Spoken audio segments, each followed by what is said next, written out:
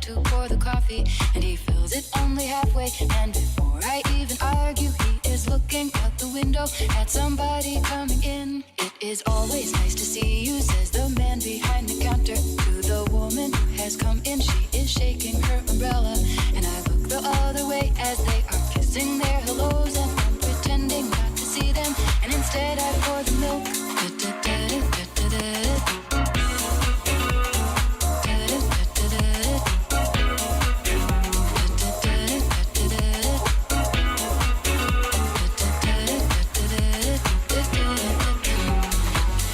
We're no strangers to love. You know the rules, and so do I. A full commitment's what I'm thinking of. You wouldn't get this from any other guy. I just wanna tell you how I'm feeling.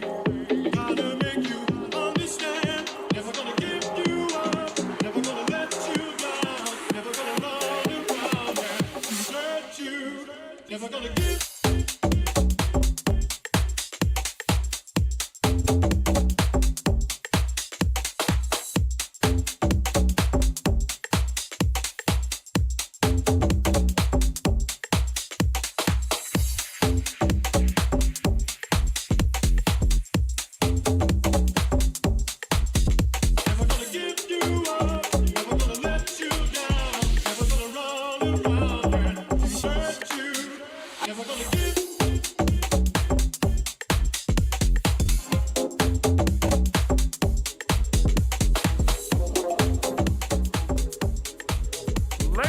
Gentlemen, welcome to Saturday Night Speedway, brought to you by Findlay Volkswagen here at the HyperX Esports Arena. Due to COVID-19, our bars and food service has been temporarily suspended. What that means is you are allowed to go to the casino floor, you're allowed to get a cocktail, you're allowed to get a drink, you're allowed to go and get a burger and bring it on back in here. We are allowing outside food and drink. We do have Lysol wipes. We have multiple stations. Please do keep your mask on. Please do practice social distancing. Yeah, I know I'm gonna be the man who's coming home to you. We do have restrooms located on the upper level as well as the bottom level, and we will begin gaming shortly. Welcome.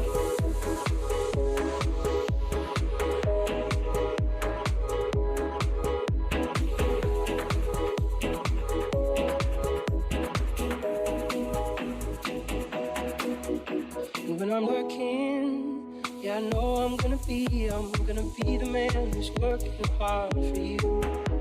When the money comes in for the work I do, I'll pass along every cent of it to you. When I'm lonely, well, I know I'm gonna be the man who's lonely without you. And if I grow, well, I know I'm gonna be the man who's growing old with you.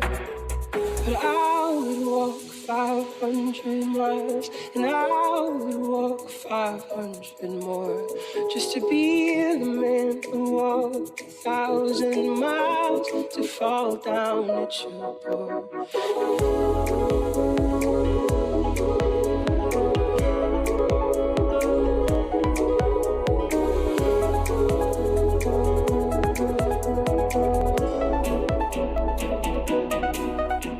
But I'm dreaming.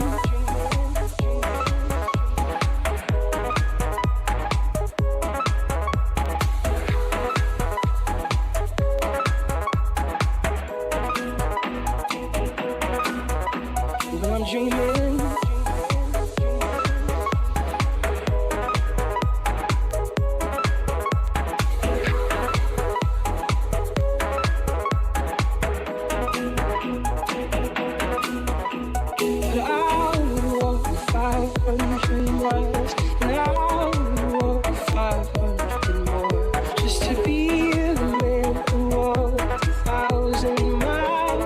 Fall down.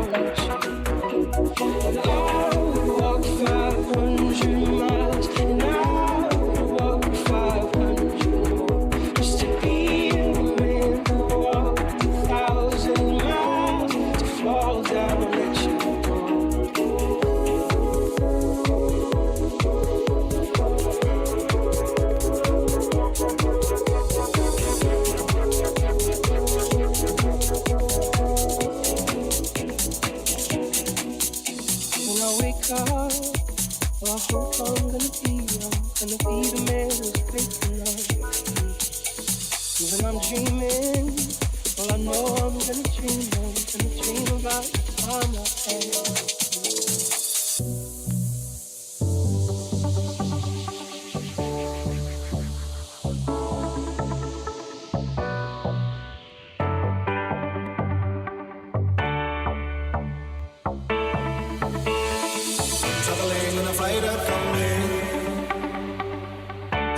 Trailhead full of zombies. I met a strange lady, she made me nervous. She took me in and gave me breakfast. And she said, do you come from a land down under? Women go and men wonder. Can't you hear the thunder? You gotta run, you gotta take cover. We are living in the land down under. Women go and men wonder. Can your head thunder? You better run, you better take cover.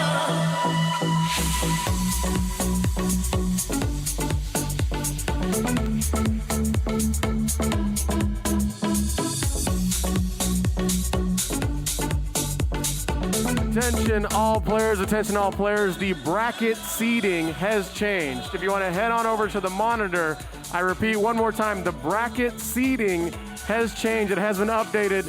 Head on over to the monitor, check out where you are.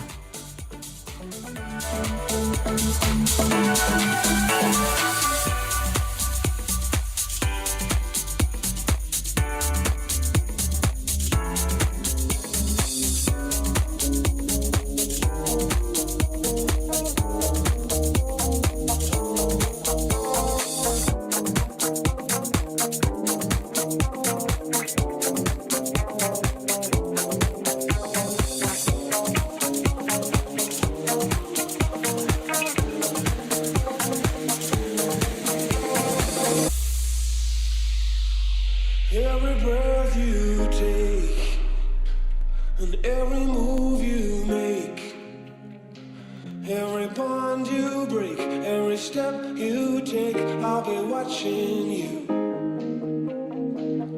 Every single day and every word you say, every game you play, every night you stay, I'll be watching you.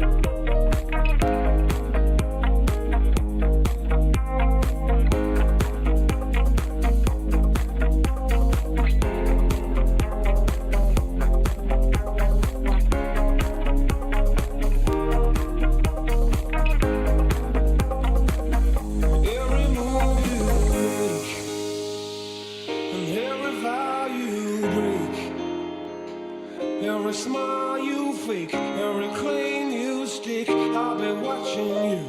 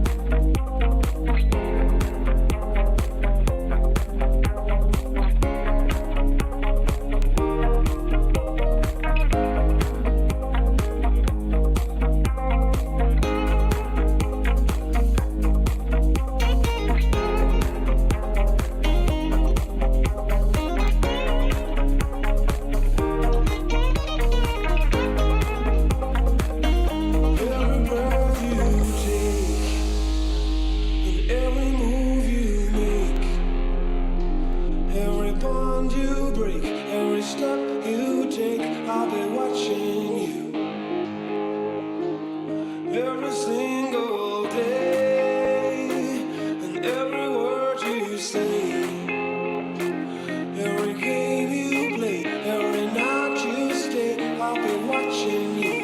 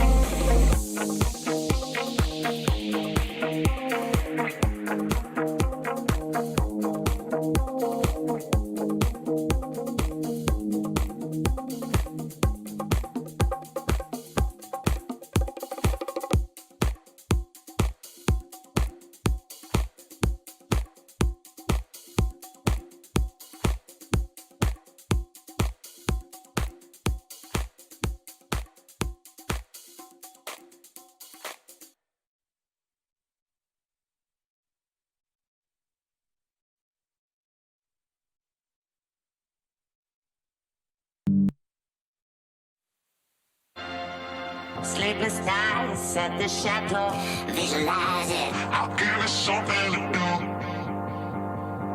Coach, wherever we go, visualize it. I'll give it something to do. Get a wild fire burning, visualize it. I'll give it something to do.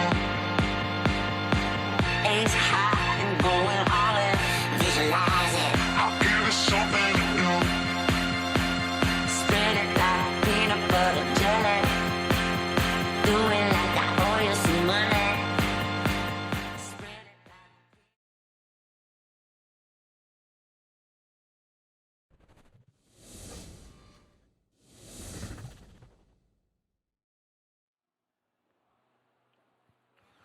Ladies and gentlemen, welcome to Saturday Night Speedway, brought to you by Findlay Volkswagen.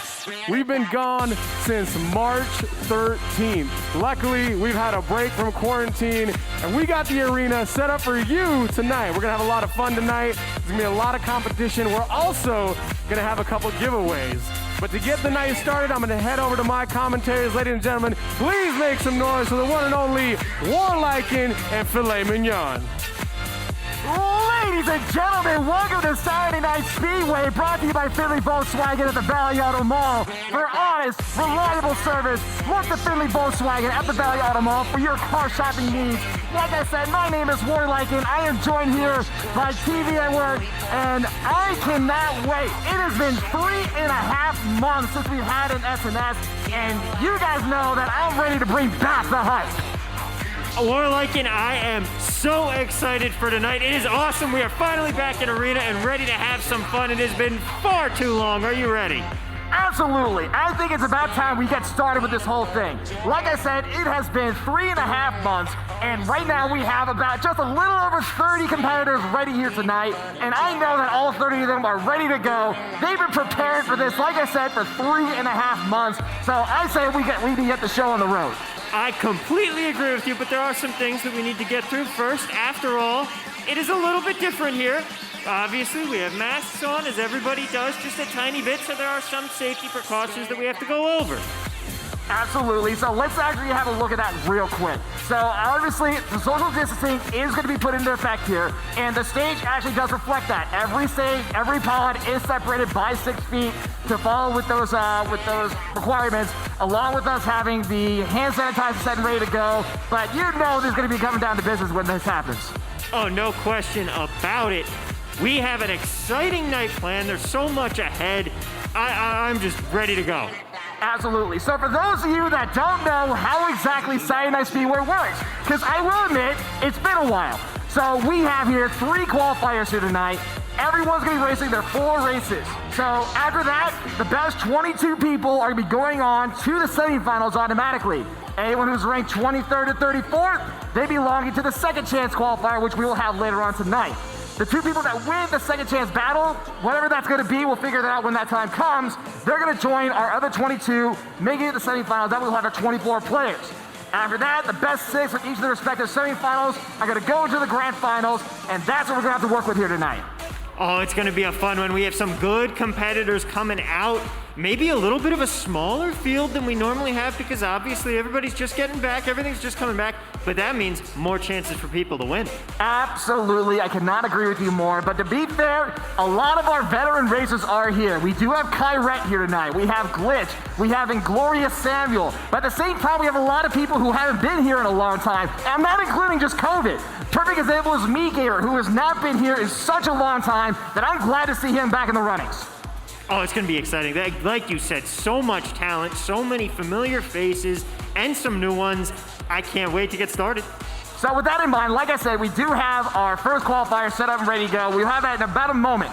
So it looks like we have Samuel, 2 Lit to Quit, which is last place for life, Sports Joey, 3 Dizzle, and it sounds like the first qualifier is about to set ready to go. So let's actually have that first qualifier meet with Stefan. So like I said, it's going to be Samuel, 2 Lit to Quit, Sports Joey, 3 Dizzle, Tails, Kyrette, Ninja Scar, Ninja Scar, Tanjiro, Bun Size, Zella, Jinx, and Ice Cold Rocky Road. That's a unique name. I like that one.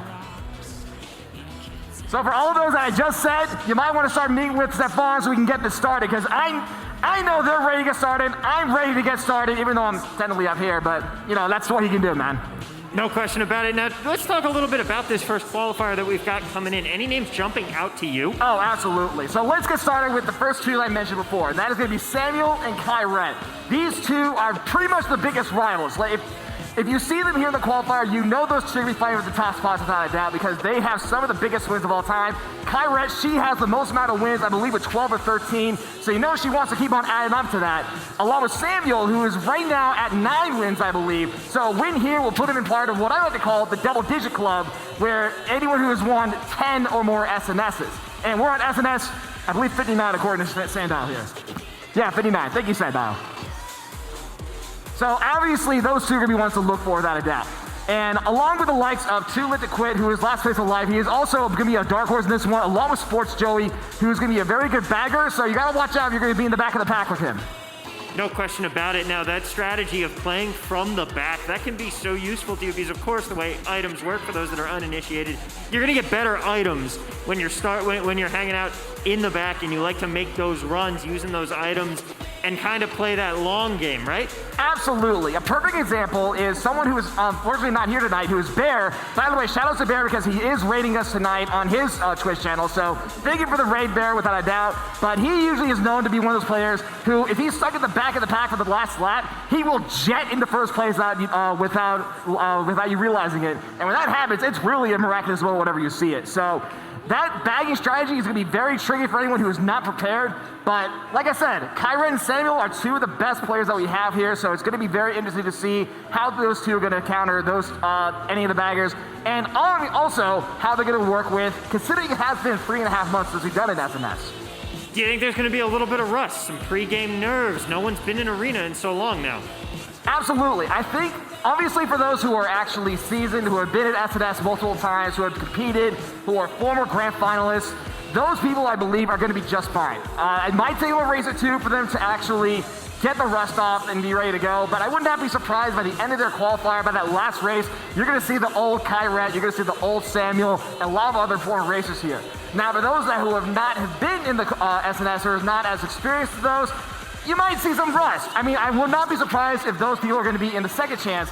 And if anyone knows me, I love seeing second chances, so I really hope we get to see what's going to happen tonight on that one. Now, any other names in this first qualifying heat that you're looking at, or are those the big ones that are jumping off the page to you right now? Well, here's the thing. We have, like I said, 12 players here.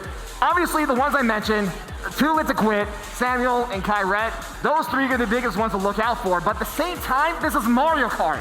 Mario Kart is, while people are going to have experience, while people are going to have their ability to be able to race, that luck factor in the items is going to really throw off a lot of people. So I would not be surprised if we see a dark horse come out of any of these qualifiers, let alone this first one. All right, it's going to be very exciting. We still got a little bit of time left before then. How great does it feel to be back, though? Let me tell you something about being back. Like I said, I have not been here for 3.5 months. I mean, obviously that goes to everyone else here. When the arena reopened on Thursday, I was one of the first people in line to be able to just see the arena, see how everything is, and see how the arena has changed to counteract the entire COVID situation that we have here. And I have to say, I am very happy to be back. I'm very proud to see how the arena has worked so hard to be able to make sure that COVID is ready to go. And I really can't wait to see how this is going to run up without doubt.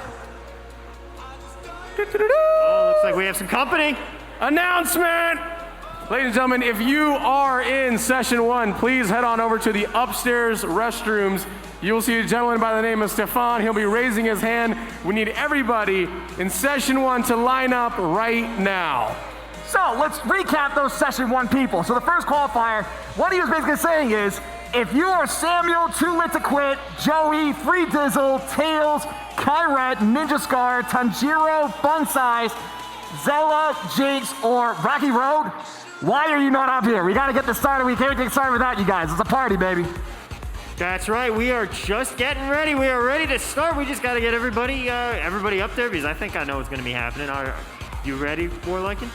That's a rhetorical question, right? I mean, you gotta realize, like I said, this is Saturday Night Speedway. This is one of the biggest events the esports arena has. Obviously, we also have Wednesday Wisp, which is coming back this Wednesday, and then we also have Friday Frags with Fortnite, which I believe you actually did last night, if I'm correct. Actually, no, I was not on that call. That was Upward and I believe Pib. Oh, excuse me, I apologize about that. I thought you were... You're thinking of Good Wolf. Good Wolf was here. That's right, Good Wolf, our host. By the way, in case you guys saw, Good Wolf, who is our host here tonight, shout outs to him because he brings the hype too. So Wolf and Lycan, I guess it'll work together. I can't wait. And I know you're gonna work with this too, man. Oh, no question. I am so excited. This is my first Saturday Night Speedway here. I am so thrilled. It's such an awesome event. It's amazing being back in arena, and you guys, you bring the energy, you bring the fun. You were talking with me beforehand about how this is the most high energy event that we have here. This is the most passionate one that comes out. It's got so much excitement, and I am just thrilled to be a part of it. I'm glad to have you here, man. I mean, obviously, like I said, because of the COVID, I understand that people are not going to be showing here tonight for their own safety. 100% respect to that, but I am so glad to have you here. And like you said, we managed to talk a lot before we got started with the SNS, and I'm glad to see that you're going to be able to help us out because I have been told that you are a great commentator when it comes to variety and being able to be flexible. So I really want to see how you're going to work, especially when we get back down there on the track and get started with this. Oh, I'm just looking forward to it. I mean, this is so much different than the normal events that we have. It's the racing game we do, and racing, like, that's so much. There's so much to it. Just the fact that you're able to go out, it's the pure competition, it's Mario Kart, so there's so much luck involved too, and anything can happen. Truly anything can happen in one of these events, and that unpredictability just makes it unlike anything else. I think that's probably the best way to put it. It is a very unpredictable nature, but at the same time, if you can't predict that nature, because I've seen some of the best players, as skilled as you can be at this game, that one bad stroke of bad luck can make you go from first place all the way down to the middle, if not even last place. It's happened before, so who knows if that's going to happen again here tonight. Anything can happen, and I mean, it's great just being here. The social distancing, of course, it's all working out. Even we have to social distance for this broadcast, but of course, I know that I can look over and wave, and I can see myself in the background for you there. We are across the way this time. For right now. I mean, at least until the social distancing does part ways, but, you know, I don't mind this. I mean, I'm sitting right here next to the bar. I have my giant cup full of sugar-free Red Bull ready to go. So you know we're in between breaks. I'm going to take a small sip and get ready to start with that. And it sounds like, actually, we are about to get started with the first qualifier. And actually, before we do that, we do have the COVID video, so let's put that up real quick right now.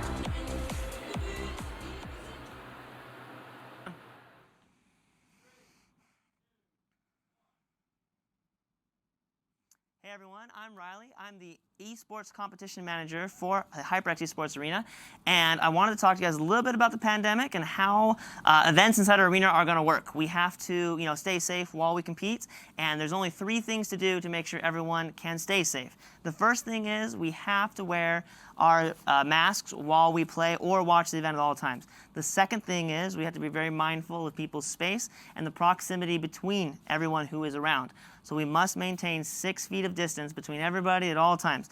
And lastly, the only exception to that rule is if you are going to watch the event and you would like to sit next to people that you quarantined with, that is the only exception. And so if you have a table upstairs and you and your friends want to sit together, that's okay, as long as you quarantine together.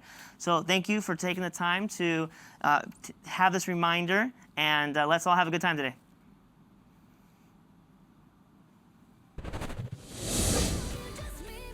As we said earlier, we're going to have some giveaways. We're going to have a little bit of fun. I got 3 contestants with me right now to start the night off. What is your name? My game name or? Your game name. Oh, Immortal Man. Immortal Man? Immortal Man. And how old are you? Where are you from? 12 and I live here in Vegas. All right. Your game name, how old are you and where are you from? Cataract 16 and I'm from here. Cataract 16 also represent Vegas. How old are you? Wait, did you not say Kyrac? Oh, I thought you said cataracts. Like, I saw Fortnite last night. Anyway, and your name is? RXD. And your age? I'm 16 and I'm from Arizona. All right, we got AZ repping. They closed the state down. I see why you came here. All right, so for this, we're gonna see who has this talent. We need you to mimic one sound from this game, from a very famous character. Can we play that sound? Wait, is that the sound? Let's play it one more time. And who is that? That's obviously Yoshi. Can we play it one more time? All right. You're gonna do your best impression of that Yoshi sound. I'll give you 3 chances. Ready? Here we go. Down. Play it again.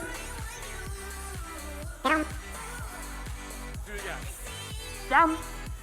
All right, not bad. Contestant number 2. Play the sound one more time. Ready? A little deeper.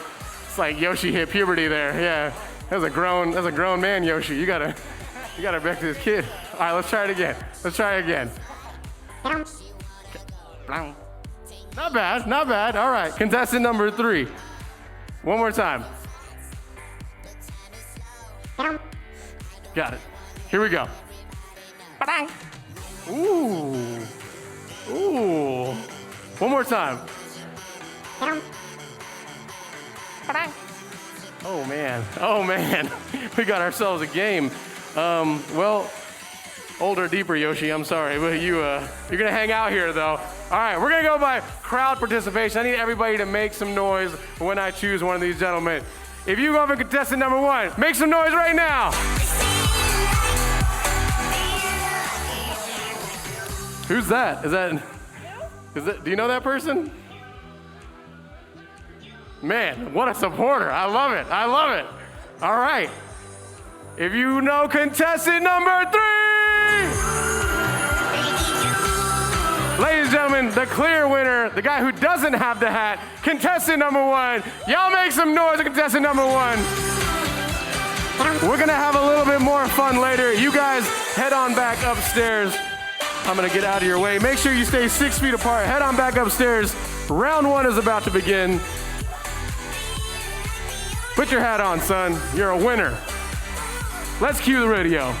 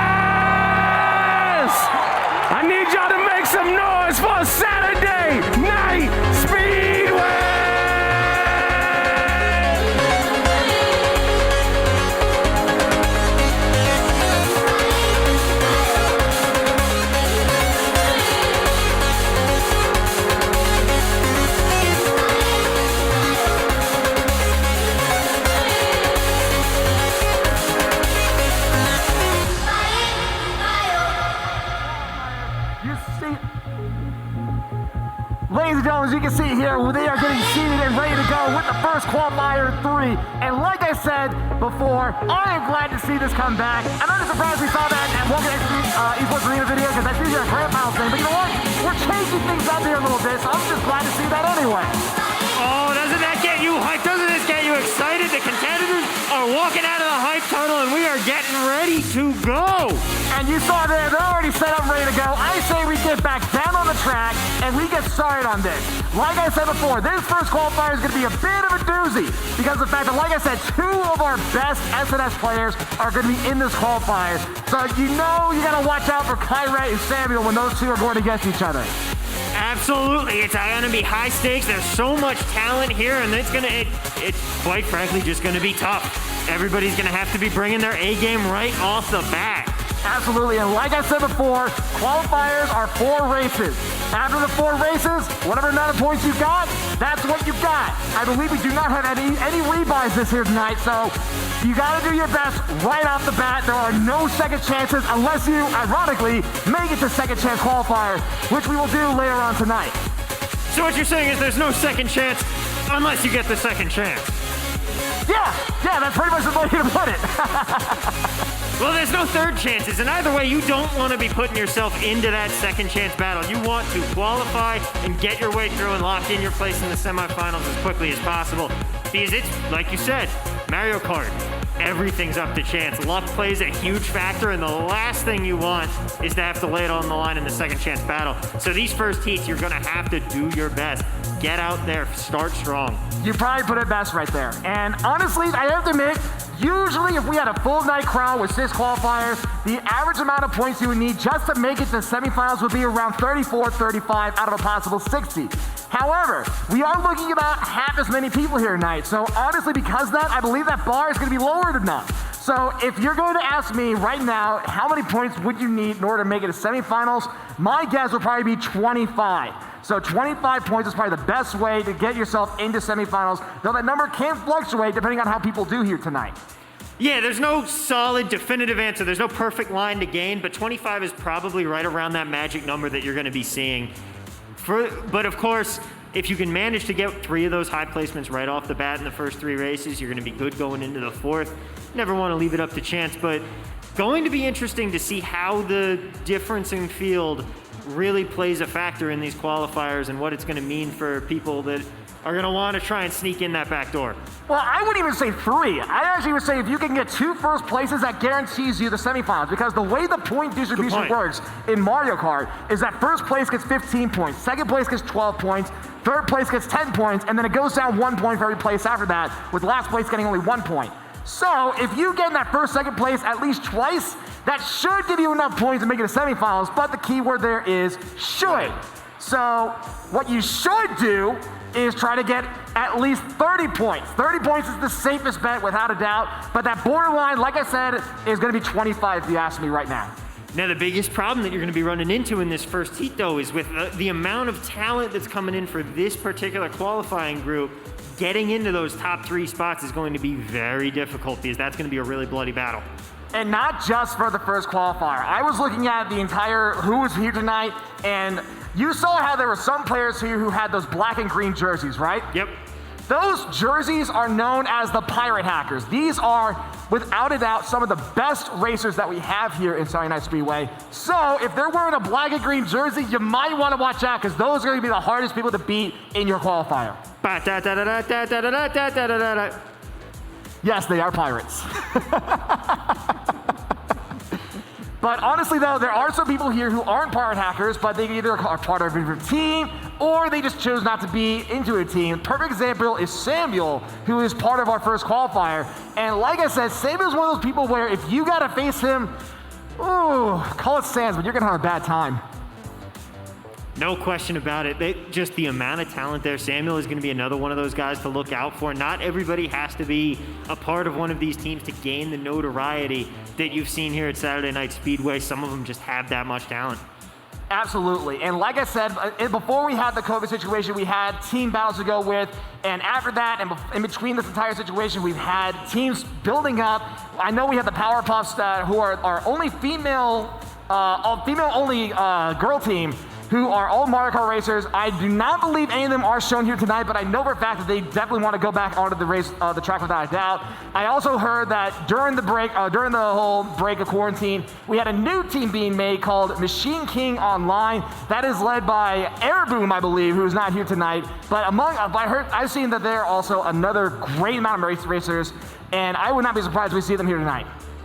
All going to be exciting. And the other thing is, with a couple of the people that aren't really showing up, you've got a lot more chances to maybe make a name for yourself. This could be the coming out party for someone that we haven't really heard of. Absolutely, and like I said, I have seen people here who have not seen in a long time. The perfect example is MeGamer. MeGamer, I believe, is a former 3-time SNS champion, so he's going to be wanting to really look out for, and I'm really going to be curious to see how he's going to work, because like I said, I have not seen MeGamer since, I believe, the beginning of the year. So we haven't seen him in an SNS in over 6 months, if not 7 months.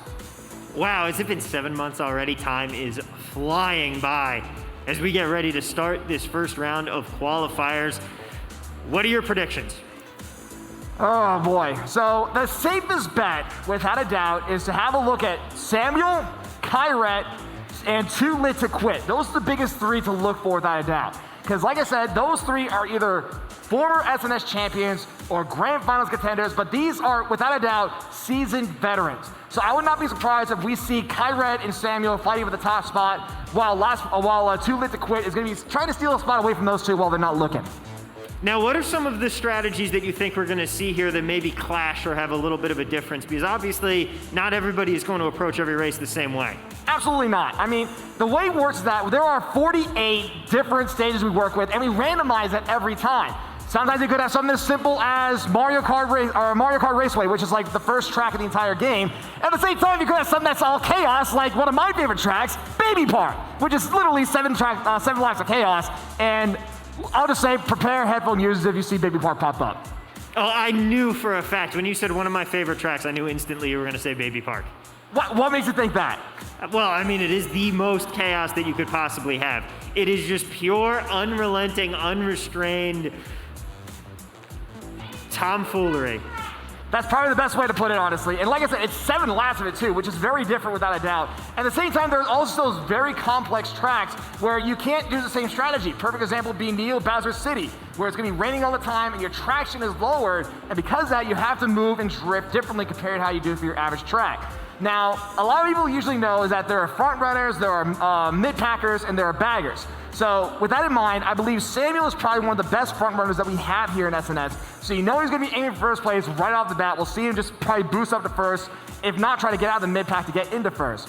Kyret is actually more of a variety. She can go from front running to mid-pack to back-pack. She is very flexible into doing it, and that's why she is known as our highest number of SNS wins. Meanwhile, Too Lit to Quit is also around that same variety, but I see him usually more as a mid-packer, so you'll see him be in the middle of the pack. It's a more, not as aggressive items, but enough to try to get out of that middle of the pack and go straight in the top 3 without looking.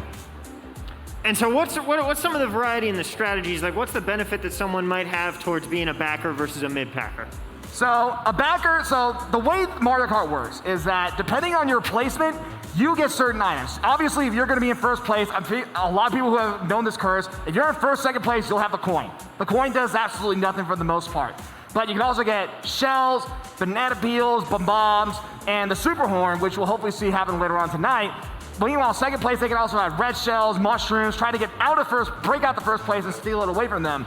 Meanwhile, though, mid-packers are known to get triple red shell, triple green shell, triple banana, a lot of triples pretty much, along with the likes of the Crazy 8, which is pretty much 8 of some of the best items you can have, and amongst other things. Meanwhile, if you're going to be in the back of the pack, so we're talking like 9th, 10th, 11th, or 12th, you'll mostly likely get the Superstar, which allows you to go into your top speed automatically and just destroy anyone who runs in your way. You can get the Bullet Bill, which is, in my opinion, probably one of the best items in the game. That way you can just literally, it's the same thing as a star, but you're literally cruising. You don't have to worry about driving. It just does everything for you. And at the same time, though, if you're also in the back of the back pack, you can also get the dreaded blue shell, which basically just says, first place, you're taking this L. And so that back of the pack, that can be a little bit high risk, high reward, though, because you could start to stray a little bit further and have a harder time making that climb in the last lap. Absolutely, that is a very valid point, because like I said, if you want to get those better items, you have to be in the back of the pack. you're in the back of the pack, though, that means you're going to be in 9th, 10th place. And like I said before, you need those 25 or higher points to guarantee yourself going into the semifinals. So it's a bit of, like you said, a risk-reward system. Do you go in the back of the pack and try to get better items to steal first or the last second? Or do you want to try to secure first, second, or third place and get those better points, but at the risk of lesser defense items? Now, real quick, I just want to remind you guys before we get started here, if you think you have what it takes, you want to come out, you want to play, sign up today to get started. Go to register.allied-esports.com, and you can be out here next week for Saturday Night Speedway. You can see the whole calendar of events, everything that we've got going on in arena, online. Check it out there. Once again, that's register.allied-esports.com. But in the meantime, I think it's time to get some racing. About time. We're about to get started with the first race of the first qualifier. I say we bring him down to the track and we can see what exactly is going to be going on. And I think another thing also to note is that next week is going to be the 4th of July, so I think it's going to be a lot of fireworks, no pun intended, even more coming up next week. Oh, for sure. That's going to be an exciting event. So with that in mind, like you said, if you're in the Las Vegas area and you want to join us here in Mario Kart, like you mentioned, go to Allied Esports and we will get you signed up, ready to go. And we'll hopefully see you here next week. Who knows? You might be able to topple off Kyred and Samuel and everyone else here. But we'll see, because they're going to be itching for a fight, and they're itching for a fight right now. It looks like we're just about ready to get started. So let's get started then. I can't wait, man. Let's get started on this. I'm about to walk over here. Hold on. I'm about to walk over here. Camera zoom in. So like I said, we have Kyred, we have Samuel, we have 2 lit to quit to worry about. But at the same time, like I said, we have dark horses to worry about. We don't know anything about Squid. Oh, wait a minute. Actually, we do know about Squidgy and Jinx. The entire first qualifier actually switched up on me. So remember how I mentioned the Powerpuffs earlier, right? Yep. So Jinx and Squidgy are actually part of the Powerpuffs. So that is that female-only Mario Kart team. So I am actually glad to see that we're having more teams represented here tonight. Oh, there we go. Even more talent coming out, more names that we know, more familiar faces for the track. And that just means that this first group is just loaded. It's stacked. This is probably the best way to put it. Because like I said, honestly, all 3 of these qualifiers are going to be stacked. Because we have some very crazy good competitors. And with Squidgy and Jinx being added to this, that's going to add a lot more to the chaos. But Roulette is getting started with the track. So let's get down to business. Let's go, baby.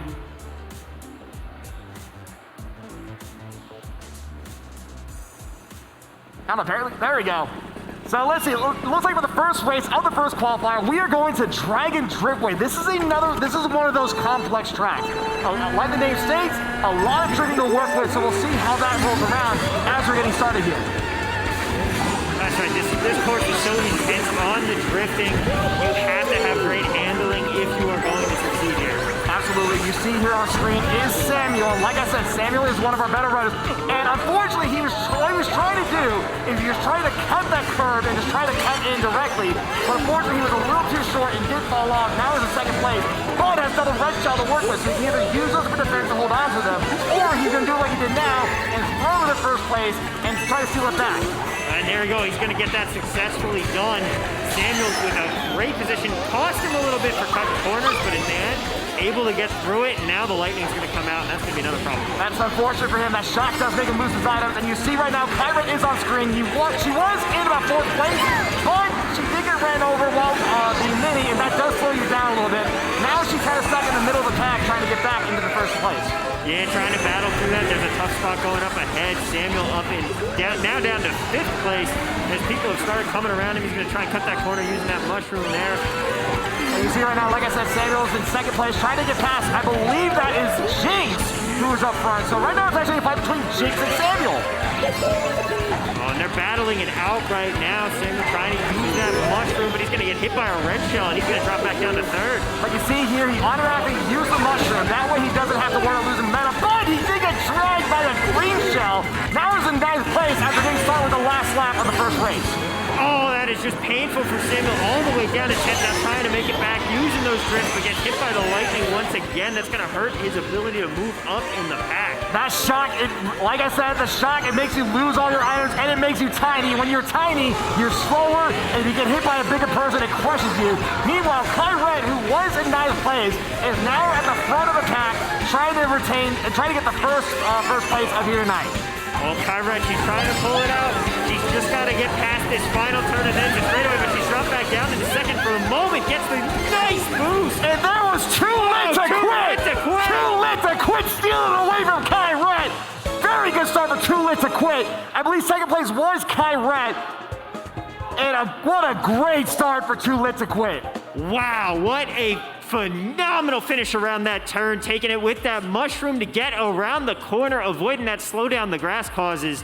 Just an excellent move to steal it away.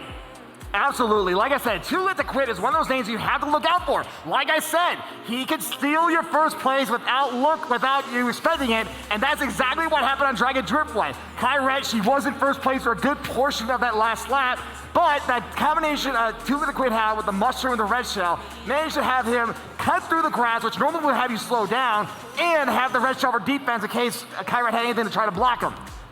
Oh, just a brilliant strategy by Too Lit to Quit there, just pulling away and taking it last second right there, and it looks like we have a message coming in real quick. We got an announcement. That's not it. Ladies and gentlemen, qualifier 2. If you're in qualifier 2, walk on up those stairs, get to level 2, and meet us right here by the restroom. Stefan will be raising his hand. It's time to race. Let's go. So for those who are in qualifier 2, I guess I'm going to be telling who is in here. So qualifier 2 is going to be Gladiator 609, Raw XD, Scent, Jace, Immortal Man, Frago, Me Gamer, Gourmet, Riding My Pidgey, Jesse Lynn Fox, Ranch Stand Up Straight, okay, and Zero Day. So all those, get ready for your second qualifier because we're going to get started with that as soon as we're done with this first one. But like I said, a great job for Too Lit to Quit getting started with this, and it looks like we're about to get started with the second race, and this is going to be Royal Raceway. Now, what Too Lit to Quit is doing here, he is intentionally putting himself in the back. This is called bagging. That way you're getting in the back of the pack to start with, but the exchange is that you get the better items right off the bat. So watch Too Lit to Quit right here. Okay, I was gonna say maybe he had a little too much at the hotel bar before he came in here tonight.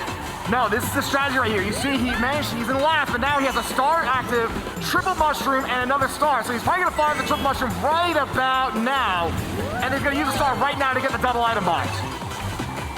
And now he's got a bullet bill and an extra gold mushroom for his troubles, and he's already building his way up the pack. And there you see that strategy just working out effectively, and he's already up to 11. And you see, like I said, that sandbagging is a risk-reward system because, like I said, you're going to start at last with a giant gap, but you can still work your way back up. Meanwhile, right now, I believe that's Tails, who's currently 6th place, trying to catch up to Kyrette, who's currently 1st place. Like I said, Kyrette is known to be one of those front runners who can be very variety.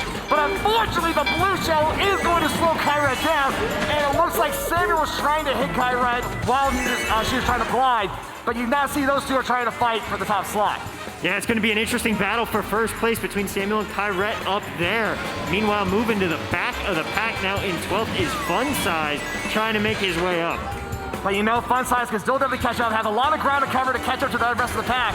Meanwhile, Free Dizzle on screen is in 3rd place. Free Dizzle is one of those dark horses. You see Free Dizzle every so often, and he will usually steal the top 3 without you knowing it. But Kyrette and Samuel are right now so far ahead. Look at the mini-map. You see how there's a Donkey Kong and Roy. That is 1st, 2nd. That is Kyrette and Samuel, with 3rd place being that rest of the chaos right there with King Boo, Peach, and the Shock! The Shock hits Kyrette in the air and causes her to lose a total of 6 coins. Those coins are very important, by the way. They are. That's the extra speed boost that you get, increases your top speed just a fraction of a bit. And now Kyrette's going to be moving back to avoid the blue shell, but not going to work. Unfortunately, the blue shell said, yo, you're trying to let Samuel take it? Nah, we're going to have Samuel take 1st place here. And like I said, Samuel's going to steal 1st. 2nd, it looked like it was a fight between Kyrette and a few other people. I can't really tell, though. That mini-map can really throw off things. It really can. We're going to have to see how that shook out, but wow, Samuel benefiting there as Kyrette just not quite the timing that you needed on that blue shell. So it looks like 2nd place was Too Lit to Quit, and 3rd, I believe that was Free Dizzle. So Kyrette didn't even make it to the top 3, but I believe she did get 4th place, so still a decent standing for that one. Decent standing, and like you said, the magic number is going to be somewhere around 25, and if you can get into that 30 range, you're going to be fine. So a top 3, top 4 finish here in race 2, definitely something to be happy with for Kyrette. Absolutely, and as long as you can stay within that top half, that should also help you out a little bit. But like I said, the higher you are, the better chance you have. So usually, like I said, 2 first places, guaranteed, right off the bat, you should be okay to make it to the semifinals. But like I said, the second chance battle is something that I have seen a lot of our best racers struggle with. I have seen Glitch struggle with it. I've seen Kai Rett struggle with it. Almost every racer I've seen that makes the second chance is it's very difficult without a doubt. Yeah, it's difficult to take it from there into the grand finals and trying to make your way, or into the semifinals and trying to make your way out of qualifying like that. So I'm going to be very interested to see how this works because, like I said, Too Lit to Quit, I believe right now has a first and a second place under his belt. So because of that, he has a combined, I believe, 27 points to work with. As we get started with the third race, which is going to be Mount Wario. So Mount Wario is actually in a very interesting category. So you know how usually things are lap-based in Mario Kart, right? Yeah. Not for this one. This one is a section-based race, meaning that right now we're going to start at the top of the mountain here in the first section. But this is the only time we're going to see this mountain. After that, in the second part, we're going to be more into the wooden territory in the forest area, trying to get past all that. And then the third area is really going to be more the slaloms, where you're trying to get through all the flags here like that, like you're usually skiing. That's right. You ever been hella skiing? Have I? No. I'm too big. I'm not good at that kind of thing. It's fun.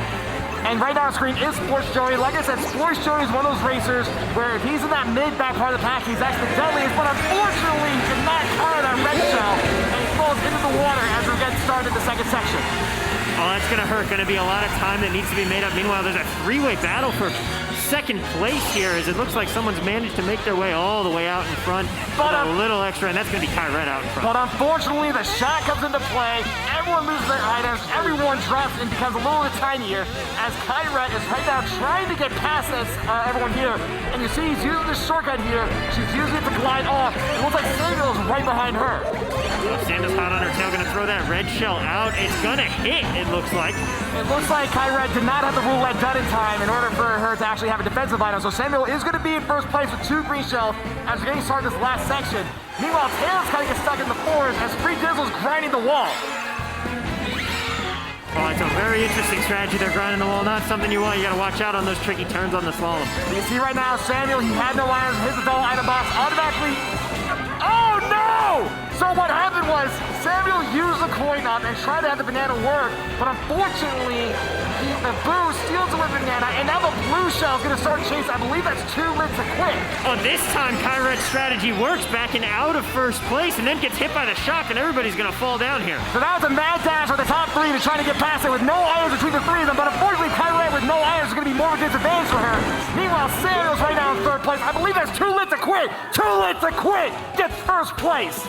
Wow, what a race, and Too Lit to Quit just stealing it away from Samuel at the last second. And it looks like Kai Rett was, I believe that was, no, Samuel who got second, and then third, I want to say that was Tanjiro. So the top 3, for the most part, has been run by Too Lit to Quit with a little bit of Samuel, and then a couple of Kai Rett sprinkled in, and now Tanjiro stealing one. And a lot of familiar faces that we're seeing. Of course, Tanjiro, that's the first time that we've really talked about him in those top 4 slots, but that's going to be a great, great result for him in this third race. Absolutely, absolutely. A lot of big names and a lot of big talent in this first heat, taking those top spots that we expected. And I can't wait, because like I said, we have one more race left. With that in mind, I believe Too Lit to Quit, if my math is right, has about 42 points out of a possible 45. That is incredible to work with there. So you know if Too Lit to Quit can stay in that top 3, he's going to be in the high seeds when it comes to the semifinals.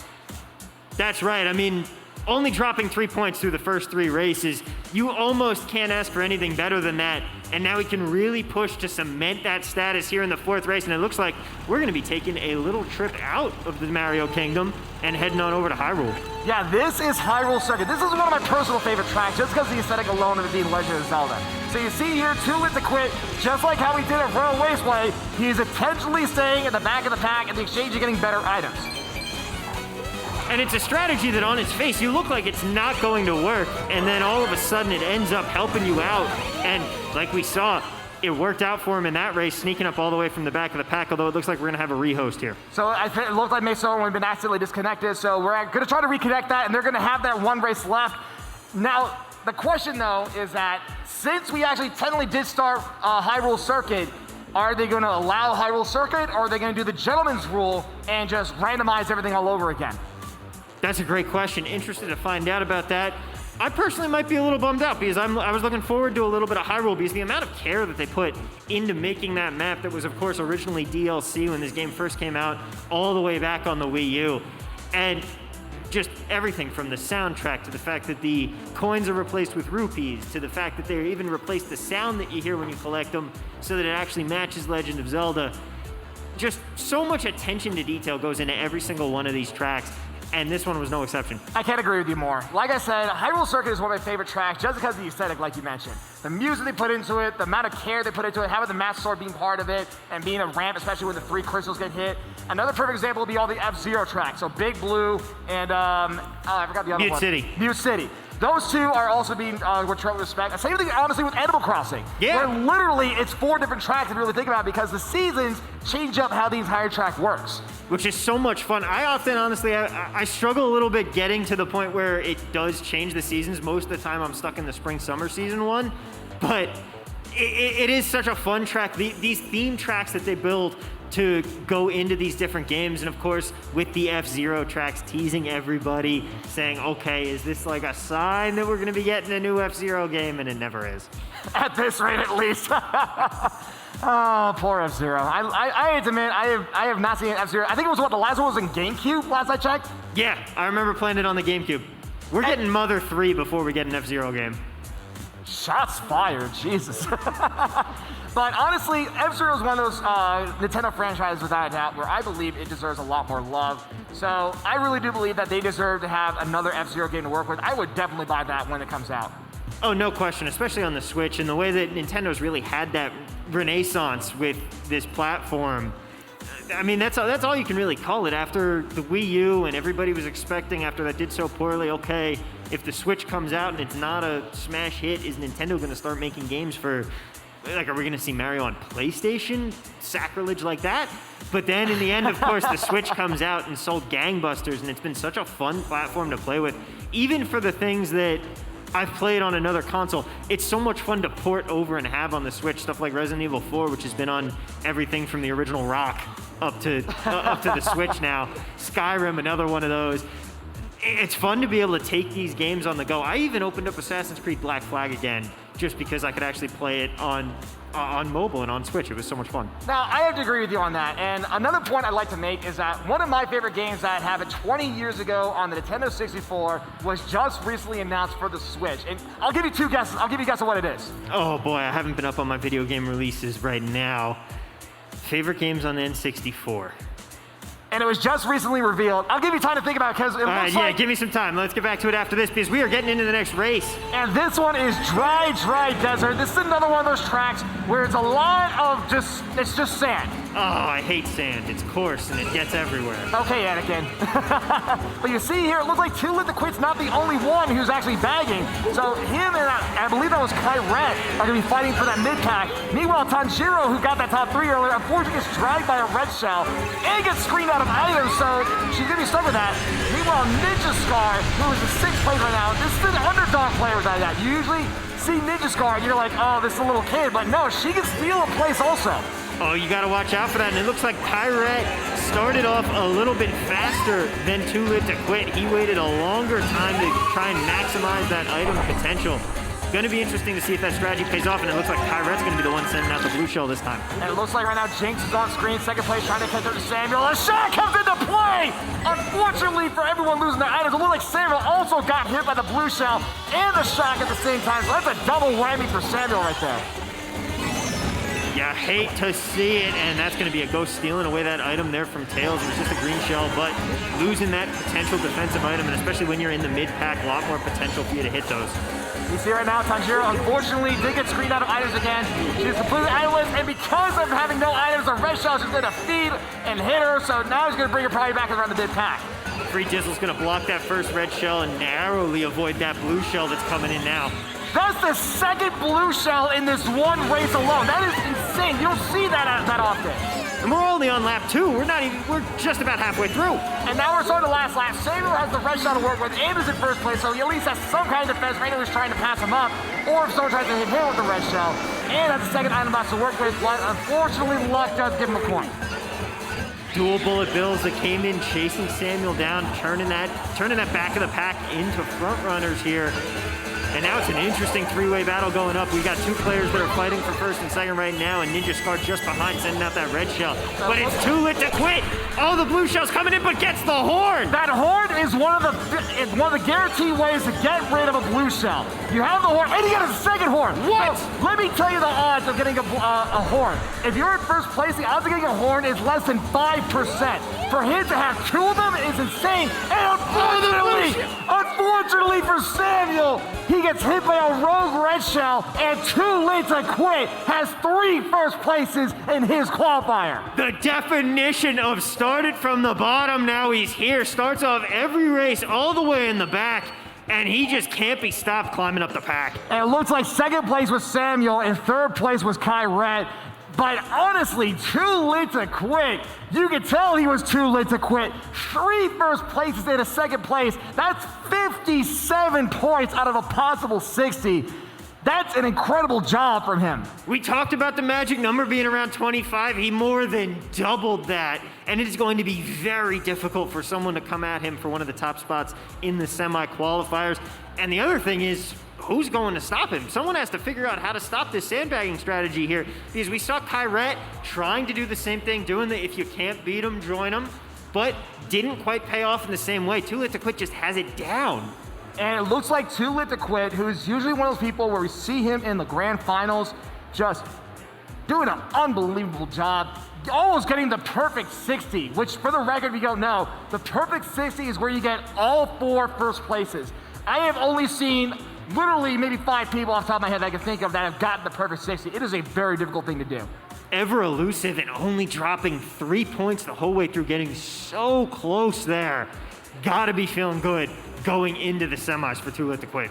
But with that in mind, we also saw that Samuel managed to steal a first place, I believe, out of Too Lit to Quit. So we know that Samuel, that first place is going to help him seal a first place, a spot in the semifinals, without a doubt. Along with Kyrat, who's usually one of our best players, like I said. I think she got third place overall, but that still should give her the semifinals too. Yeah, you have to be feeling good if you're Kyrat. Yet maybe a little bit of room to tweak your strategy a bit and try and tune things up. But it is the first couple of races back. Shaking some of that rust off could be someone to definitely watch in those semis. And it looks like we're going to get started with the second qualifier. Right after a quick commercial break, we will be right back with Saturday Night Speedway, brought to you by Findlay Volkswagen at the Valley Auto Mall.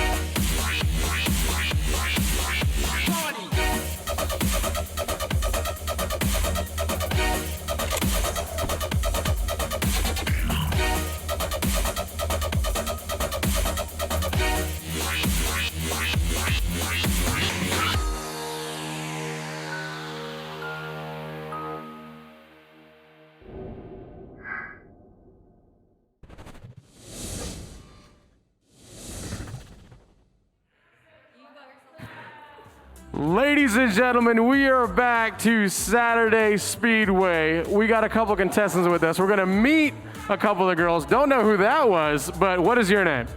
Jessie Lynn Fox. And what is your name? Ranch Stand Up Straight. And are you guys have any relation at all to each other? You have a little bit, and what's that? She's my older sister. So how old are you? 33 and 30. All right, now the real question is, which one of you is better? Me. Oh, you're just waving the white flag. Little sister all day. You don't even... What are you better at her then? You can't cuss. No, there's kids all up and down this hallway. Fighting games. I'm better at fighting games. You're better at fight. So both of you are gamers. All right. All right. Now, the main question. You win first prize. You win all the money. Are you splitting it with your sister? You are? Oh, that's adorable. And what are you going to spend it on? Drinks. Drinks. That is the best answer I've heard.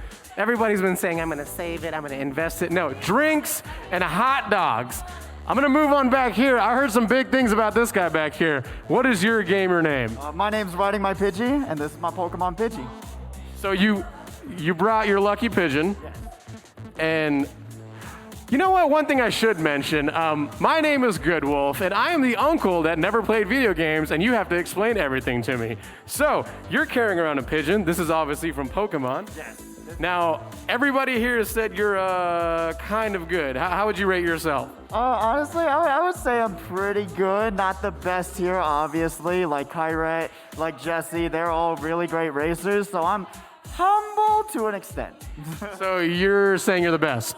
Not the best, but I say I could keep up with anyone here. I'd say that. So you're saying you're going to win this and you're going to wipe everybody out? That's the plan. That's the plan? Now you win the money. What are you? How old are you? I'm 21. You're 21, so you can drink. Yeah, absolutely. You win first prize. What are you doing? I'm actually going to invest it in school. Fun fact. But yeah, no. Wait, you guys go to school? Yeah, college. What? That's awesome. Well, hey, that's a little spotlight on our players right now. We're going to send it back over to Mr. Filet Mignon and Mr. Warliken. All right, Warliken. I hear drinks are on Jamie if she wins, so I am definitely pulling for her in this one. Well, here's the thing. Riding My Pidgey is no. You saw what he was holding on, right? He has that. Not the Pidgey. I mean, obviously, Sandal's better because this is. By the way, in case you guys don't know, this is Chase Sandal. This is my buddy, and he's better than a Pidgey. Just saying. But aside from that, though, what he was wearing was the Pirate Hackers jersey. Like I mentioned before, if you're a Pirate Hacker, take what you can. Take what you can. Give nothing back. Exactly. And you know that Pidgey is going to be trying to take a lot of first places here. Oh, that's right. And I think that we're ready for everybody to get down onto the stage right now. Why are you waiting on us? Get on down there. Let's get started with the second qualifier. Let's go, baby. So like I said, let's name down exactly who we have here, because I have my little service tablet here. So we have Gladiator 609, Rar XD, who we saw with the Yoshi competition earlier. We have Set, Jace, Immortal Man, Froggo, Me Gamer, Gourmet, Riding My Pidgey, Jessie Lynn Fox, Ranch Stand Up Straight, and Zero Day. So with that in mind, this one is going to be a very interesting qualifier, if you ask me.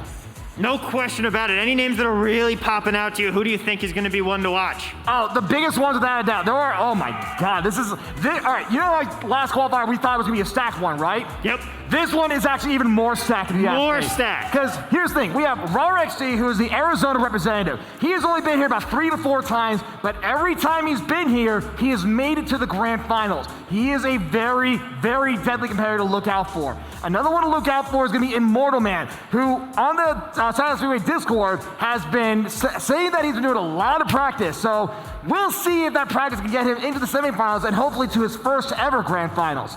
Another name to also look out for is going to be the returning Me Gamer. Me Gamer, like I said, a former SNS champion who has not been here for a long time.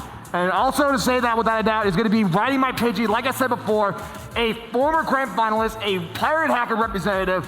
But you know, the one thing he doesn't have is an SNS victory. So who knows? He might be able to steal one here tonight, like Jessie stole it away from Samuel and Kyret in his qualifier. Hey, anything goes, anything can happen, you don't know, and with the field the way it is, there are so many opportunities for everybody. But once again, Jesse, I'll take an old-fashioned after your win. I mean, at the same time, though, like I said, there are some people who can steal a third place without a doubt. I mean, look at Tanjiro, what happened in the first qualifier. Managed to steal a top 3 out of Kyret, Samuel, and from Too Lit to Quit. Who knows? We might be able to see Jesse, or you might see Stand Up Straight, might be one of those people who might be able to take a top 3 without us knowing. Yeah, some of those names, they're in the back of your mind, you're not really paying attention, and then all of a sudden, the same way that Too Lit to Quit is able to snake his way up the pack, one of these players easily capable of sliding into one of those top spots and grabbing those extra points, getting to that qualifying stage. Actually, I looked over a second time. One name I also forgot to mention is the former third best ranked player in the SNS, that's Frago. Frago has only one SNS victory under his name, but to be honest, it's the biggest one he's had because he literally had his first SNS victory on his birthday. Very memorable, if you ask me. Oh, no question. No better way to ring in a new cake day than with a nice SNS victory and a little extra birthday spending money to go out and hit the tables with. Well, Frago's not of age to gamble, but you know... In that case, yeah, don't recommend that then. Don't recommend that. But it looks like Good Wolf is going to have the score. So Good Wolf, it's going over to you. Where is Good Wolf? He's got to be around here somewhere. Wolfie! Oh, there he is. Watch out. Here comes Uncle Wolfie. Uncle Wolfie is coming in. I got my cane. I'm ready to go. We got some new scores now. Too Lit to Quit lived up to his name. He's lit. He's not quitting. Leading the pack with 57 points. Samuel, not far behind, 48. We got Kyret, not Cataracts. Definitely his name is Kyret, 39. We got Free Dizzle, 34. He's holding it down still. Jinxed himself and got 30 points. Tanjiro, not bad, 28. Ninja NASCAR is a little bit slow, back there in the 23. We got Sport Joey, 20. Fun Size has a fun size score at 16. Squidgy holding it down at 15. Tails, 7067, has 14. And then X-Fellow looks like he had a little bit too many at the bar, and he's in with 4 points. Now, you know what, though? He's got 4 points. X-Fellow, it ain't golf. You're not going for the low score here. The fact of the matter is, look, Uncle Wolfie here, the last time I played Mario Kart was, I believe, 1998. Uh-oh. Well, looks like we're going to go to the games, and why don't I just hang around? And you guys can educate me on what's happening. So, the way those points are described, the one thing I want to know is that there was a big gap between, I believe that was 5th and 6th, between 28 and 23 points. So I would say that whoever got 28 or higher, more than likely is going to make it to the semifinals. 23 and lower, might have to see you in a second chance, so we'll see exactly what happens. But I heard that they're about to get started with the second qualifier. So I'm interested in seeing how this will pan out and how all the points are going to be starting to fluctuate as the second qualifier continues. Yeah, because obviously right now with this scoreboard, what we're seeing is just the results from one qualifying group. We've got 2 more of those groups to go, and that is going to greatly change what we see on this scoreboard. The only thing I don't think that is really going to have a great shot at changing, though, is that top spot, Too Lit to Quit. It's going to be very hard to do because, like I said, Too Lit to Quit has the second best overall score you can get in Mario Kart, and that is 57. The only way that Too Lit to Quit would not get the pole position for the semifinals is if someone gets the perfect 60. 4 first places in their 4 races.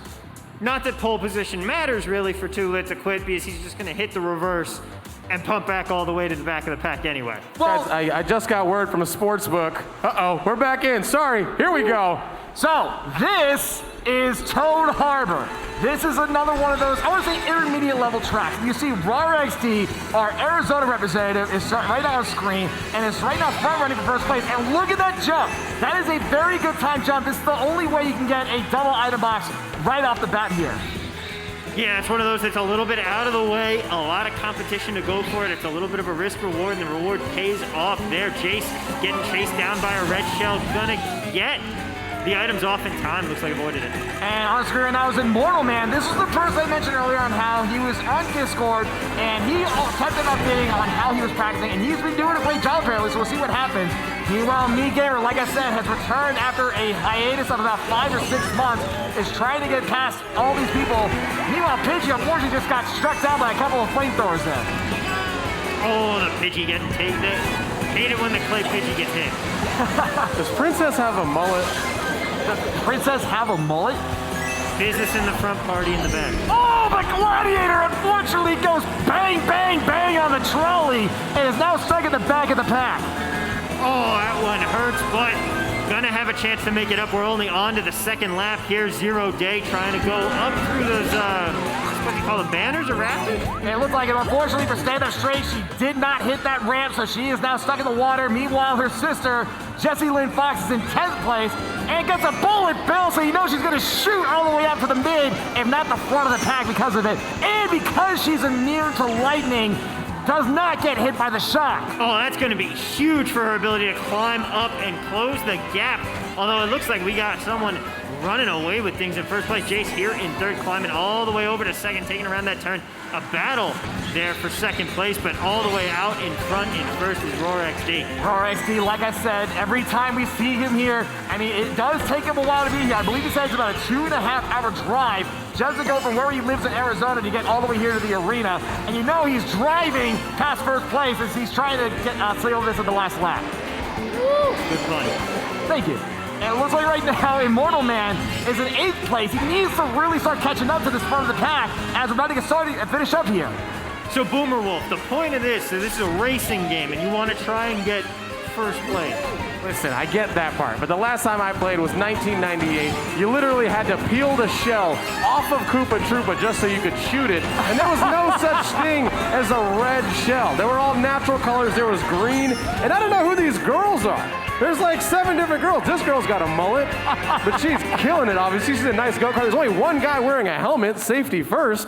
And who's this? But look, that's actually Pink Metal Peach. It's literally just metal peach. Oh, I believe it's called rose gold. Either or, it's still a pink color, but it looks like Frago did get 4th place. That's definitely. Why is she waving the entire time? Whoa, she won! Who won? So it looked like first place was Roar XD, second it looks like it was Riding My Pidgey, and third I believe was Jace. Jace with a very nice performance, but Roar XD just running away with it out there in front of everybody and putting so much space between him and the rest of the pack. So Roar XD is the perfect example of what I mentioned earlier about being a front runner, where you're going straight for first place. You're not going to try any tricks or traps. You're going straight for trying to drift into the tightest corners possible and getting your 10 coins and making sure you can defend yourself and staying in first place. And you saw right there, Roar XD just running away with it at Toad Harbor. And now that's a big strategy in real life racing as well. Sometimes what NASCAR teams are going to want to do is they want to avoid all of that congestion that comes in the middle of the pack, and they want to be able to just get out in front and know that you're going to have open road in front of you. Of course, you can't draft when you have no one in front of you, but that isn't quite so prevalent here in Mario Kart, although it is very much still a factor. Absolutely right, but you saw right there that Roar XD, he doesn't need anyone to take first place. He's going to take first place on his own at this rate. And with that commanding first place, you saw how he had probably a solid quarter of the entire track of just first place. That was dominating for him right to start with. No question about it. Is anybody going to be able to knock him off that pedestal in race 2? Honestly, considering how Riding My Pidgey was second place, and like I said, Pidgey is known to be one of the better racers here without a doubt. He is owned in SNS victory, but he's got to take it away from the likes of Rar, Kyret, Samuel, and Too Lit to Quit when they meet up in the grand finals. Good Wolf, anyone impressing you so far? No. You heard that. Good Wolf is unimpressed as we get ready to start race 2, and we're going back to Wario Mountain. Mount Wario. And like I said before, Mount Wario, this is one of the few section-based tracks. So we're going to start right here at the top of the mountain, falling out of the airplane. We're going to have Mortal Man on screen. And it's very important not to fire your item up immediately right here, but it looks like Mortal Man did. Happens to all of us sometimes. That's very true, but you see, because of that, Immortal Man is in first place, but he's completely itemless. If someone has a red shell or a boomerang or a green shell to hit him with, that could be big trouble for him. And you see here, he does hit the shortcut very nicely to start the second section. Just a great jump there, and now he's got a little bit going for him. Gonna get a coin there that doesn't do really anything, but he's got a defensive green shell now, and he is starting to try and put a little bit of distance between him and the rest of the pack. He's got some people right on his tail. I believe that King Boo is Roar XD, who's right behind him. Meanwhile, Frago is on screen, only has a single mushroom to work with. He's gonna fire right about now to get the double item bomb. Oh, what great timing there, and he's gonna pull 4 mushrooms out of his hat for that. gonna take a little bit of a speed bump there, but gets right back into it thanks to the merit of those 4 mushrooms. And what's probably going to do is probably use that mushroom to get through the glider section right over here, because usually during that heavy snow, it's going to slow you down. Thought that mushroom can mitigate that right then and there. Able to grab the double item box and get another one. And it's going to be another triple mushroom, so he's got 3 more after he pops that one. Using them here, avoiding the trees very nicely as he starts the 3rd and final section on the slalom. But he's got to catch up to the front of the pack. And like I said, it looked like that was Me Gamer who was right in front of him. I want to say Righty My Pidgey as well. Maybe Immortal Man's still right in front as well, but it's going to take a lot of effort for Frago to get past all this. Gonna lose that red shell there as another one starts to try and chase him down, and he's gonna have to pick up another item for that. And you see right now, Immortal Man, he did fall to 2nd place, but the blue shell could help him out here and be very beneficial as Roar has to chase this blue shell, and he's gonna have to take it as he falls off. Luckily for him though, the boo only takes away a coin. This is probably the best thing for a boo to steal away.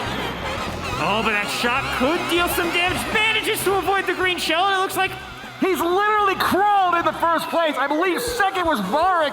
No, I believe that was 1st for Roar. Righty My Pidgey getting 3rd. I believe that Waluigi was the one who got 2nd, but yeah, he had to really work with that one. Oh, that was a breakneck the final 20 feet of that race, and no, Roar did not take 1st there. Wait a minute, was that Gourmet? I think Looks Gourmet like it. took that. Wow, out of nowhere, Gourmet, she steals away from that one. Wow, just incredible because I saw Roar look free and clear, and then Waluigi just at the very last second, a brutal turn of events for Roar. So what probably happened was that my guess is maybe Gourmet, she may have had a mushroom or a star, something that can help her gain her speed back and steal 1st place right in front of Roar XD. That's my theory though, and it sounds like, Wolf, you apparently have a message? We do. Qualifier 3. If you are in Qualifier 3, you know what to do.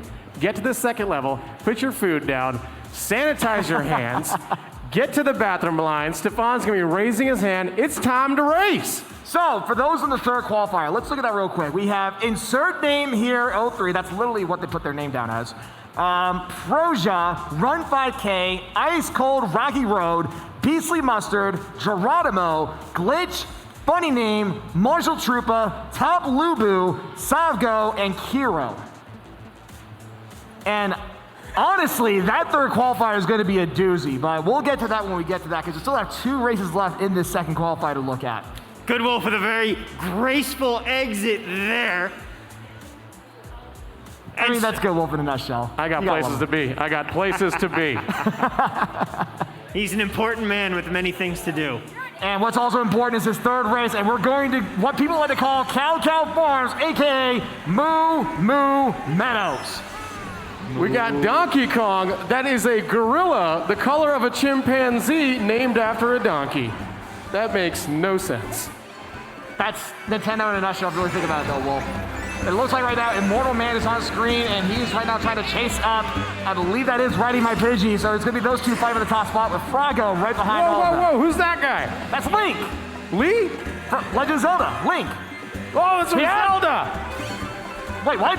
I have no idea. Go on. Anyway, yeah, you see here, it's really a good spot because you see how 4th through 1st are literally all close to each other. Are they in Parum or Prim? Yes. It looks a lot like Parum. Probably. And you'll see right now, Jesse Lynn Fox, the person you interviewed earlier, unfortunately gets hit by a ricochet green as Stand Up Straight is trying to get out of his back of the pack here. Meanwhile, 0 Days right now in 5th place, but with no items is going to get hit by Red Shell. Just a big old target there when you're in the middle of the pack and don't have any items to defend yourself. Meanwhile, Scent is just gonna send it with that blue shell. Good pun there. If you were gonna do it, I was. And you see, this is what I like to call the after you. Basically saying, hey, 1st place, after you, you're gonna take this blue shell for me. That's not very nice. You're not supposed to be nice in Mario Kart. And you see, not being nice in Mario Kart gives Righty My Pidgey a big enough lead where at the last lap, he is going to be taking 1st place. Is he taking 1st place? It's about time. The kid was talking all that junk in the tunnel, and he backed it up finally. I mean, to be fair, Righty My Pidgey was still staying in the top 3 in all the other races, so you know Pidgey's going to be definitely running this one without a doubt. I believe 2nd place was Immortal Man, and 3rd was Gourmet. And so, all right, we've got some interesting standings starting to shake up here. Doesn't look like anyone's going to knock Too Lit to Quit off of that top spot for now, though. Considering how there's been a different first place almost every race, it is going to be safe to say that that Too Lit to Quit is going to be staying in the top slot as we're going to end this second qualifier with one more race left to go. But still, honestly, of all the people in this qualifier that surprised me, it's Immortal Man. Because Immortal Man is usually one of those people where we don't see him in the semifinals very often. He hasn't even seen the grand finals yet. Who knows? Tonight might be his night. Now, looking at the on-deck racers, do you have any favorites, or do you know of anybody that is an advanced intermediate racer? Oh boy, I'll save that because there is a lot of words to talk about when it comes to the third qualifier, because more than half those players in that qualifier are grand finalists, if not as former SNS champions. So the third qualifier is going to be a doozy to look at. Is it? I don't know anybody here, but what I do see is Ice Cold Rocky Road. I love Ice Cold Rock. I don't know who it is. I don't know if it's a male or a female. I don't know if they're any good, but I vote for them. Well, we'll we're see going them. to one of my favorite tracks now here, Warliken. This is Ribbon Road. Ribbon Road, I mean, kind of like Rocky Road, is a bit of a rocky situation here. Oh, it's a lot like- of tricks and traps. This is the Wynn. They're at the Wynn Las Vegas. Yeah, and that's probably the best way to put it. That's exactly, and now they're at the Palazzo. And you see right now, Immortal Man currently on screen. Like I said, it's been really surprising because Immortal Man is usually one of those racers where before we had him go to quarantine, he was usually stuck in this rut of only being in the semifinals if he was lucky. But now it looks like he's actually contending to be in the top slot of this qualifier. And everybody taking these shortcuts here, doing a great job with them. Obviously, I've never seen these courses. It doesn't look like anybody's staying on course. Is there multiple shortcuts through this course? There are a few shortcuts here. The way this works is that this regular ribbon is your traditional road, but the fabric outside is going to slow you down a lot, but you can still drive through it, so it's a bit of a risk reward system here as well. So you see that they're going to stick to this regular road and try to get past here. You see Pidgeys right now trying to get past Immortal Man. I believe that's Gourmet over here. And I just love the aesthetic of this course. Everything's so miniature. It's got a very Ant-Man feel to it. I was going to say, Honey, I Shrunk the Kids, but it Yeah. looks like, Honey, I got shocked by a lightning bolt and now struck them anyway. And everybody gets even smaller in this very miniature race. And you see right now, RXD, who got that first place in the first race, you know he wants to add another one under his belt. Uses this mushroom to get the shortcut. He's trying to catch up to Immortal Man as we're getting to this last lap here. Great timing on that mushroom. Gonna cut that lead to the back of the head. And Jessie Lynn, just an unfortunate star. She got a little too close to the person who had the star and has to fall back into 10th place. And you see the blue shell. and the hot plate chicken. You're going the wrong way. Hot plate chicken. You're going the wrong way. Takes it though. No, it looked like Pidgey took it. But wait, no! I think what happened was that Pidgey may have had a mushroom and did what was called the mushroom dodge, where you use. Wow! And another shot. So what I was trying to say is that if you had a mushroom and Blue Shell's trying to hit you, you have a small window of opportunity to fire the mushroom and get past the Blue Shell's explosion. I think that's exactly what happened for Pidgey. I don't know. Oh, Pidgey's in first. Yeah, Pidgey's going for the win. Pidgey's going for the win. Going for the right win. here, and he's gonna Pidgey get goes for another first one. place. Backing it up, got the pigeon on the table, talks the smack, walks the walk, brings home the victory. And it looked like second place was Me Gamer, who was at Me Icon in the map, and I want to say third was RXD, but Pidgey definitely needed that first place. And I think what happened is both Waluigis were playing chicken for that blue shell. And while they were doing that, the blue shell picked one of them. And then Pidgey was able to just jet out of nowhere and get the win. But a very well-deserved win. You see on Pidgey's screen, he has the most amount. It looked like it was 52 points. A great showing by Pidgey. No question about it. 52 points. You have to be so happy with that. And Goodwolf, he talked a lot of trash, but he backed it up. He sure did. He sure did. Now, out of the two sisters, who won that battle?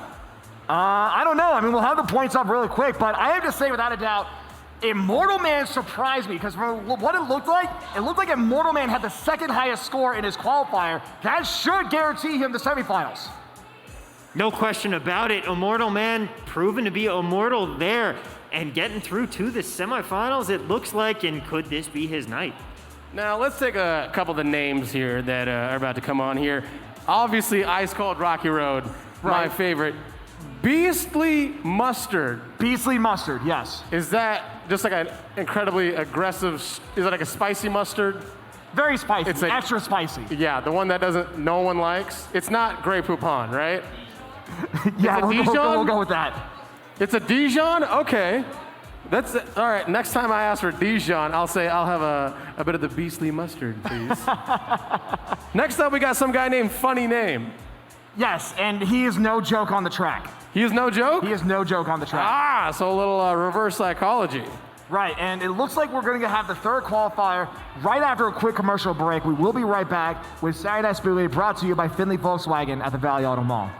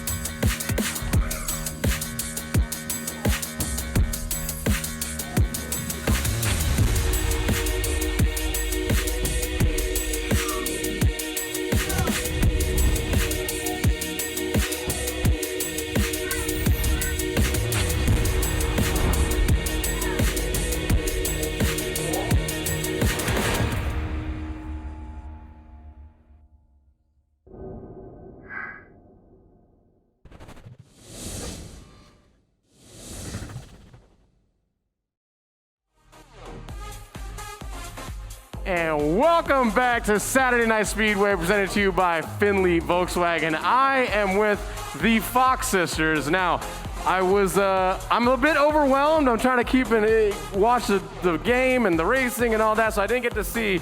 How did you finish? 9th place. And how did you finish? 10th place. And how many players were there? 12. So you finished 9th and 10th out of 12. That's not very good at all. That's Not last. You weren't last. You're absolutely right. And if I was racing, I would 100% be last. But you did live up to the name, and you did beat your sister. Yeah, she said she was better. Yep, she said she was better. Now, I do hear that you have a consolation victory dance. Let's see what it is. Oh, it's the floss. Here, wait, you gotta teach me how to do this because, well, I got a fake hip, so, yeah. Okay. Wait, come on, slow down. Wait, just, yeah. Oh. I need to take my medication. I don't know. I need a hip brace or something. Ladies and gentlemen, give it up for the Fox sisters. We're gonna take it back upstairs to my boys Filet Mignon and Warliken. Thank you very much, Wolf. And honestly, guys. that was an incredible qualifier to look at here. I mean, you saw the scores. Just riding my Pidgey doing a great job. Immortal Man surprising me. Gourmet doing an incredible job. Just overall, a great second qualifier. But honestly, this third qualifier is going to be a doozy, if you ask me. That's right. This is going to be an exciting final qualifier here. I am really looking forward to it. We've got some more exciting names. We were already talking about them a little bit before we got going. And who pops out to you the most? A lot of them. So this is what I call the definition of a SAC qualifier. So actually, it looks like with the scores. So let's bring the scores up right now. Let's go to that first, and then we'll talk. Then we'll circle back. But let's see. Here we have the scoreboard. First place. Go ahead. Riding My Pidgey getting first place in that heat with 52 points. Roar XD coming in behind him with 42. Gourmet bringing up third with 40. Immortal Man 35. That should be good enough to get him where he's going to need to go. Me Gamer 32 after him. Froggo with 29, Jace with 28, and there's the drop-off much later on than it was in the first heat. Zero Day with 22, Jesse Lynn Fox with 17, Scent with 13, Stand Up Straight with 13, and Gladiator 609 with 5 points. So that drop-off there with Jace, 28 to 22 points. That's probably where we're going to start seeing the divide. Looks like you got a friend here with you. Hey, well, welcome back, man. Yeah, it was fun down there. You didn't blow out a hip, did you? Huh, I did, and I need some Bayer aspirin. Now, a lot of people have been asking me what you have on this is kind of a little bit of flair. It's almost like if you have to announce at 7 and then go work at TGI Fridays at 8, you have your badges ready, but I explain these to me. So, over the quarantine, honestly, I got into a little hobby of pin collecting, and one of the pin places I go to is GooZpins.com. So a lot of these are just literally just Pokemon pins here. So compared to how, like the last time I was here, we had a whole bunch more. So we have, like, for example, a Jack Skeleton Charmander, a Ken Charmander from Street Fighter, Tyranitar Dragon Zord, basically a Pokemon Megazord. What did you just say? So you remember Dragon Zord from Power Rangers, right? Oh, the dragon from Power Rangers. Yeah. So yes. it's a Pokemon version of that. What? Yeah. It's crazy. Yeah, I know, right? Wait, so did you collect all of these during quarantine? Yeah, pretty much. So you have a website. You had nothing before quarantine. Yeah, pretty much. All right. I love. What's this one? Which one? There are a whole bunch. The shiny cat with the whispers and the yeah, that. Shiny cat. Oh, my Vaporeon. Is that a Pokemon? Yeah. Yeah, I'm lost. Like, the majority of these, honestly, are Pokemon, except for pretty much, like, this top part right here. Oh, look at that. The banana, the red shell. The red shell, a lot like your mother-in-law, because you can't avoid it, and it's usually negative. The coin does absolutely nothing, like in real life. A feather, I don't know what that does. You'll probably see it in battle mode if we have that coming up for second Lightning, chance. usually never good for anybody, and a superstar, which we all love. Of course. And of course, like I said, the blue shell, which even though it wasn't in the Super Mario card that this is representing, the people who made these pins actually decided to make a customized blue shell one like this one, so definitely a good one if you ask me. I like it. So with that in mind, though, we have this third qualifier up, and I know last time you were asking me who to look out for this. Ice Cold Rocket Road. That's my guy. I know you want. I don't even know who this person I want some is. ice cream myself too, but we got to get that out of the show. It doesn't matter. Ice Cold. Like, if this person loses, they still won. Ice Cold Rocky Road. I mean, you're not wrong about that. The name is. Mwah. Mwah. But at the same time, though, we do not know that much about Icy Cold Rocky Road when it comes to racing. However, I do know a good portion of the people in this qualifier. I'm going to find Ice Cold Rocky Road. Go ahead and find Ice Cold Rocky Road. I'm going to find him. He's on the hunt. Warlike, and how about you take us through some of the competitors whose names we do know? So let's analyze a few names right here. Just going off the top of the head, let's see. We have, first name to look out for is Run 5K. Run 5K is the dark horse of all of Saturday Night Speedway. He's one of our older competitors, but that age does give him a lot of wisdom. He's known as the Jedi, without a doubt, so you got to really watch out for him. He's the Dale Earnhardt of Saturday Night Speedway. Exactly. And along with that, we also have Beastly Mustard, who was formerly part of, I believe, Storm Rush Gaming, but is now going solo, or at least is part of another team. I believe he's actually part of the Machine Kings, if I've double checked. But he's also another player who is starting to really build up and get into grand finals more often. So you have to really watch out for him. Let me tell you, I went away for about a month and a half during quarantine. I left my apartment, decided to peace out on a little bit of a vacation. When I came back, I had a very Beastly Mustard waiting in my fridge. Oh my God. But also another name to really look out for is going to be Geronimo. Geronimo is one of the higher ups when it comes to the Pirate Hackers. So I mentioned the black and green shirts. Yes, there is a Geronimo. What?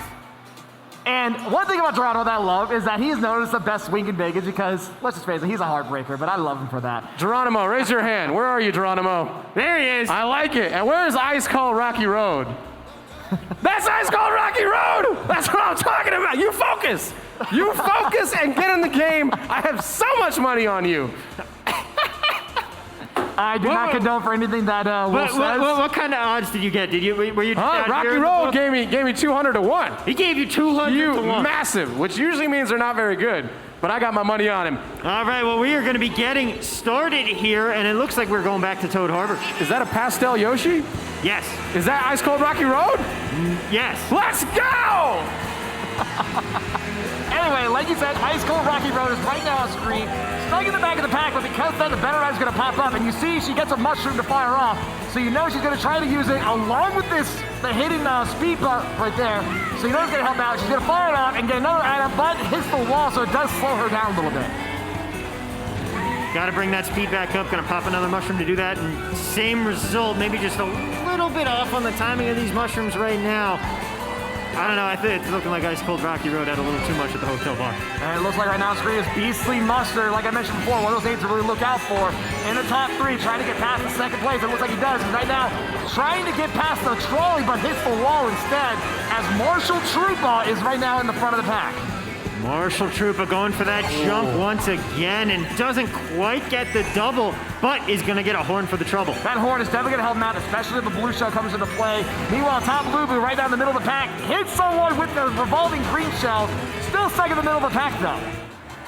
Yeah, gonna need to find some speed boost, get out of that middle area. It's getting very crowded up in here, especially on these winding turns, kind of modeled after the streets of San Francisco. Unfortunately for Run 5K, who had double green and double mushroom, did get hit by a red shell.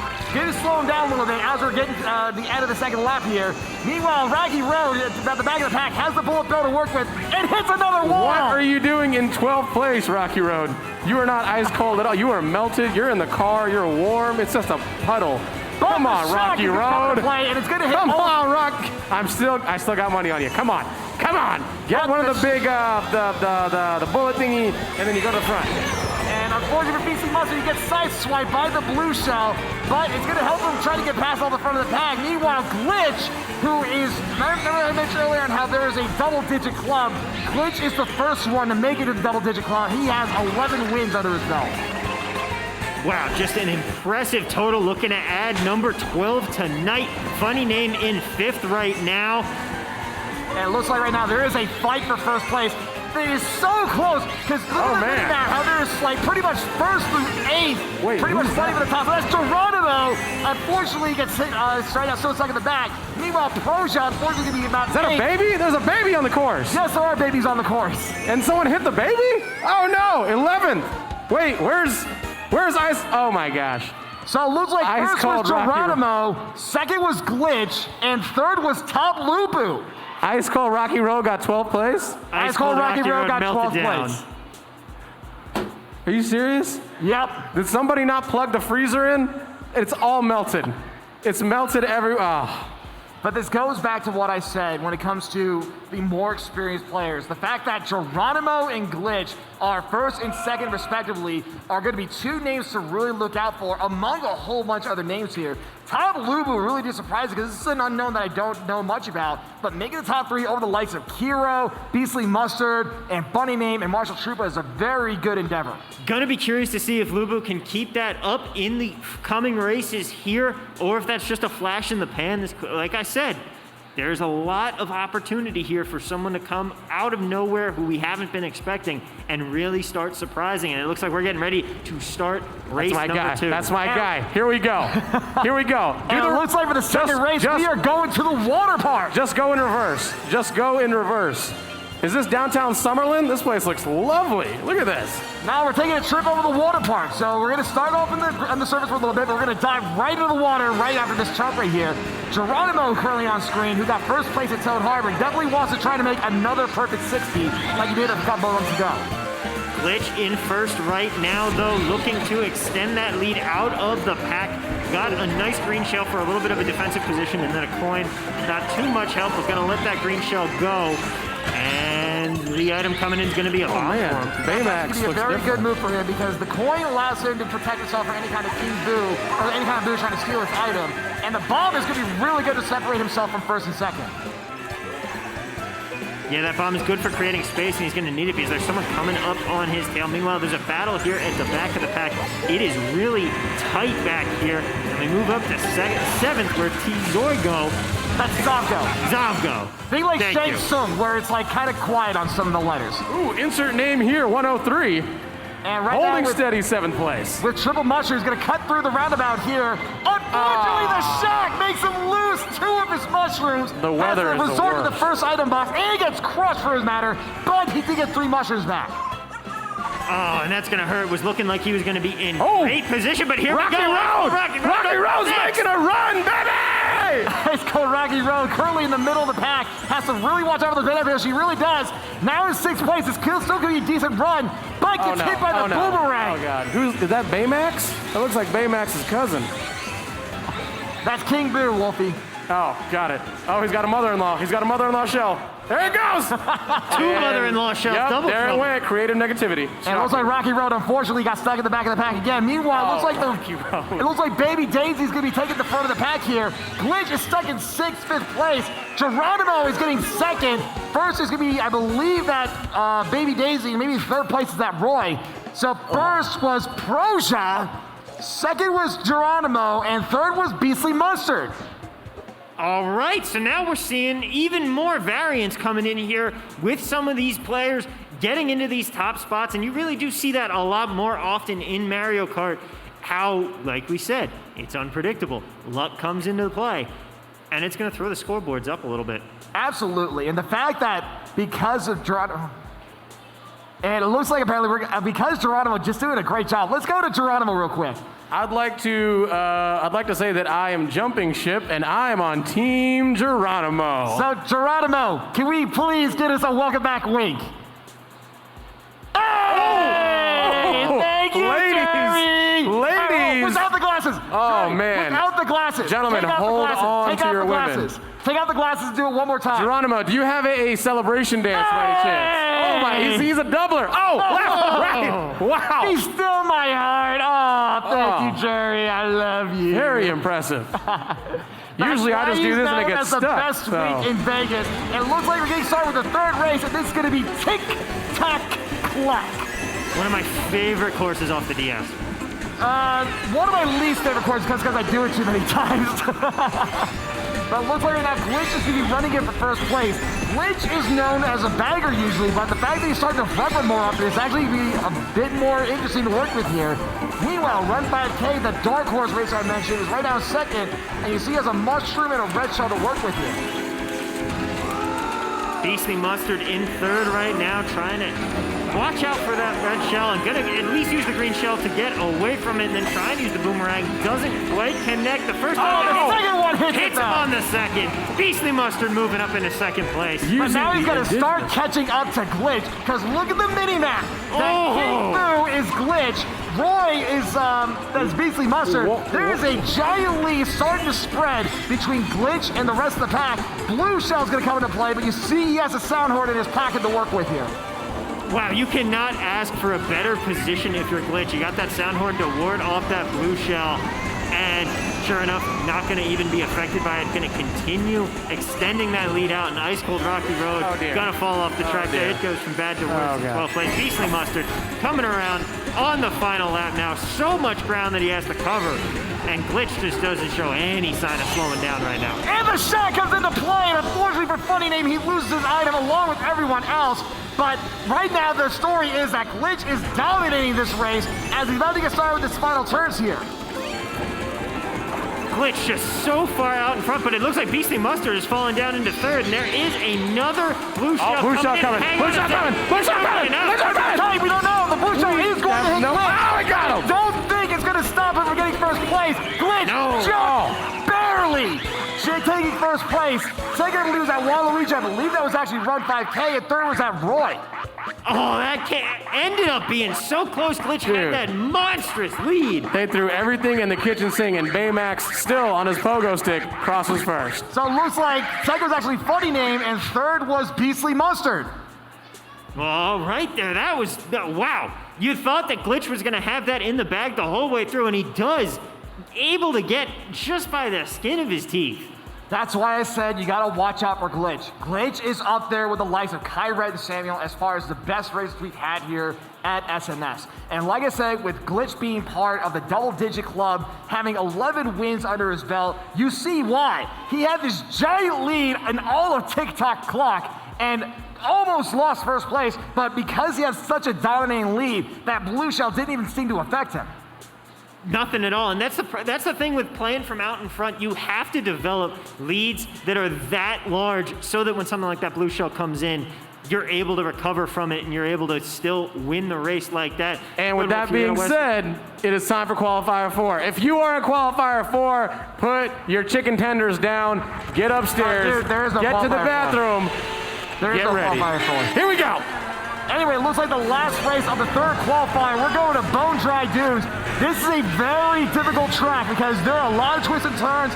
If you're turning too tight or too wide, you will fall off or get chopped by a bone piranha plant. By a what? A bone piranha plant. Or a dry piranha plant. Right up there. That guy right there. It's a half plant, half dinosaur? Yeah. No, half plant, half skeleton. Oh. But right now the screen is Glitch. I guess he's running with, what'd you call him, Wolfie? Baymax. Baymax? Yeah, that's Baymax's step cousin he never knew about, but he's obviously been dominating. This guy's got experience. Everybody's throwing everything they can at him. He's taking it all and holding down strong in 12th place. My man, Acid Cold Rock and Roll. It looks like right now on the screen is Run 5K, who is in the middle of the pack right now, and he's trying to get past us all. Meanwhile, Geronimo, who got first place earlier, and second place in race 4, is still trying to catch up. Like it's chopped by a piranha plant. Come on, Geronimo. Pick it up. Watch out for the plant. Watch out for, this looks like everybody's crazy Uncle Louie, Waluigi. And right now is Marshall Troopa on screen. Now, the reason why it's called Marshall Troopa is because his character is always going to be a Koopa Troopa. The only time he doesn't play Koopa Troopa is on Halloween, but even then he plays Dry Bones, which is literally a skeleton. Now, how many Koopa Troopas are there? Just the 2. Copy. But right now on the screen is going to be Funny Name in first place, but you see this blue shell, and Funny Name has no defense to work with. He's going to undertake this hit. That's what you get. He looks like he owns a kiosk at the mall. Get out of here. He's still in first place. But is you his see, lead he that has- big? He has such a commanding lead that blue shell didn't really affect him. It did shorten the gap between first and second to help out everyone else. But you see here that Funny Name is still just being able to run it. Still in first place. You see he's going to get a double item box right here to work with too, as we're doing this last curve here. Yeah, he's still extending his Oh my lead God. around He's this just showing lap. off. He's just showing off. You see Savgo, he has 4 red shells where fires off. One of them has 3 more to work with here. Oh, look at the family reunion surrounding him. Can't quite play them well enough. Oh no! yeah. Funny Name does take first place. Great job by Funny Name. I believe Savgo may have stole second place. We'll have to double check that here. Why is That's he? right. That was hold anyone's hold game your there in second handlebars. place. And you see that it's called Oh, Rocky it's Road at over. 11. So it looks like first place was Funny Name, second was Glitch, and third was Savgo. Wow, so Glitch was able to sneak that by. We saw Zavgo trying to use those 4 red shells to just close that gap. Couldn't quite do it to Funny Name, but then they weren't able to hit Glitch in time either as he came out of nowhere on that corner. And that was just an unbelievable showing. That was actually a lot more even compared to the other qualifiers. We saw in the first qualifier on how Too Lit to Quit basically just ran with it, just dominated. The second qualifier was a little more even. I can think that we had 2 people in the low 50s to high 40s, if not 3 people. But this one, I believe I saw like 4 or 5 people with 40 or higher. So this is going to be very interesting as we see the scoreboard pop up pretty soon. Yeah, this is going to have some big impacts on who's going to make it automatically into the semis and who's going to be stuck in those last chance qualifiers, which we would have coming up right after this, right? Absolutely, because that was the last qualifier that we have here. We only have 3 qualifiers. Wolfie, you said there was a 4. No, it was just 3. But after this one, we will be having the second chance battles, which hopefully we'll figure out either right before the commercial break or right before we actually get started. But I can't wait to see that happen. But overall, like I said, this was a qualifier where a lot of people took the top 3, and it wasn't a dominating lead like we've seen in the other qualifiers. Now, it's a while till we get to the final, but who's your pick to take this whole thing down? Considering how much he surprised me in the first qualifier and almost getting the perfect 60, if Too Lit to Quit can keep up this momentum going into the semifinals and then going into the grand finals, I think Too Lit to Quit might take his first ever SNS victory. One vote for Too Lit to Quit. What do you have? I don't know. I'm worried about Too Lit to Quit going up against some of these other players with that sandbagging strategy. If that's not going to play out in his favor as we get through more, I really like Glitch though. Glitch has been playing really well. Well, we're gonna find out after these quick messages.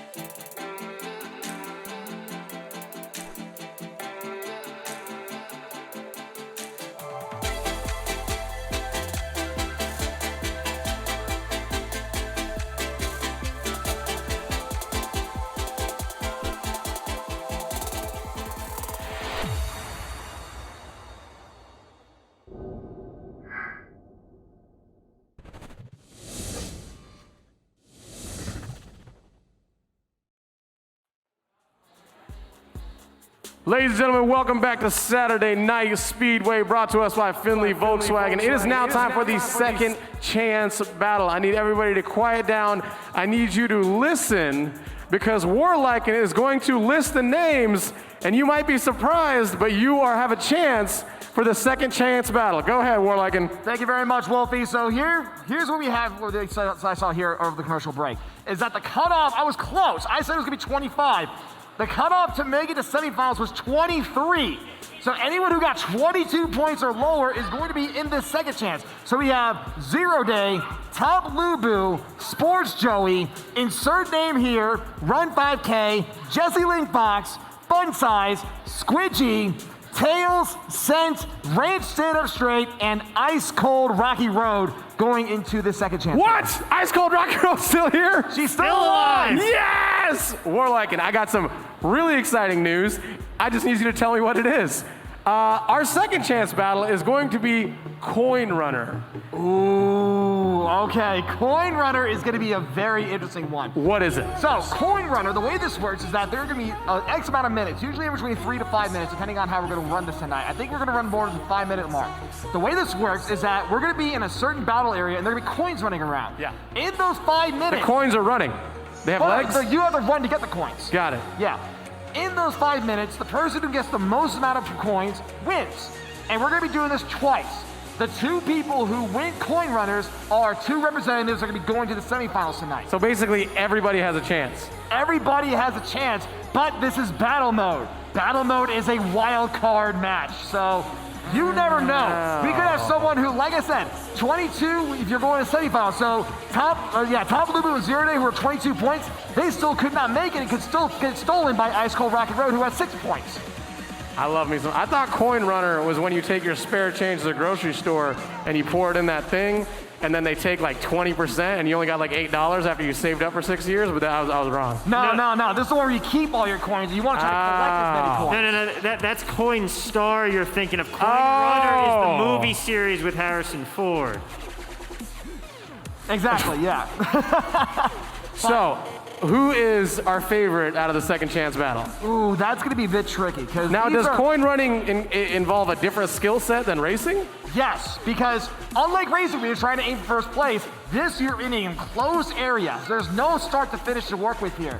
All you gotta do is try to grab as many coins you get within the time limit. However, people can still have items. You get hit by an item, you're gonna lose a good chunk of your coins because of it. Oh. It's like you gotta think of it like this, Good Wolf. You know when you go down to the fountains over at the Bellagio, and you're trying to get as many coins as you can before the security tries and kicks you out of the fountain? It's just like that. Fun fact, I worked there for 8 years, and I saw multiple people, and the time is right about 90 seconds before a little boat comes out with 4 security guards, and the best part, when they get you, they don't even put you in the boat. They actually put a life jacket on you, they hold you, and they drag you across the water all the way back to the security holding area. It's the greatest thing to ever see if you're that lucky to see the Bellagio fountains and then watch somebody get dragged in. Well, luckily you don't have to worry about being dragged around. You will have to worry about random green shells popping up, random shots coming into play, random mushrooms, people ramming into you to steal coins out of nowhere. So honestly, to answer your question from earlier, the 2 most experienced people I saw on this list that would potentially steal it away would be Run 5K and Sports Joey. That's the 2 people I'm going to have to go with when it comes to the second chance. Well, we're about to do another giveaway, and I'm going to go out into the crowd and look for 5 more people. Oh, this is going to be good. All right, so you know if you want some really nice free stuff, because I happen to know what Good Wolf is trying to give away. The next giveaway is going to be pretty cool. Highly recommend you find him real quick. Like, do it right now while we're getting set up here at the second chance. Head down there to center stage. But like I said, this is going to be a very, very interesting second chance. Center stage. A lot of unknowns to work with here, so who knows? The 2 people I named probably couldn't make it. Center stage. So do we know? Do we know who is in the first versus the second battle? Because it's going to be 2 different battles. Everyone. All 12 people are going to be playing both of them. Okay, so you do have 2 chances. Right. So the way this works is that we're going to have the one battle with 12 people. So whoever wins that first battle, they don't have to worry about the second one. They made it to semifinals. They're going to be in their first semifinals. Yeah. The remaining 11 people go on to fight in the second chance battle. I know it's a lot of seconds, but you know. And then whoever wins that second one with the 11 people is the second person that goes into the second semifinals later on tonight. Okay, looks like everyone is congregating here behind me. There's a little glass window here from the balcony caster booth, and I can see that they are getting ready to head down to play. And this is going to be such an interesting change of pace from the races that we see, because it is just such a different, it's anybody's game. It's such a different tactic based. Exactly, because like I said, this is not racing. This is battle mode. There are not, because usually people who race here, like people who play Saturday Night Speedway, they do not worry about battle mode. They don't worry about the likes of Balloon Battle, Coin Runners, Shine Thief, Renegade Roundup. That is usually not something they really worry about, except maybe a small handful of people that I know. This is going to be something where everyone's going to be a fish out of water. They're going to be out of their element. They're not going to worry about first place. They're going to try to just grab as much as they can.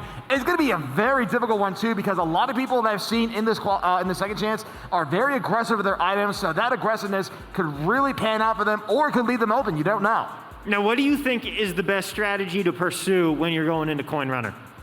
In my opinion, because I have won a coin runner in Second Chance in the past myself, usually what I would do is that I would just focus on trying to grab as many coins as I can first until about maybe 8 to 10 coins.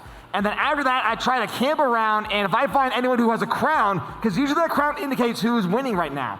If I find who has a crown, I go after them first, lower their coin power number down. That way, in the end, I have the crown in the last couple of seconds.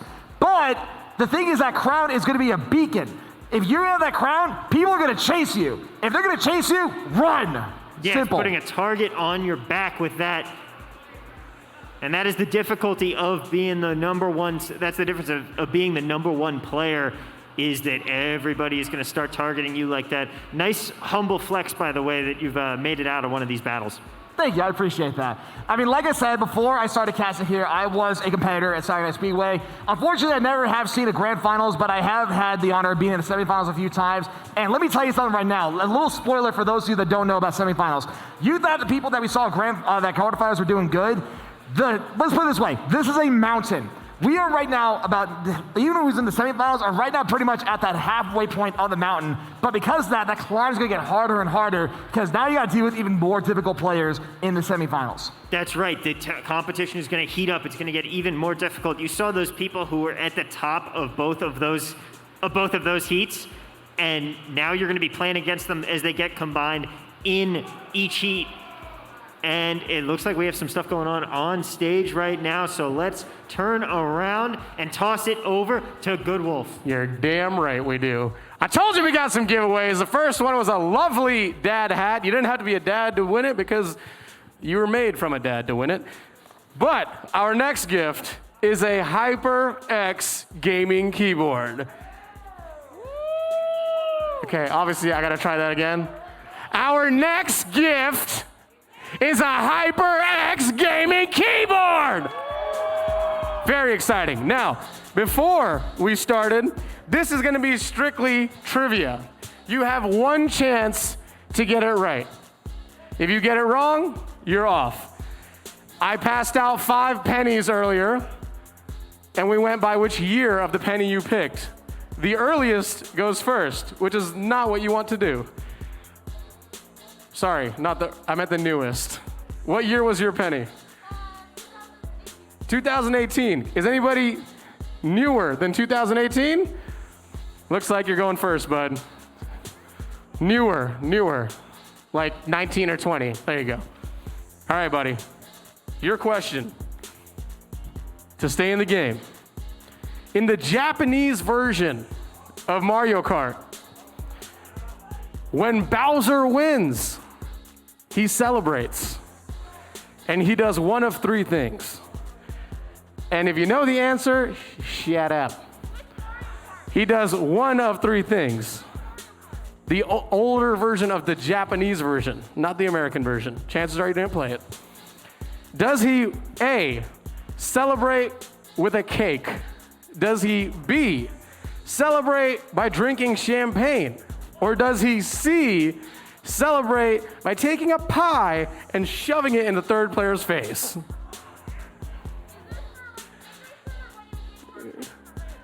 This is when you win first. Have you played the Japanese version? You're asking a lot of questions. It's when you win the entire thing. At the end of the cup, you get up on the podium, and what does Bowser do? He said pop champagne. He thinks a kid's game, pop champagne. He is absolutely right. He is staying in the game. Who has 2015? Is that you? Oh, come on up, son. 2015. Now, let's see how closely you've been paying attention to the game. Get 6 feet away from me. I am social distancing. Whoa, you came here. Now, the bananas in Mario Kart, do they have eyebrows? He answered yes. The answer is they have a mouth, they have eyes, they do not have eyebrows. I am so sorry. Thank you so much. Give him a round of applause. Thank you so much for playing. You can keep the penny. That is your Those of you that- consolation prize. Hey, just a heads up. So make- those of you who are in the second chance, why are you not lined up? So that means 0 Day, Top Lubu, Sports Joey, insert name here, Jesse Lynn Fox, Fun Size, Squidgy, Tails, Scent, Ranch Data Straight, Rocky Road, and Gladiator. Where are you guys at? Maybe my game was more exciting. Do you ever think about that? Maybe, I don't know. All right.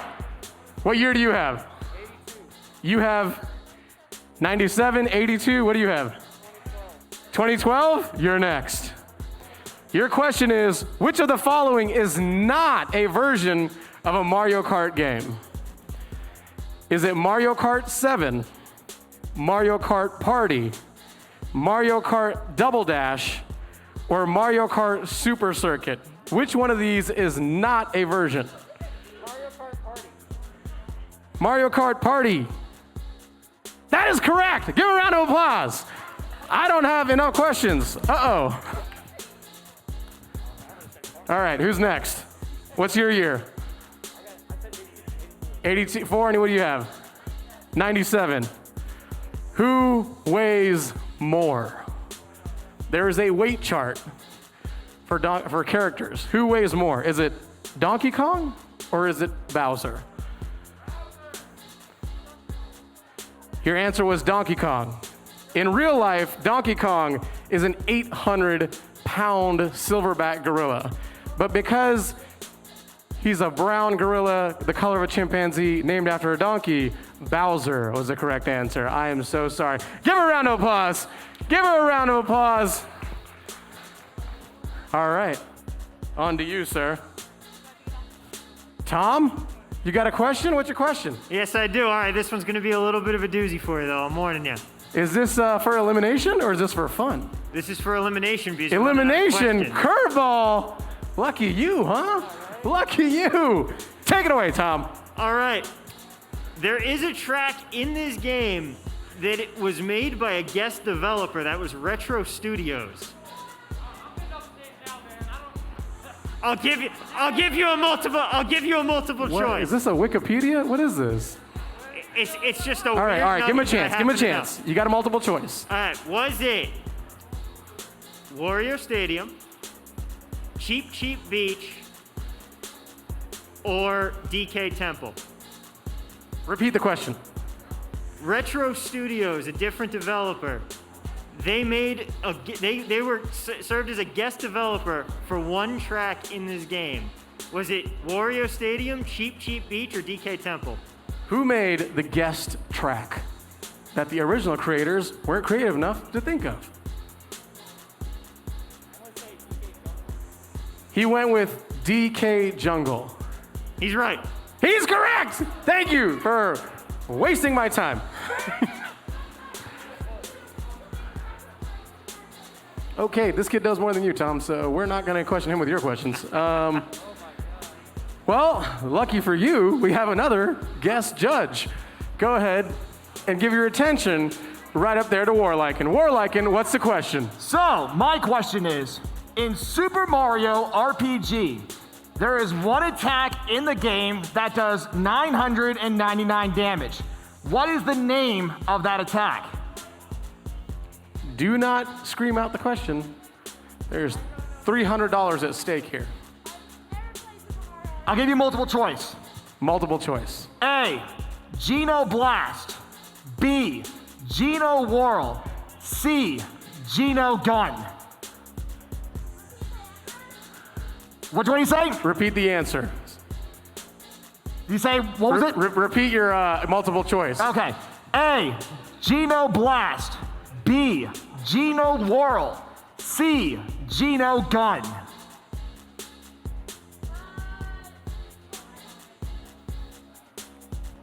Tick, tock, tick, tock. Geno Blast? It's Geno Whirl. I'm so sorry. I know, I'm so sorry. It's over. But you did win a hat. Hey, y'all give him a round of applause for our youngest competitor right now. Lucky for you two. Wait, you're still in it? Oh yeah, you are. Look at that. All right, well, this is the final question then.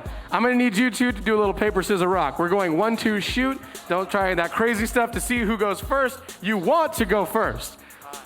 1, 2, shoot. 1, 2, shoot. 1, 2, scissors. Oh! Paper, scissors wins. Now, let me get the answers. In this game, there is something called the Crazy 8 power-up. When you get the Crazy 8 power-up, I need you to give me all 8 items. And I need a timer. Tom, go ahead and take your phone out for me. You have an Apple Watch. That's fancy. You're gonna have, there's no help. I need you to focus, look down, zen out, do what you need. He's gonna have 45 seconds to name 8 items. Are you ready? Go. Coin. Blooper. Red shell. Bomb. Starman. There's 3 more. 30 seconds. 3 more. Green shell. 2 more. Mushroom. 1 more. Don't say it. 1 more. 15.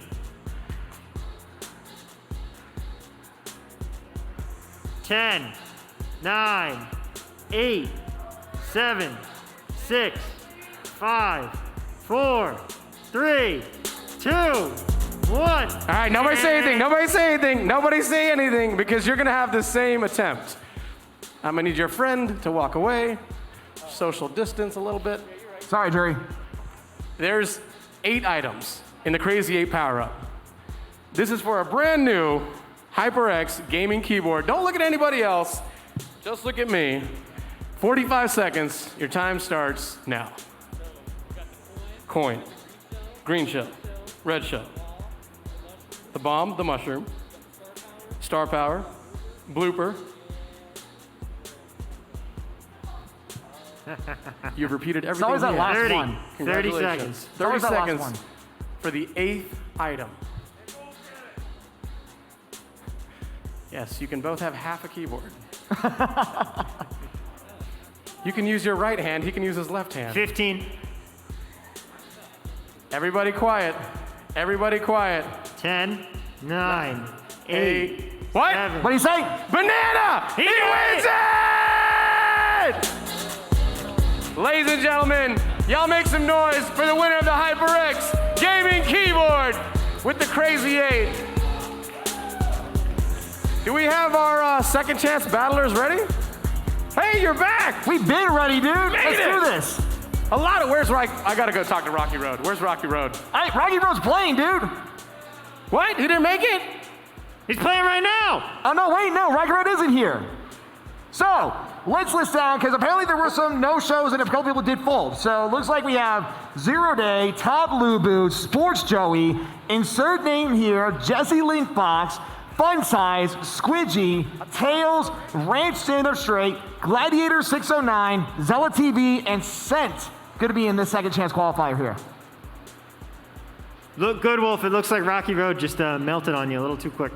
I mean, it happens though, but we're about to get started with the coin runner, and like I said, this is going to be a very, very fish out of water qualifier, if you ask me. Yeah, the rules are completely out the window. This is not going to be a race. You're obviously here in battle mode. It's going to be a completely different set of circumstances here for everybody. Absolutely, and like I said, now that Run 5K, I guess Run 5K did not want to play, so he is going to be opting out for this to allow other people to be able to qualify, so that's much respect for him. So I think with that in mind, I know Sports Joey is still in this one, so honestly, Sports Joey is going to be up there as one of the people I believe who is going to make it into the semifinals because he has the experience of dealing with these second chances in the past. And that experience can prove so crucial, especially in something like this where it's not something that everybody plays. You don't always go into battle mode when you're playing Mario Kart on your own or with your friends. It's a whole different beast, and it's going to be interesting to see who adapts to it well. I have a question. I've been listening to my colleague all day. Is it Mario or is it Mario? So this debate will come into play because of the fact... Where are you from? I'm from New Jersey. That's why. So is it Warliken or is it Warleakin? Oh, I'd say What? Warleakin. Excuse me? What did you say my name was? Is it The bane of Mario Kart is getting angry over there. Somebody get him a Monster Energy. We got to calm him down. I don't think that's what Monster Energy does. Is it Mario or Mario? It's Mario. But he's from Jersey. That's where the Italians hang out. Mario is Italian. So Mario. Huh? It's Mario. I will fight to that to the death. I'm from a 99% Italian town. I am Italian. We say Mario. Fair enough. And I It's say we game get started. So right now we are starting to record. This is the Mario Stadium. This one's a very tricky track because there is a small little jump here that you can escape from being bombarded with people. Tails is right now on screen, and these first three, so this is a 3-minute competition. So the first couple minutes will be more focused on just grabbing the coins, but you'll see the chaos happen at that last minute. Yeah, that last minute is where everybody's going to turn and start going after the items and trying to just bombard everyone they can, get their coin counters down. You see right now Jessie Lynn Fox, who was unfortunately not doing so great in her qualifier. You know she wants a second chance to go in the second semifinals here. Now, what is a good strategy? Because I don't see one coin. Well, you look at the bottom left-hand corner of her screen. She has 2 coins right now. Now, the winning count should be around how many? The winning count is usually around the team number. So usually 12 to 13 if you're doing really good. But if people are going to be aggressive, some people could even crack 10 coins. So you really don't know. It really depends on how people are going to be competing in this second chance. Gladiator right now has 5 coins, which is not bad, but you still have to start catching up. So you see on the bottom part of the mini map, there's this bouncer who has a crown. That is 0 Day. 12 coins. So, 0 Day went from 12 to 9 coins. But because of that, he did lose his crown. Now Sports Joey is currently in first place. Oh, so they get a thing from Burger King. That's awesome, because they're winning. Exactly. You got to have it your way. But right now, Sports Joey is having his way with 12 coins to work with. But with a minute and a half left to go, that could change in a heartbeat with one item hit. Yeah, everybody's going to be gunning for him. He comes up on your mini-map with that crown, so everybody knows where to go, but he's all the way up to 14. And it looks like no one is going to respond to Joey. If that's going to happen, then Joey is going to take the first one, and my prediction will be correct. I'm going to need everyone to attack Joey. Everyone attack Joey. He's the guy with the king in the toy cart. Go after Joey. And you see Joey, he has 2 bombs to work with, though. That is some incredible defense with 17 coins to work with, too, as we're getting to the last minute of the first part of the second chance. How many of these players are going to be able to advance? Only 2. We're going to have 2 times. We're going to do coin butters twice. This is the first one. Who do we have in second place? Is it going to be a race? It doesn't matter about second place. All that matters is first from here on out. As a wise man once said, if you ain't first, you're last. I believe that was Ricky Bobby, a good friend of Cal Norton Jr. And if you don't chew Big Red. Joey with 30 seconds left to go. Wow! Dodges all the fireballs. He hits him with the shake and bake. But it looks like he did get hit by 1 item, so now he's down 11 coins, but he still has the crown to work with. What's he going to do with the boomerang? That's an ancient indigenous weapon. That's not going to work. But you see right now, he trades it away for a mushroom, and it looks like randomized is going to be another bomb. 10 seconds left to go. If no one's going to respond to Joey, he's fire. 5, 4, 3, 2. Oh no! What happened? What happened? Fun Size takes it! Fun Size takes it! Who's Fun Size? Stand up, Fun Size! Stand up! We got a female in the winner! Wow, what a come from behind victory. And if I'm not mistaken, is that our first female gamer to go into the finals? I believe that is going to be the first one, but yes, Fun Size is going to be going to the first finals. Congratulations with a last second steal. Wow. If you ain't first, you're last. That was incredible. She stayed in until the end. She's hydrating. Obviously, the hydro flask was a massive difference. You know what? I'm heading down there to see Fun Size. I'll be right back, guys. All right, Good Wolf's gonna be hitting us with that interview in just a few moments. But wow, looked like Joey had that in the bag. Sports Joey had the lead for almost the entire time of Coin Runners. I believe right about the 2:15 mark is when he had the lead. And he held on to it literally until he got hit by 2 items, one of them being his own explosion of the bomb. And that's what cost him and had Fun Size steal it away from Sports Joey. Yeah, that bomb. The problem is you can't use that as a defensive weapon because it's going to go off and hit you when that red shell hit it. And a heartbreaker there for Joey, but huge for Fun Size moving on. An opportunistic moment, she took it and she stole it away from Joey. You know Joey has got to be a little upset about that, but if he wants to continue on and win the second chance, he's gonna have to bring himself back up and try to do it again at the second coin runner. That's right, we do have one more coin runner to go. He's gonna have one shot at redemption here. And this means that someone who really could have gotten a spot in the next round is going to be going home. I got down here, I found Fun Size. There we go. You were losing the entire time. You were just losing and losing and then losing some more. Bam! How does it feel? It feels good. One word to describe it all. Great. Bacon. She said bacon. Back to you, Tim. Thank you, Wolfie. So it looks like we're about to get started with the second coin runner. And from the peak I saw on the monitor, it is going to be at Luigi's Mansion. This one is a 3-story style battle mode. Top area is going to be right here, the terrace. Bottom area is going to be the lobby, and then there's going to be a basement. So the coins are going to be everywhere. You don't know who's going to really be able to take it unless you really have knowledge of the Luigi's Mansion. The big thing with Luigi's Mansion, you got to know who to call. Ghostbusters. Right? Yeah. Okay, cool. But right now it looks like the first minute's gonna be very tricky because that crowd can jump from person to person really quickly. But it looks like right off the bat, Sports Joey already has 6 coins, not even 30 seconds in. Now, is Sports Joey the gentleman that totally lost at everything at the last second last time? Yes. Yes. So he's got a little vendetta. He's got something to prove, and he's proving it as we speak. He needs to redeem himself after that. That was a heartbreak loss for him, but you know he wants to redeem himself. Already at 9 coins. So if he can keep this up, it's going to be very hard to stop Joey unless another double entendre like how it happened to him last time is going to happen But again. he could lose it all at the last second again, right? He Absolutely. could easily. That last second, that was like walking out at the blackjack table off a heater and just going and betting Oh, it all no! black Oh, and then no! watching the double Oh, zero come no! up. Now it's a tie because now he also has that Metal Mar who also got hit. So Joey, even though he got hit by, I don't know, never mind. Now he got hit by Oh, another round. no. Oh, no. And I think they're starting to wise up. They saw that Joey was dominating the first coin runner. They said, no, we're not going to allow this a second time. We're going to pin Joey down and make sure he can't get as many coins. But you see right now, he's trying to fight with a certain name here who may have got hit by Adam himself. But now it's closer because that was between Joey and Jesse Lynn Fox.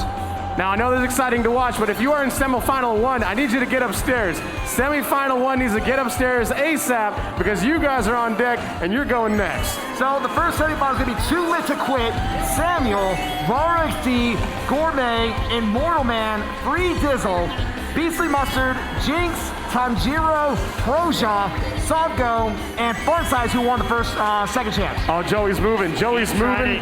He's trying to do it again. He's got 17 coins, a minute left. Found someone in the corner and just started hitting him with the fireballs. I think that was Fun Size's White Shy Guy, so that was a bit of a sign saying, no, I'm done with this. Oh, no. Oh, no. Oh, no. Not again. He still has the crowd with 45 seconds left to go. No, he doesn't. Oh, dear. Oh, dear. It looks like 13. Oh, this is going to be a big dogfight here. 35 seconds. Oh, my gosh. He's got a boomerang. Back. He's got the boomerang. Don't know what he's going to do with As long as that. they run away and try to make sure no one else gets coins. You see there aren't that many coins left on the map. So really it's now a matter of trying to hit. Oh, dear. For showing, or whoever this Bowser is, that's Zero Zero Day. Day. Oh, no. 20 seconds Bowser's to got go the crowd. 3 coins.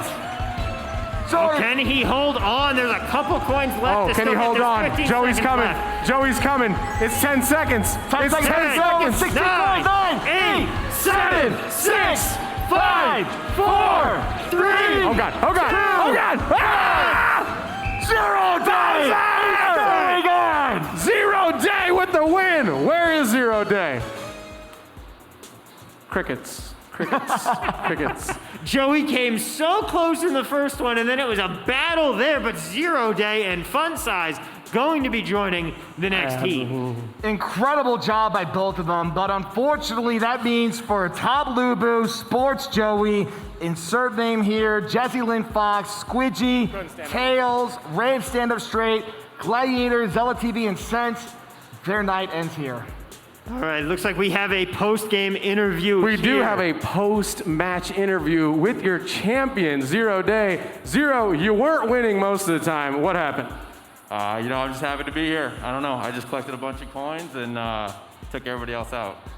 That is the point of the game. I do smell alcohol in your breath. Have you been drinking? I have no idea what you're talking about. You reek of Stella. We're going to change your name to 8 ounces a day, not 0 ounces a day. Ladies and gentlemen, congratulations to 0 Day. Moving on, still has a chance at the money. And there you go, 0 Day and Fun Size going to be joining the next round, and we are getting ready to get set for the first semifinal heat. Right, they're already starting to make their way down as we just shuffle everybody around here. So we'll see. I mean, I'm not sure we're going to do a commercial break, but so let's go back to that second chance real quick. Yeah. Sports Joey. Joey, what happened? That's all I need to say. He was first place for a majority of the first second chance and lost it literally at the last second to Fun Size. And then it was a battle between him and 0 Day for all of the second chance, or the second coin runner. So a heartbreaker for Joey, but that's all I can say about that, honestly. The agony of defeat. Sometimes you just get, hey, this is Vegas. We all know that you have those bad beats sometimes, and this was a bad beat tonight for Joey. But still a lot of Mario Kart left to be raced. We've got the semifinals coming up right after this.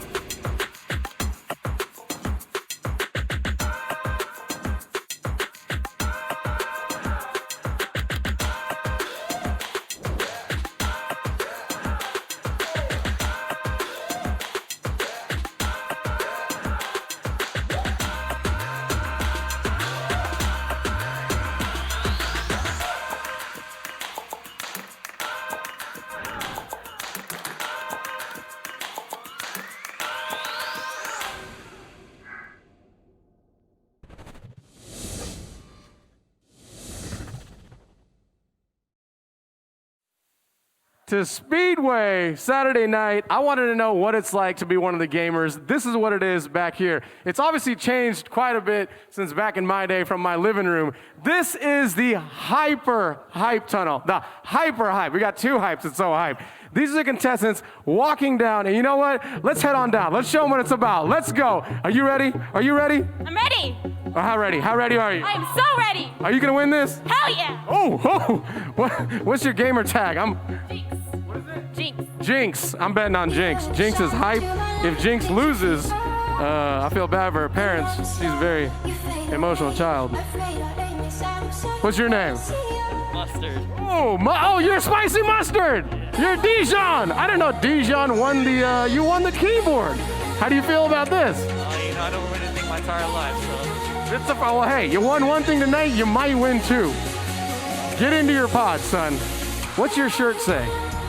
Golf and tacos. Golf and tacos. That's a shirt for a 45-year-old man. But I'll be honest, I love golf and tacos. I'm rooting for you, kid. Everybody's plugging their instruments in. This man obviously wins the fashion award. Light up mask, custom hat. Thomas, what do you say, bud? Golf and tacos with this weekend. That sounds like a good plan to make. Just a side note, while we're here, it's 50-mile-per-hour winds tomorrow in Las Vegas, so be careful. Yikes! That desert wind. That's very true. And you saw here, we're about to get started with the first semifinal of two. And like I mentioned before about the mountain that is SNS, we're at that halfway point. But because of that, there'll be a lot less room climbing up that mountain with a lot more people to try to knock people off. That's right. How are things changing here in the semifinals now? So the way this works is that semifinals are a bit different. Points still kind of matter, but your ranking matters more. So the way this works is that instead of 4 races, we're bumping it up to 6. So it's 6 races for each semifinal, and the best 6 players continue on to the grand finals. That's going to be our first 6. After that, we'll do the second semifinal, and the best 6 from their 6 races are going to go on to the grand finals. That way, you can put 6 and 6 together. That's our final 12 for the grand finals, which we'll have later on tonight. So essentially what it is that you're saying is, whereas before where we had 3 different qualifying heats and everybody was competing on the same board, now the other heat does not matter to you. It's just about being in the top 6 in yours and you're good to go. So everybody from the first heat will already know their results and if they're going to the grand finals. Absolutely. We'll know that right after the 6th race of the first semifinal. And you saw they're all getting set up, ready to go. This is going to be insane, if you ask me. Because like I said, we have Too Lit to Quit, who had 57 points in his qualifier. Those 57 points were great, but now he's got to go against even tougher competition in the semifinals because of that. That's right. It's going to be even more difficult from here as the field starts winnowing down. We're seeing that separation. And as Macho Man always says, the cream rises to the top. Oh, yeah. Nailed it. Thank you, I appreciate that. But let's also list down who we have here, because we have Too Lit to Quit, we have Samuel, RXD, Gourmet, Immortal Man, Free Dizzle, Beastly Mustard, Jinx, Tanjiro, Proja, Savgo, and Fun Size in this first semifinals. That is a stacked group of competitors. So let's name a few people right off the top of that.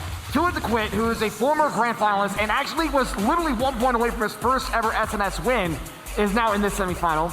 Samuel, who is a 9-time SNS winner. RXD, who is usually a guaranteed grand finalist, is a very hard, tough competition representing Arizona.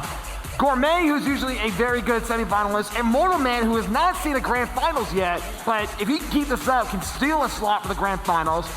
Free Dizzle, who is also a very good competitor as well, a bit of an underdog. Same with Beastly Mustard. Jinx, who on her first night here made it to the grand finals. Tanjiro, who this is her first night here, I believe, could steal a spot as well. More of a dark horse in this one. Same with Proja. Savgo is also one to look out for because he is a pirate hacker, and he is part of what I call the Boo Trinity, where the 3 of our best competitors play King Boo. Savgo, Glitch, and Kyret. We'll see Glitch and Kyret after the second semifinal, but right now Savgo's got to ride alone against the rest of this very difficult semifinal. And now that's one of the big differences is you may be on a team with other players, but it doesn't work the same way it does in NASCAR where, you know, you're gonna draft for your teammate and have a plan, but still can help to have a couple friendly faces. I mean, you never know, because here's the thing. Like you said, this is not a team event. I don't care how many pirate hackers we have in the semifinals, because in the end, everyone is for themselves. If you're in that 5th through 8th place area and you're trying to fight for that top 6, I would not be surprised if we see a backstab moment going on in the last race, just so they can make it to the grand finals. Now, before everything, you said you had a favorite to win all of it. So, At the start of the qualifiers, at the end of the qualifiers, I still say that if Too Lit to Quit can keep this momentum up and do another great job like he did in his qualifier, he could potentially win his first SNS here tonight. And who do you have? I think I'm going with Glitch. I believe you said that he's going for number 12. I believe he's going for number 12, and he's going to be in the second semifinals, yes. You know what? Since my guy Rocky Road didn't make it, very sad, I'm jumping ship. Geronimo, you are my guy. You're taking this home. And I'm also, just for spirit's sake, I'm rooting for Fun Size. Oh. Fun Size, who did steal a second chance. You never know. She is also a dark horse in this one, but the competition is going to be very steep. It's going to be very difficult for her to break through a lot of these seasoned veterans that we have here. So we'll see what's going to happen as we're about to hopefully get started with the first race relatively soon. I will say, I'm afraid of Jinx. I tried interviewing her. She's about half my size. She seems like she's thrown a controller or two before in her life. Oh, you never met Air Boom. That's a little ball of fire, and if she wins, I won't be mad. Who among us has never been there? That's all I say. What, breaking a controller? Yeah. Oh, See, I'm guilty of doing that. Back in my day, when you threw the controller, the cord was still attached, so it either boomeranged back and caught you in the face. Oh, it's time to race. Here we go. And it looks like for the first race of 6 in the first semifinals, we're going to Cloud Top Cruise. This one's a very tricky track. A lot of hops, a lot of jumps, but at the same time, there are a lot of falls. So you got to be very careful with this one. Yeah, some of the areas have those walls that can get really irritating and bump down your speed, but then when they're not there, all of a sudden you're falling off the track. And you saw that Jinx, she did bump on the walls a few times. This slowed her down. Now it's about the mid to back part of the pack. Meanwhile, it looks like that's, I don't know, that King Boo, I believe that's going to be RAR XD at the front of the pack right now. Looks like we got some inclement weather. Does this weather stay around the whole time? Well, when you're climbing up to the clouds, the storm is happening. You got to watch out for those lightning bolts if you're trying to go to the speed pads. Is this Jack and the Beanstalk? Kinda, you can call it that. Yeah, highly common in the clouds right now. Where's Jack? Not here. I think he fell off, along with the Giant. But it looks like Samuel's about stuck in the back of the pack. Gourmet is right now in the third place, trying to get past this King Boo up front here, and I believe RXD. And you see the mini-map, that gap is starting to slowly speed up, but the blue shell is going to come into play. That's going to change things. That's going to take out. Blue shell. Here comes the blue shell. Here comes the blue shell. The fact he's got to take this one. But the gap is still wide up, but a red shell's going to hit him. Oh, he's out of defenses, and now Roar's taking a beating. I think that's Samgo who stole it away from RXD. It is Samgo, but he gets hit by a lightning bolt. And now he's going to backing avoid. up. Oh, that might have been a mistake trying to avoid that blue shell. Ends up catching a red too. And now it's going to be Gourmet trying to serve up some home cooking, taking first place into the third lap. And Gourmet, like you said, taking the opportune moment, staying away from those lightning bolts. It still is right now in first place, but it's still being chased up by RAR XD and this Roy here. Just got to be very careful here. Oh wait, another blue shell! Very thin margins. That blue shell's going to come in, and now it's going to be Beastly Mustard coming to the front. Beastly Mustard, a very smart move, using the sound horn to keep himself away from everyone else in the pack. But gets hit by some fireballs. So now it's a big fight for first here. It is a battle between all three. It looks like Immortal Man, Beastly Mustard, and Gourmet all trying to make their way and battle into that top spot. And Immortal Man, it looks like he has a defense with a great Oh no! Immortal Man! Oh, and someone fell as well, and it's going to be RAR XD! RAR XD! Nobody's picked to win this. Takes home the whole gold. Very impressive. Wow, that heartbreaker for Immortal Man. Not having enough defense to work, but I believe he was in third place. And I want to say that was maybe Glitch or Funny Name in second. Wow, did Beastly fall all the way down to fourth? I believe so. That was rough because it looked like someone fell off right at the end trying to go through that shortcut. They got knocked off by Roar. And that just, it doesn't get more painful than falling off the ledge there right at the final turn. And that's where character weight actually makes a giant factor here, because if you're not a very heavy character, if you're going to run into someone heavy like a King Boo, you're going to fall off and get bumped real badly. And that's exactly what happened there. No question about it, that character weight can come into play there. And then the other factor is that acceleration and speed difference. Just a lot of different things to take into account for when you're going to be choosing that character and who you want to play as there. Depends really on your strategy for the most part, and sometimes you just get unlucky like that. Absolutely. It looks like we're going to start with the second race, and we are going back to the second time tonight to Dragon Driftway. Is this a Chinese restaurant? Well, it's a dragon at least. It looks like a lovely restaurant. You see right now on screen is War XD, who is right now in the front of the pack, that Arizona representative. And like I said, every time he's here, he is Come on, Fun always Size. guaranteeing himself into the grand finals. Let's see if he can keep that up for tonight. Fun Size playing in the shadows here and playing in the shadows in 11th place right now, trying to make her way up through the pack, but having a little bit of a tough time with these curves. Dragon Driftway is not an easy track. If you're inexperienced, you got to deal with all those drifts and a lot of those twists and turns, or else you're going to hit the wall like what's happening with her right now. Free Dizzle over in 5th, coming up on these jumps and coming around the corner, and now Beastly Mustard in 8th, trying to use those shells, doing a great job with the mushrooms, getting around that curve. And in a battle for 6th and 7th. Meanwhile, Tanjiro up in 4th right now. He can see 2nd and 3rd in front of him. Looks like Roar XD way out in the front of the pack, though. And Proja stuck in the back of the pack, has a star, is going to fight off right now, gets a double item box to work with, and we'll see what happens in that roulette. Meanwhile, Roar XD is still in 1st place, but is being chased by this Waluigi who has a star and has to really watch out here. God, that is one of my nightmares, being chased around by a Waluigi. It looks like my Uber driver. Roar XD obviously improving the last race. Oh, but a little too tight on the turn. It falls off. Somebody's and foot gets just fell sniped off. with the bullet bill. A mortal man proving mortal here as he drops all the way down to 11th. But we're still at the last lap. Anything can change with this last lap. Even Roar XD, who still has a decent gap, he goes with the hop, and the hop works. Roar XD is moving it. Roar XD is going. He's rubbing it into everybody's face. Look at the lead. Can anybody catch Roar XD? Proving that last race wasn't a fluke. He's got one more turn to go, but it's looking good for him right now. He's just got one man behind him. And it's just that Cat Peach, and I believe that's actually too lit to quit. So right now, the blue shell is not going to matter with Roar XD. He is in 1st place. But it is going to go under Too Lit to Quit. Too Lit to Quit got hit. And you see, I believe this Donkey Kong passed him up for 2nd place. I will double check the scoreboards in a moment. Oh, that could have been brutal there. Yeah, Too Lit to Quit going to drop all the way down to 3rd.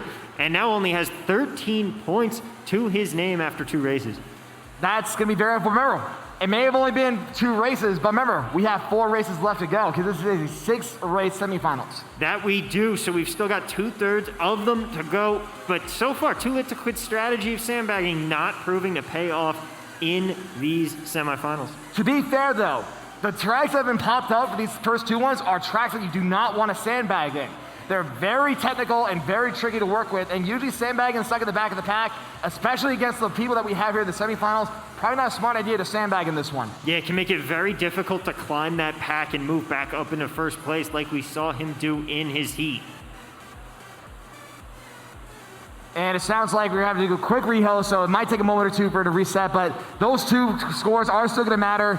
But like I said, that's going to be very tricky for Too Lit to Quit, but this little reconnect might give him time to recollect himself. Yeah, sometimes you need to do that. You need to just be able to stop and take a breath and reevaluate, change your strategy up, and figure out what's going to work better for you moving forward. But yeah, like I think overall, Roar XD is 2 for 2 on 1st places, has a dominating 30 points.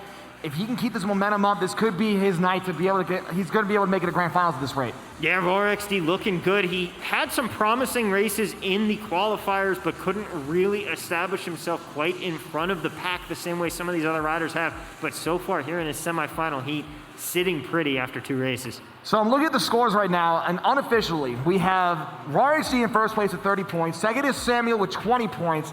And Beastly Mustard is 3rd with 19 points, followed by 4th place being Gourmet with 18 points. The top 4, well, 2nd through 4th is only between 2 points, but then there's a 10-point dominating lead that Roar XD has right now. He's got to feel good with that cushion, but remember, for the players that are battling for those other spots all the way down to 6th, like we said, you don't care about what's going to happen in the other races, so it's not about hitting a point threshold where you're going to feel comfortable. It is solely about making sure you make it to that 6th place spot. And it looks like Good Wolf has another interview for us downstairs. Now I'm down in the pits with the one and only Fun Size. Fun Size.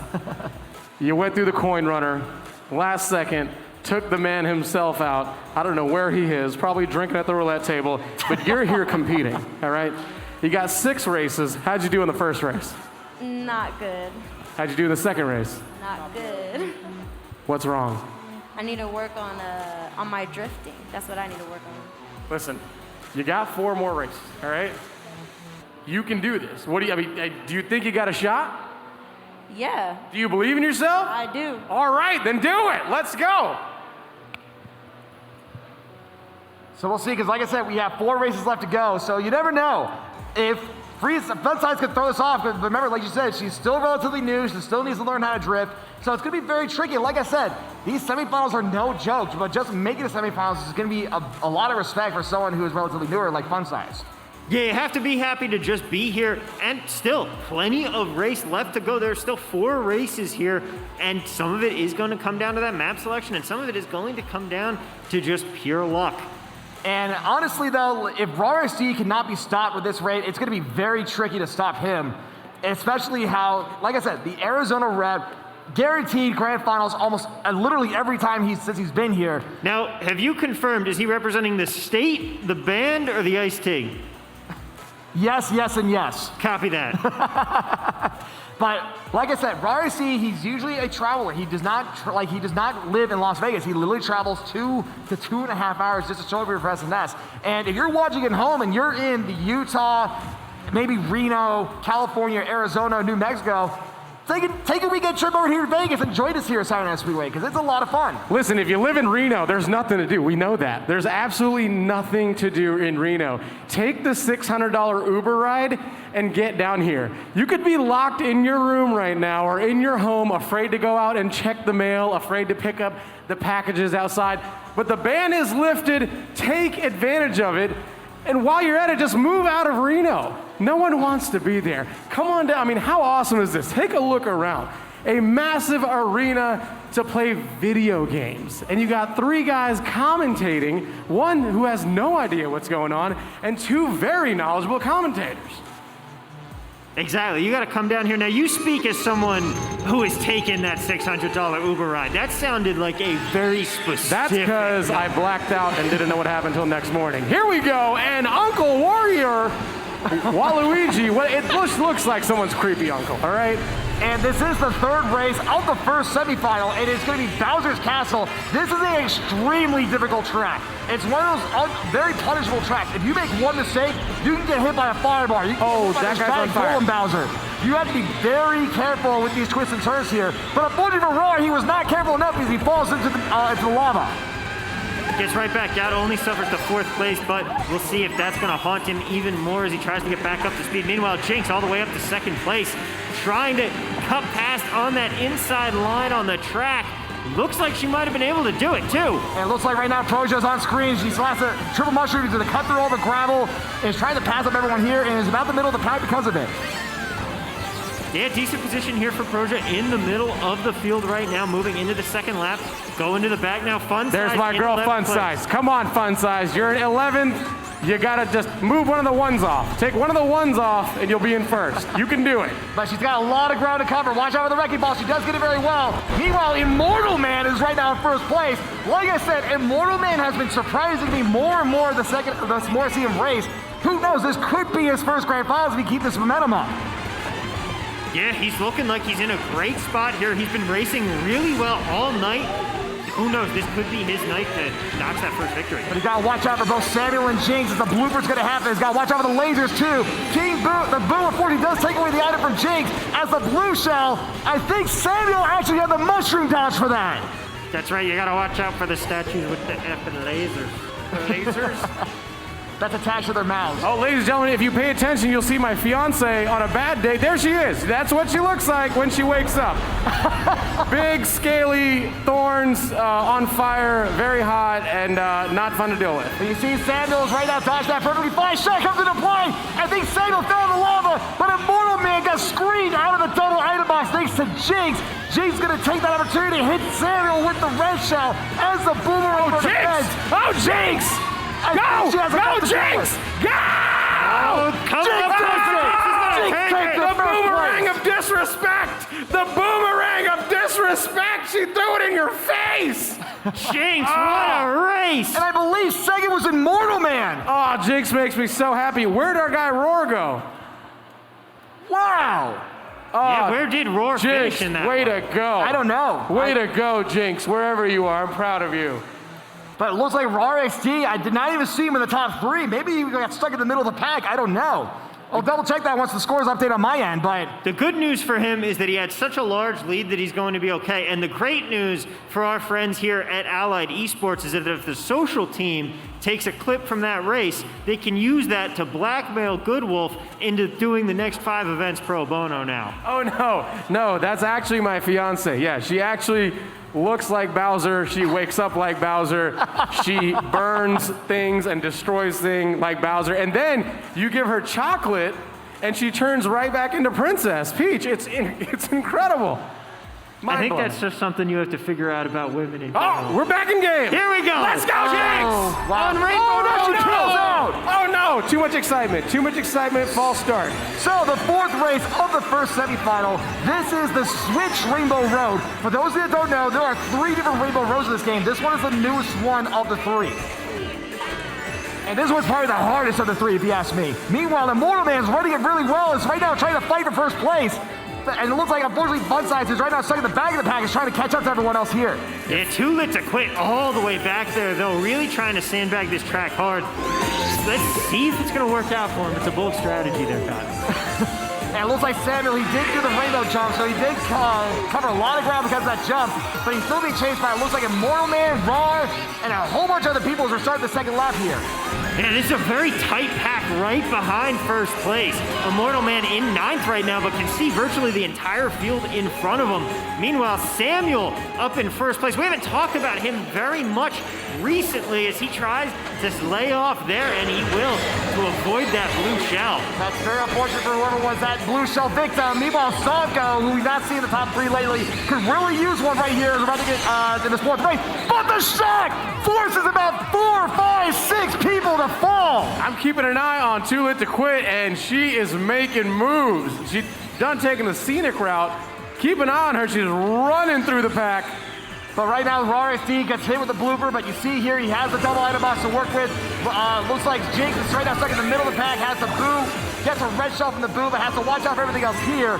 Meanwhile, Beastly Monster's in 2nd place, right now trying to get away from Samuel, and whoever this King Boo is up front, I believe that's RXD. Beastly Mustard up front. Beastly Mustard coming around from the pack. Proja back in 9th, but again, everybody is so close by. And another shock. I believe another like 3 or 4 people falls off the mat because of that real-time shock. Those electric shocks can do such damage to the entire field and throw everybody off a rhythm. Roar XD in a battle here, trying to make his way into first place because it's Too Lit to Quit. Too Lit to finally Quit. come up in the lead. The sandbagging So right now works. it's a fight between Rar and Too Lit to Quit as we're about to go through these last couple turns in the last lap here. And you see he's trying to drag Rar and hit him with the banana peel. Oh, no! But he gets Oh, no! backside by the green shell. Oh, but hang on, Oh, what is fell off this? the edge, What and is now it's just happening? utter chaos. I don't know who got that. Who got that? Too Lit to Quit in her EDC outfit falls all the way back to 5th place. I think that was Immortal Man who stole that. Immortal Man coming Yes! out Steal Look at it. the energy! Look at the energy! All 9 years of it. I love it. I love Immortal it. Man just stole a win from the likes of Too Lit and Rar. Immortal Man, give me one big scream. Let's hear it. I heard that Love from it. here. Love it. It was adorable. It was so little and cute. But here's the thing, there are still 2 races left to go, and That's it right. showed 2 races worth of points, but it did not show the other 2 races because we had to do that reset earlier. Yeah. So everything will be added up after these next 2 races, so who knows exactly what's going to happen once those last couple of races are done. Yeah, it's anyone's games right now. It looks like Roar's lead has quickly diminished. He had that 10-point advantage after the first 2 races, but that rehost has not done him any favors. So Now, unofficially, out of these semifinals, how many people are going forward? only 6 for each semifinals. Only 6. So as long as you're in the top half, you got a chance. Exactly. But I'm looking at the scores unofficially. Rar is right now in the lead with 42 points. Second is Immortal Man with 41 points. It is a 1-point difference between Rar and Immortal right now. Now, what's the gap the rest of the way? Well, right now, race 5 is going to be Moo Moo Meadows again. So let's listen up. Samuel is 3rd with 39 points. 4th is Gourmet with 38. And then it's Beastly Monster at 5th with 35. Now, while we watch Immortal Man take first place, if you are in that semi-second final, I need you to get upstairs and get to the bathroom. Stephon is there waiting for you. If you're in that second semi-final, we need you to get up here and get ready. Meanwhile, Immortal Man, You heard Good Wolf right. Stefan is waiting for you in the bathroom. And it looks like Outside the bathroom, not in the bathroom. Don't go in the bathroom unless you have to go to the bathroom. so. The second semifinal for the record is gonna be Riding My Pidgey, Glitch, Geronimo, Kyret, Funny Name, Me Gamer, Hero, Frago, Jace, Marshall Troopa, Ninja Scar, and Zero Day. Beastly Mustard sitting back and forth. You could say he's trying to catch up. That was a little condiment humor for anybody likes condiments. But right now, it looks like Too Lit to Quit is sandbagging in this one. Unfortunately, though, I do not think this is a track you want to sandbag because there are not anywhere as many idle boxes to work with compared to the average track.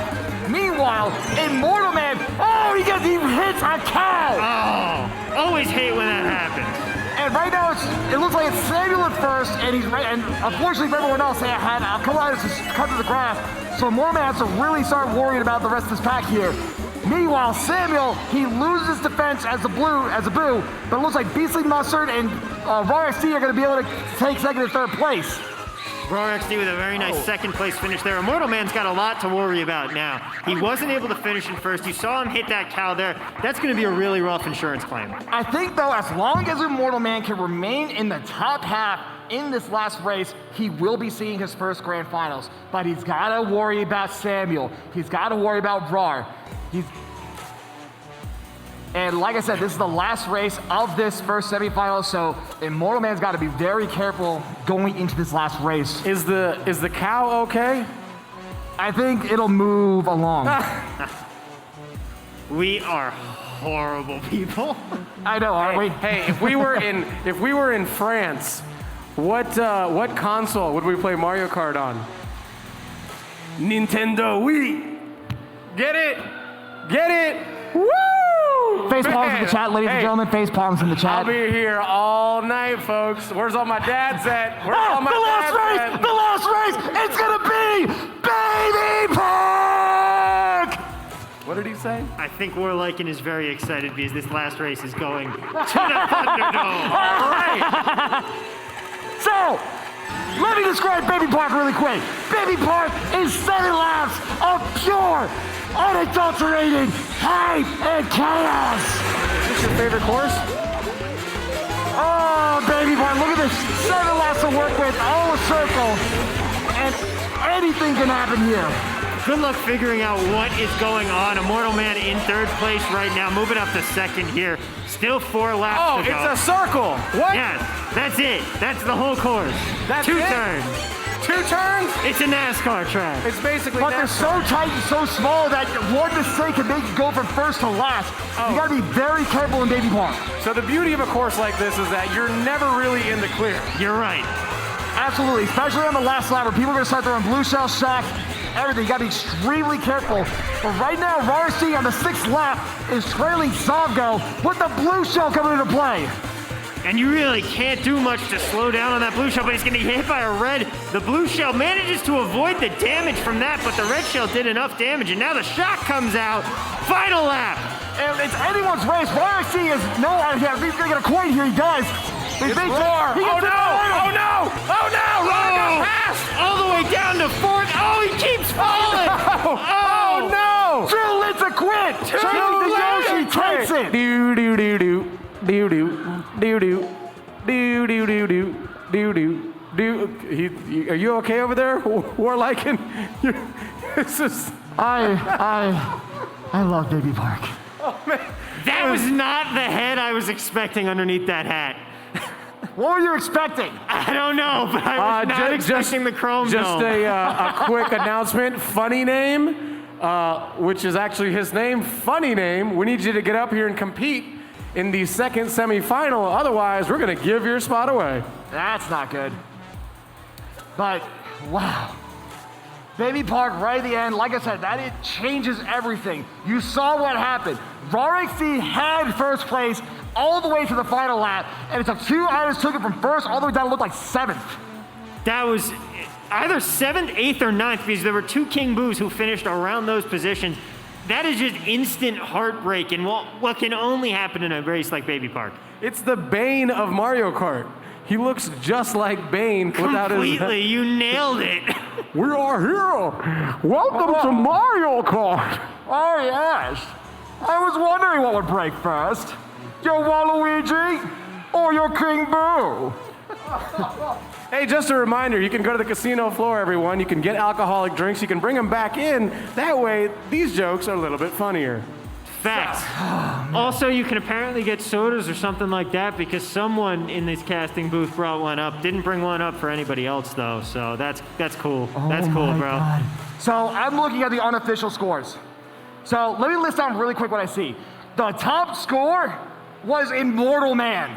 He took it by 2 points with 60 points total, and this is his first ever Great Finals appearance because of this. Wait, so the top score was Little Immortal Man? It was literally Immortal Man. Oh man, I love Little Immortal Man. He's the best. He's the electric dynamo. Now, do you have We have the we've scores. got the full Let's show the scoreboard here. scores. Here comes the scores. Immortal Wow. Man with 60 points. Roar, obviously we expected him to be at 58. Samuel holding steady. Beastly Mustard still has some catching up to do.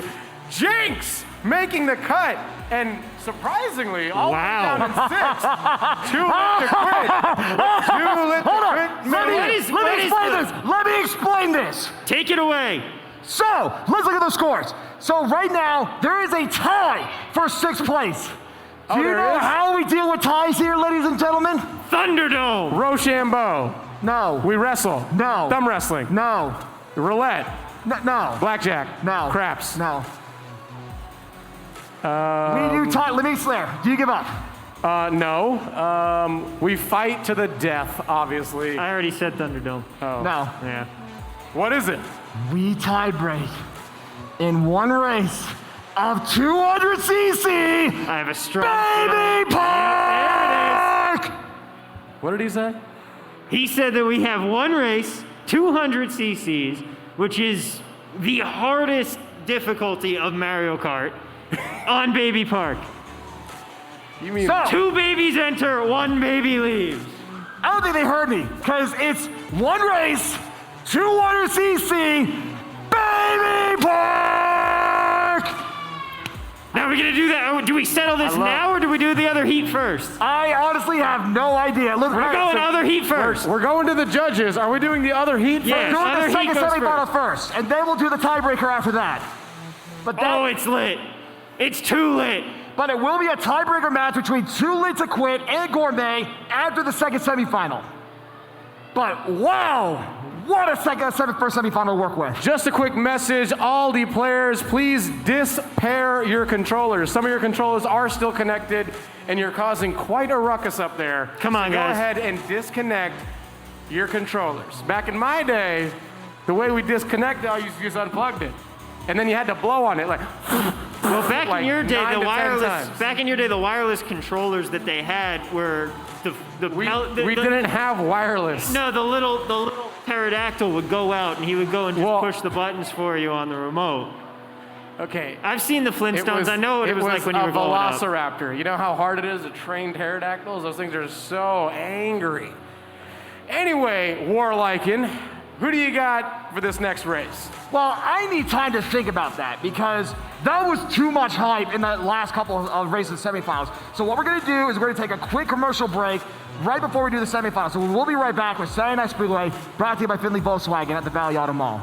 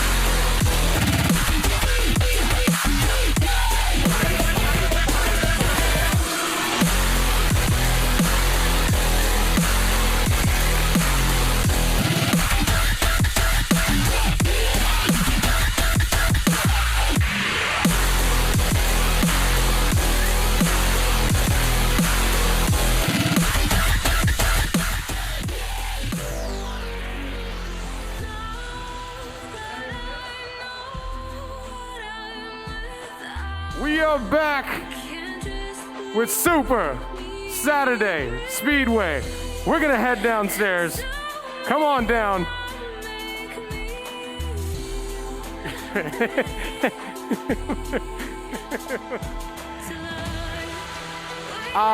It's Super Saturday Night Speedway. I'm adding a little extra super to it. Obviously brought to us by Findlay Volkswagen.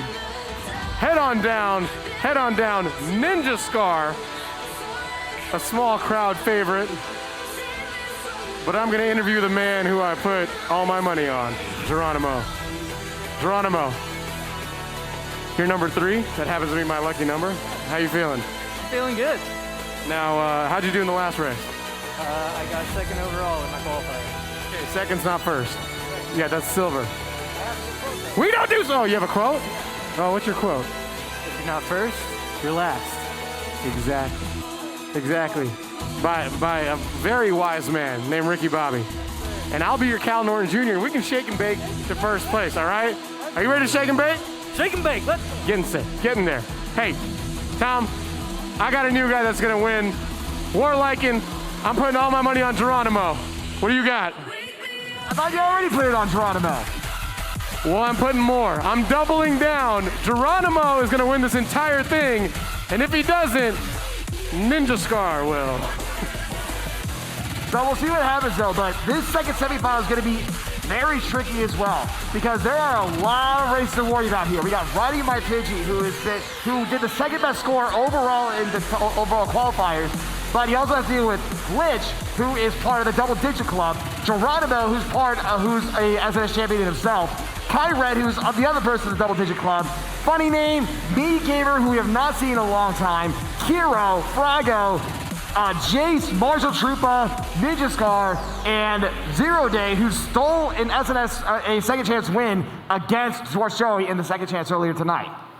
You know, I'm just really excited for Geronimo because I heard him down there and I know he is ready to shake and bake. But I think this is going to be a very difficult semifinals to work with because, like I said, there is a lot of experience just down there in the track alone. Just Kyret and Glitch alone make up, I believe, 24 of the overall 59 SNSs we've had here. That's almost half of all the overall SNSs just for those two people alone. That is just an incredible pedigree, and you know, Good Wolf, by the time we're done here tonight, we're going to have perfected the Chris Collinsworth slide-in for you here. Well, I got a bad hip, guys, so it's not the smoothest slide in. But you're telling me there's been 59 races.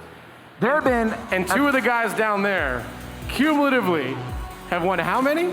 24, I believe, if not 25. Those two combined have over 20 wins. So let's put it this way. They hold over 40% of the overall SNS victories. Which two is that? That is Kyret and Glitch. And neither of us picked those two. Nope. I took Glitch.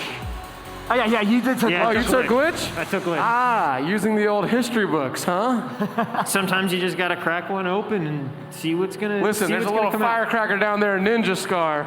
No question about it. I saw you talking with her before everything I don't know where got she started is, here. right? Look, her and Jinx, I got a soft spot for him. But Geronimo, I need to hit this parlay, so let's do this, buddy. I think, honestly, like I said, just those two alone are going to be difficult to work with. Geronimo, like I said, I believe he has 2 or 3 SNS wins under his belt as well. And then we have Riding My Pidgey, who did a great job as qualifier, but he's got to keep that momentum up, or else the same thing that happened to 2 Lit could happen to him as well. So we don't know what's going to happen from here on out.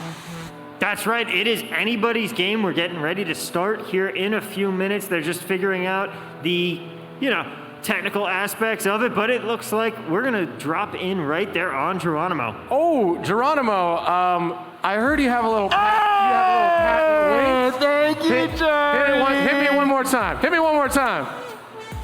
Oh, my favorite part of Geronimo. You can tell he's smiling even with the mask on. It is the best week in Vegas, ladies and gentlemen. My favorite part is when his mask is real tight and he starts breathing and it fogs up his glasses and he can't see. That gets me every time. That is by far the most frustrating aspect of these masks. contact lenses have really helped me out there, but when I have my glasses on and I still have to go out, it can be unfortunate. Even me with my sunglasses, if I had to wear that with my mask, it's just a pain to wear because then it fogs up my sunglasses. I'm like, what the heck's going on here? But overall, you really can't complain too much. I mean, there's a reason for the masks, and it's good to see that everybody has really gotten on board with wearing them and helping out so that we can get back to being at full capacity here in Arena. And exactly, we can have bigger matches, bigger rooms, bigger fans, and obviously people have been able to design their masks. As we take a look at our TGA Fridays Employee of the Month, Matt Sita, aka Warlykin. Is that Venom? This is like a demon Venom style mask, so yeah, you can call it that. All right. Is it warm? It looks warm. It's very toasty, yes. I will admit, like, during the commercial breaks, I had to pull it down a little bit so I can breathe a little bit, but yeah, it is it wraps around my entire head, so it does take a lip lot. sweat, and here we go. And this is the first race of 6 of the second semifinal, and this is going to be the Super Nintendo Rainbow Road. And this is going to be a very hard one as well because this is one of the few tracks in the game that has no walls whatsoever. I used to live in an apartment on Rainbow Road. Really? Nah. Oh. But meanwhile, though, Kyret is on screen in first place. And like I said, Kyret has the most amount of overall SNS wins. You know she wants to add another one to her belt. That's right. There's so much talent in this semifinal matchup. It's going to be a real dogfight to get into that top 6. And right now we see Riding My Pidgey holding on in third place here. He can see second and first in front of him, but he's got a ways to go and only one item to help catch up that ground at the moment. Meanwhile, Zero Day and now Ninja Scar all the way back over in 9th, but still very much in this Come on, pack. Ninja Scar. You can do it. Let's go, Ninja Scar. She's got to start catching up a little more. Meanwhile, Kyret, you see the gap is starting to slowly widen between him and that Waluigi. It was Funny Name, and then there's a giant gap between, well, there was a giant gap between Funny Name and Riding My Pidgey, which just benefits Kyret in the end, because now look at the gap between Kyret, who's the King Boo on the mini-map, and the Waluigi, who's second place. That is just such a huge gap here. Kyret sitting pretty right now. Wow. On this final lap, got 2 more turns to go around. Here comes the blue shell. Here comes the blue shell. And Kyret, she has the mother-in-law. Gotcha. That is going to lower the gap a little bit, but I don't think that's enough. That shock might help, though. Oh, no. This could change things here. No. There's that time delay between second and first re-expanding, and this could change it. The gap very much closing. Here comes Metal Wario. Metal Mario coming up. Gets past Kyret all the way into first. And Kyret's going to finish third. I think that was Kiro who stole that. No. Wow. What happened? Kiro stole that. What happened? Who just won? Kiro? Kiro stole that one. Oh, look at Kiro. Kiro, stand up, son. Stand up. Take a bow. Kyret How about a round of applause for Kiro? Look at place. that. He's got the gaming sleeves on. No tendonitis for that guy. He is ready. Kiro, go ahead and stand up. One more time. The camera's on more. you, son. The camera's on you. Stand up. Stand up and take a bow. There we go. How about a round of applause for Kiro, ladies and gentlemen? Got the Sub-Zero sleeves on, Pirate Hackers jersey. And I think that's actually one thing to mention. I'm glad you mentioned the Pirate Hackers because look at how, I'm going to count off how many Pirate Hackers we have here in this semifinal. We have Glitch, Kyret, Geronimo, Riding My Pidgey, and Kiro, just right off the top of my head. Almost half the people in the semifinals are on the same team. Oh, I thought they were a dance group. The Pirate Hackers, they don't dance? No. Oh, they're gamers? You're thinking of the Pirates of Penzance. Oh. Easy, common mistake. Happens all the time. That's very true. Not And the bad. second race, Ooh, we're going to be right. a little cheesy because we're going to Cheeseland for the second race. This place is called Cheeseland? This is legit called Cheeseland. For those among us who are lactose intolerant, there are bathrooms on both floors. But right now, Kiro is on screen. He's trying to fight off this Roy who's up front. But if he can keep this momentum up, he's really going back to the grand finals. Brago, so remember the sandbag strategy I mentioned earlier, right? Yep. Cheeseland is one of the best stages to sandbag on. So whoever's sandbagging is actually doing a very smart move in this one, if you ask me. You could say he's cutting the cheese. And Well, they got to be Gouda about it. We got a Gouda reference. But right now you see Kyret, who also is part of the Bagger's Paradise, and is going to be getting a double item box into a star and a golden mushroom. Going to use the star to get to the ramp here as we're going to the second lap. A fun fact, the golden mushroom gives you an unlimited amount of burst. For a certain amount of time, though. It's not Exactly. infinite. So the more you fire it, though, the more you'll just be able to do a continuous run. You see Geronimo's also stuck in the back of the pack as well. Definitely wants to catch up to the front of the pack. Yeah, that's sandbagging. This is about the time where you start trying to creep up to the front now. On Geronimo. But right now, Frago is in the front of the pack. He's being chased by Kiro. The red shell, it does not go under. I think it went for Kiro instead. The last line's about to start right here. He only has a coin to work with. But because he had that coin, he's manipulating the items so he doesn't get a second coin guaranteed. Wearing the helmet, safety first. Didn't work there. Fortunately, me gave her, and you see the last lap starting. Kai Red fires off the bullet. And you see, look how much ground Kai Red is covering with this bullet. She went from last all the way to 6 because of that one bullet. That is just such a huge climb up the pack here. The third lap. Somebody else is on their way. Somebody else on their way. And there is a struggle for the front of the pack. You see this mini map here. Here we go. Who's going to be able to take it? Who pepperjacked the win? Hey, nice one. So Glitch Lily got second. I think that was actually Kai Red who took it. Funny Name got third place. It was Kai Red. Kai Red stole it. Too bad we were watching 13th place when that happened. Kai Red with the win. Kai Red, where are you at, bud? I mean, like I said, Kai Red is known as one of the best, if not the best racer we have here for a reason. Most amount of wins overall in SNS, and that proves that she has the strategy enough to take another SNS win here tonight. No question about it. So many people playing so well, and Kai Red, take a bow there after Kai that Red, victory. stand up, son. Stand up, Kai Red. Take a bow. And he is also part of the dance group, Pirate Hackers. No, racing group. Gaming group. We've been over this. We've talked about this. Come on. They're a dance group. I've seen them. They perform right after the Jabberwockies. No. They go out. They used to do the Treasure Island show. No. I knew That's what it is. They do the boat thing. Yeah. They do the boat thing. Thanks for helping us out on that, Warliken. We're glad we cleared that up. You're welcome. I don't know anymore. Don't we I think have I'm gonna start- and we do have a semifinal tiebreaker coming up after this. Is that right? Yeah, don't forget about that. That is right, but we'll deal with that right after we deal with these last couple of races. This is race 3 of 6, and we're in Swamp Ruins this time. And Swamp Ruins it's one of the first tracks of the game, but there are a lot of tricks to work with, a lot of shortcuts to work with if you know them. And knowing Kai Red, she definitely knows all of them because let's face it, the amount of wins she has, she better know all the races here. Yeah, if Kai Red doesn't take a hit anytime soon, she might be running away with this. Yeah, you got to know these tracks like the back of your hand if you're going to compete at this level, and Kai Red clearly one of the players who does know that. But unfortunately for Kiro, he was stuck in the back of a person's cart who was dragging a banana peel, stuck in about 9th or 10th place because of that. That's why you don't tailgate, kids. Very true. And the second lap at the start, you see Kai Red taking the no-item shortcut here and has an item box with a banana to work with. And look at the gap. Like I mentioned, it's starting to slowly get bigger and bigger as more time passes by. And that gap is so huge because of the fact that it gives you a little bit of insurance if you get hit with a blue shell. When you're not in one of those situations where you can easily stop and let someone else take that shell, you need to have that distance be as large as possible. Exactly. You see Funny Name, who unfortunately had no defense to work with, but has a mushroom to keep his momentum up, but gets hit by another red shell because of that. The old mother-in-law got him again. But right now you see Kai Red still has a gap between him, her, and Geronimo, and then there's like another smaller gap happening here, but you see the red shell does hit Kai Red right at the last second, and forces Kai Red to use the no, not again! It looked like Geronimo may have had triple red to work with to answer to Kai Red. Here comes the blue shell. Here comes the blue shell. The Bluetooth speaker, it worked! And the horn, like I said, it is the surefire way to get rid of a blue shell. Among a few other ways to do it, but that is the most guaranteed way. Oh, Geronimo, watch out now! That red shell is going to get hit. And that's when you get Isabel. We're tired of the morning announcements.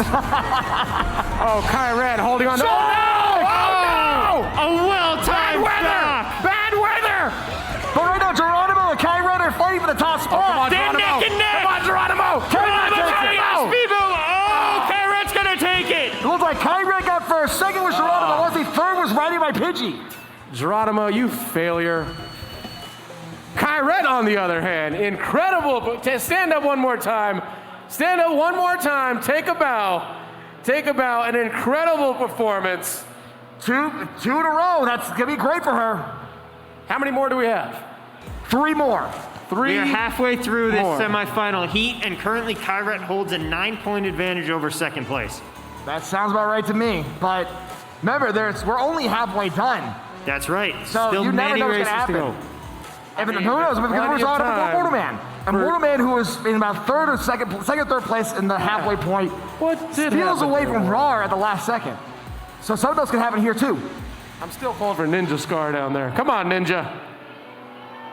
There is Geronimo. He is ready to go. He knows that he has to improve just a tiny bit, but Geronimo, there it is again. go ahead and show us that T-shirt that you're wearing. What is that T-shirt you're wearing? I think that was Powerline. But we'll get into the Oh, T-shirt we're later. back in It the looks game. like Grab your race- controller. Race number 4 is going to be Wild Woods. This is a very tricky track as well. A lot of twists and turns, but a lot of zero gravity to work with here. Geronimo using the power of the man bun. What? Is that not a man bun? No, that's like her hair. That's not a puppy? That is a puppy. Oh, who doesn't love puppies, honestly? But unfortunately for Geronimo, it looks like Oh, no. like puppy. Oh, like no. she also Geronimo fell off. Meanwhile, Kyrat is right now about to make it 3 in a row if this gap keeps continuing. Kyrat has no interest in the sandbagging strategy, just going full bore from the get-go, trying to put as much distance between her and the rest of the pack. She's annihilating everybody. And it looks like Me Gamer is right now trying to catch her to Kyrat. Meanwhile, Kiro is right now chasing that Me Gamer. This is actually relatively close to the top 3 right now. Me Gamer, someone we haven't talked about a lot, but has been putting in those quiet workman performances to get back up into those top spots. That's very true, and you never know, because Me Gamer, like I said, we have not seen Me Gamer here at SNS in, I want to say, about 6 months, including the quarantine time we've had here. So the fact that he's still able to make it to the semifinals is a great job, but let's see if he can add another SNS win under his belt if he can make it to the grand finals. Is Donkey Kong dabbing every time he goes off one of those jumps? Because that's what it looks like. Yes, he is. Yes, he is. Kyrat, oh man, there's a red shell on its way. But now, you see what Kyrat's doing. She's looking at the rear view mirror to make sure that red shell's not actually going after you her. mean like that? Unfortunately, that last one did not work. But the other 2, she didn't have to worry too much about it. And it looks like in return, she does have a red shell to work with here. Yeah, not a bad position to be in fourth, but sees everybody in front of her. And it looks like that's Geronimo in first right now. It is Geronimo is currently in first. I believe Me Gamer is right now in second. So with the last strike, the lily pad's about to come up here. And then, come on, Geronimo. Geronimo's gonna be. Come on, Geronimo. It's right there, Geronimo. It's right there. Oh, neck and neck. G-Dog. Oh, it doesn't get closer than that, ladies and gentlemen. Second was Me Gamer, and third was Kiro. I believe that was a tie for second between Kiro and Geronimo. Oh, you got somebody in the background there. Just it does not get closer than that. Moonwalking out of frame, throwing up some gang signs. I like it. Geronimo holding on. I think Kyrat should play the rest of the day with her left hand only because I don't think it's fair. She's incredible. But still, there's a quality Powerline shirt there. That is a very quality Powerline shirt. There was a great world tour that tour. But what an incredible neck-and-neck fight between Geronimo and Me Gamer at Wild Woods. Just incredible. Neck and neck, literally to the very end. There was very little, if anything, separating them. That was the definition of a photo finish. So it sounds like they're trying to get the tiebreaker people ready to go. That way we have 2 races left. So Tulip the Quit Gourmet, you might want to get ready for your tiebreaker pretty soon. If you are in the tiebreaker, get up. You know where to go. Bathroom, Stefan, go. And now we're at race number 5. This is one of my favorite tracks. This is Music Park. It's like a big piano. You go on a piano first, then you go on to a Glockenspiel, and then you go on, you go on to a xylophone, and then to a Glockenspiel later on. Dude, I haven't been in elementary school in at least 15 years now. I don't remember what a Glockenspiel is. I still do. I mean, I love these. Like I said, I love Music Park. Fun fact about Music Park: the European name is called Melody Raceway. I kind of wish we had that name on it. Are those musical notes? Yes, those are jumping musical notes. They look so angry. They're happy. What are you talking about? Oh. See, look at them. They're all happy and everything. And it's going to be Froggo out in first right now as Link, the invader to the Mario universe for this Mario Kart DLC packs that they put out involving some of these other characters. Oh, Kiro gets Kiro gets knocked off. He was too shiny. Again. Too much platinum. Too much. Thank you for somebody wearing a helmet, encouraging safety first. Yep, Me Gamer out here in first, battling with Donkey Kong right now. I believe that Donkey Kong is riding my Pidgey, so it's going to be those two fighting for the top slot. I was actually looking at Glitch earlier, who had a blue shell and triple shell to hit with. Oh no! But unfortunately, Me Gamer does get hit by an item, and it goes back to 6th place because of it. Almost taken out by a flat D minor. I see what you did there. See what I did there? Well, let's see if he can keep the tempo up as he's going to fire off those mushrooms right there. Last lap's happening right here, too. Barefoot Here we go. on a moped. Put some shoes on. Is that a plantain? That thing's huge. And right now, I believe that is Geronimo. No eyebrows. Geronimo currently, yeah, you're right, no eyebrows. Geronimo currently in first place. The last lap, we're getting the xylophone here. This is my guy. This Riding is my guy, my Geronimo. And Come on, Geronimo. Hold on, that's buddy. Oh, that is right on my pitch. I'm sorry. Hold on. They're all. Right in my Oh, pitch, no. but Kyrat! Oh, no. Kyrat takes it on the close line around the corner. You should only be able to use her left hand. Oh my God. Makes a Look at giant Kyrat. factor. She took that it's tight racing not line in on fair. that angle, takes Come the nice on. jump, and It's no one's not going to catch fair. her. Kyrat's Wow. going to take first place once again. Wow. Kyrat just dominating. Hey, wait. See, Lady second was A. Brady, my Pidgey. I believe third was Kiro. This is obviously quite the dominant performance. Ladies and gentlemen, everybody pay your respects. Anyway, give a round of applause to Kyrat. A round of applause one time. But right now, Kyrat doing a Crickets, great right. job out here in this semifinal, Kyrat, and I might have to you're change my dominating. pick. You So- are dominating. let's put this into perspective really quick. The first place from the first semifinal was Immortal Man with 60 points, right? Yes. We have one race left, and Kyrat already hit 60 points. That is nuts. One race to go and going to take the top spot here. I would like to change my bet. Is that possible? No. I mean, I like Geronimo. He's like, that's my guy, but I don't think Kyrat wants your support because, frankly, you do not have a good track record at this point. listen. Me and Kyrat go way back. And yeah, she's kind of dominating, and I hate to break it to Geronimo. I don't think he's gonna win. I just don't.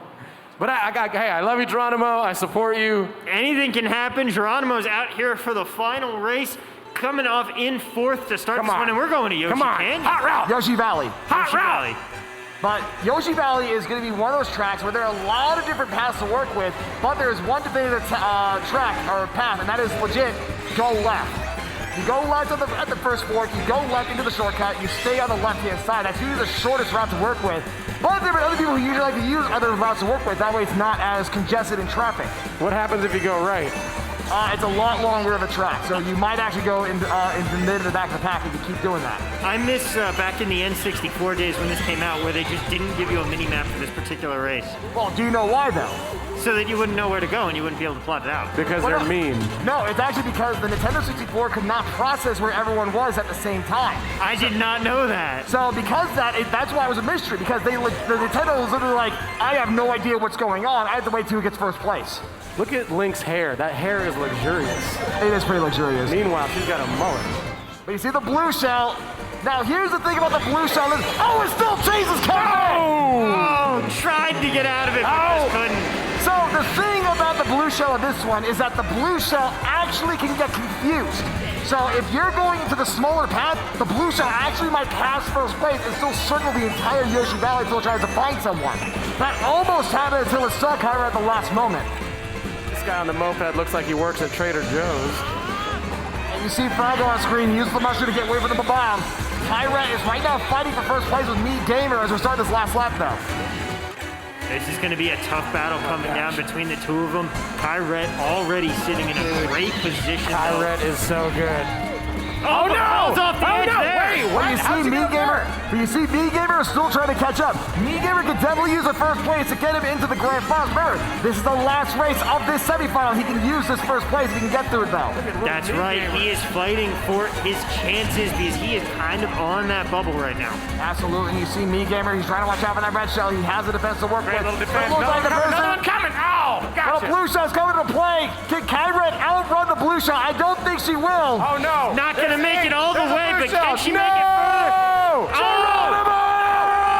Out of nowhere! Who was it? Geronimo! That's the guy I've been talking about the whole time. Sure you have. Yeah, okay. I've been supporting him 100%. I never wavered. Look what happens. You All my changed faith from is in that him guy. for one race. Hey, way to go, teammate. Way to go. Geronimo, give the people one wink, one time. And we didn't see it. It was on the wrong camera. Yeah. Yeah, I know. We're Come looking on. at you from a Come different on, camera right now, production, bro. honestly. But I think that actually, Geronimo did a great job, so we can definitely see him going to the grand finals. Kyret going to the grand finals without having the top score overall, let alone the semifinals to work with. Geronimo, give me one flex. Give me a flex. One time. Just one little flex. Oh. Oh my God. The drama. The suspense. What are we looking at there? Oh with my some of those gosh. things? We're looking at the best weekend. Oh my! When I try that, look, I'll I'll try it. I do this, and then it just gets stuck. It just gets stuck, and I have a lazy eye for the rest of the night. And this is what I look like. I try to look like Geronimo. I look like this. This eye is so lazy, it's collecting unemployment. I get $600 extra a week just for this eye. Look at that. Look at it. Look at I think honestly, with what we looked at here, Geronimo's guaranteed going to the grand finals. And Kyret is guaranteed going to the grand finals. I believe Kira was up there as well. So it sounds like the top half of this semifinal is mostly for the Pirate Hackers. Yeah, here we go. We have the scores coming in right now. We have Kyret in first place with a whopping 70 points. That's going to be good for the top seed overall. Geronimo right behind with 64. Glitch with 55. Cairo with 55. So Kiro. Riding Pidgey with 45. And then Funny Funny Name is the one going on with 38 points. But unfortunately for me, Gamer, by 1 point with 37. Marshall Truman with 31. Fraga with 30. Jace with 25. Ninja Scar with 22. And Zero Day with 20.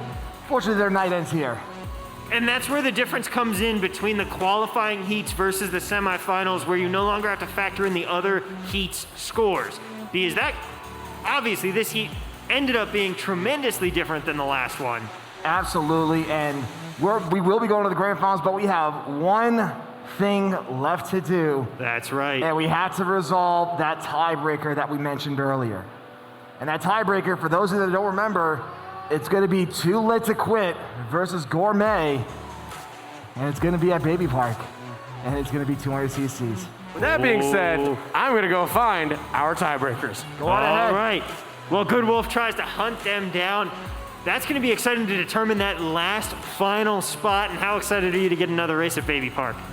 You know how much I love Baby Park. There shouldn't even be a question about that. We get to see a 200cc Baby Park at the first night back since quarantine. I mean, that's how else can you put in a Saturday Night Speedway unless you put in more Baby Park? To determine who's going to get that last spot in the final. That's right. And here's the thing. Both Gourmet and Too Lit to Quit are two extremely experienced SNS racers. I think Too Lit to Quit has a little bit more experience than Gourmet, but at the same time, Gourmet could be a wow factor. You don't know what's going to happen. And remember, 200cc changes a lot on how the karts function. It's true. Because now, braking is going to become a factor. It's no longer the normal Mario Kart where you just gas down and go. Just a quick announcement once again. Do please disconnect your controllers. Some of you are still paired. But hey, while we're down here, I got a couple people with me. Why don't you come over here real quick? Is it Too Lit to Quit? Too Lit to Quit right over here. And what was your name? Gourmet. Gourmet Crooked. Obviously, you have a fan club right here. Gourmet, how do you feel about your chances against Too Lit to Quit? Great. You feel great. So you're just going to beat him. You're not even worried. You're not thinking twice. Just kick just to the curb. How do you feel, Toot? I'm just vibing.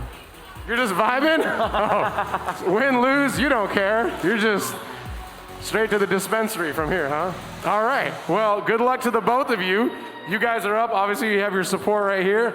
I think you're going to be on one of these two, and we're about to get started. Do we have any predictions? Oh. I'll let you go first. That is a tough call. I'm sorry, I think I gotta go with Too Lit to Quit. You're going with Too Lit to Quit? I think he is too lit to quit. Well, I don't know, because, I mean, after what happened with the semifinals, it's going to be very tricky. And like I said, Gourmet could be a wild card in this one. And the fact that it's 200cc, it could be something that Gourmet could steal away from Too Lit to Quit. It's going to be very close, though, if you ask me. I mean, the reality is this is an even split. If you were making odds, it's -110 each way. It is Baby Parks. It is 7 laps. It is 200 cc's. You don't know what's going to happen. It's a 1v1.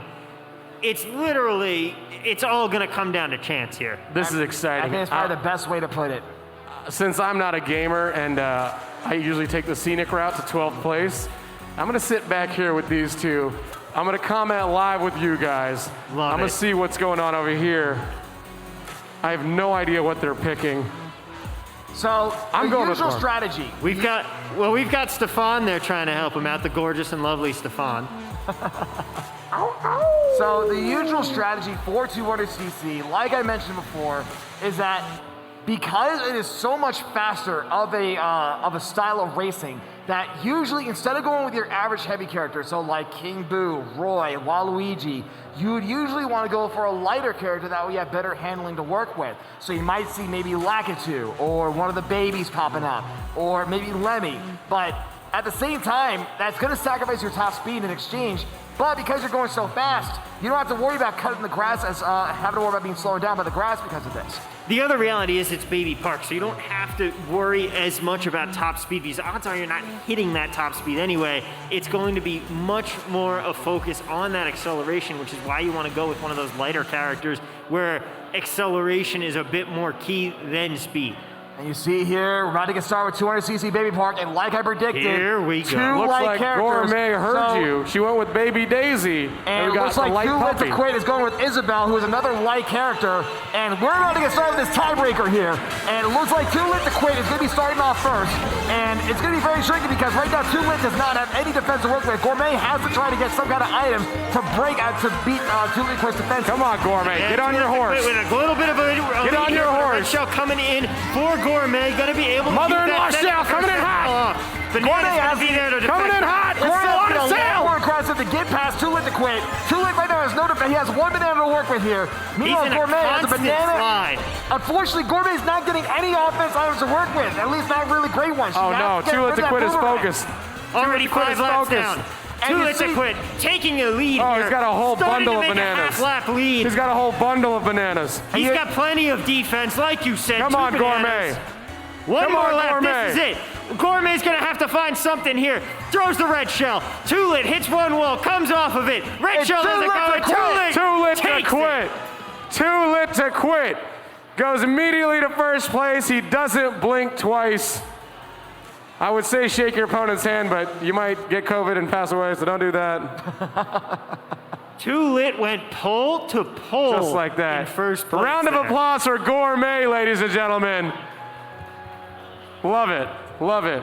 But that was, like I said, that's where the experience comes in.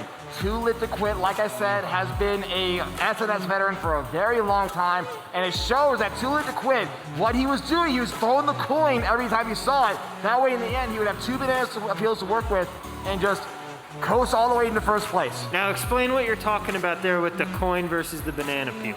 So the coin is literally the worst item you can get while in first place because all it does is just take up an item spot, and when you use it, you get your 2 coins, how your top speed goes up, but defensively, it does absolutely nothing. So what he was doing, he was throwing the coin every time he saw it. That way, in the end, he can try to get his 2 defensive items to work with, usually a shell and a banana peel or something around that 9, but 2 banana peels works just as great for him. And clearly it worked out perfectly there, as Too Lit to Quit is going to be our last entrant into the grand finals, and we'll have that for you right after this. Don't go anywhere.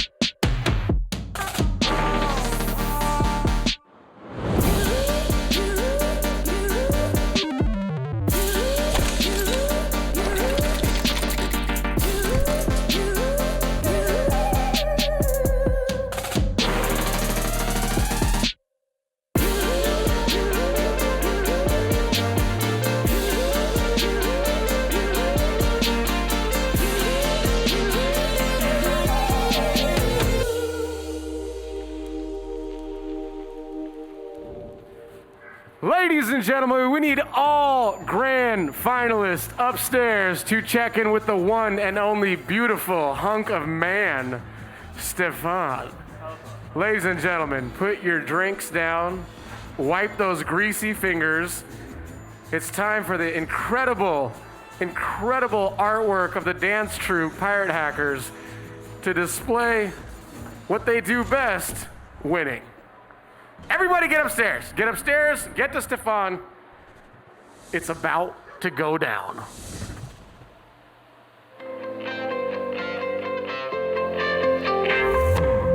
All the small things, true care, truth brings. I'll take one lift, you're right, best trip.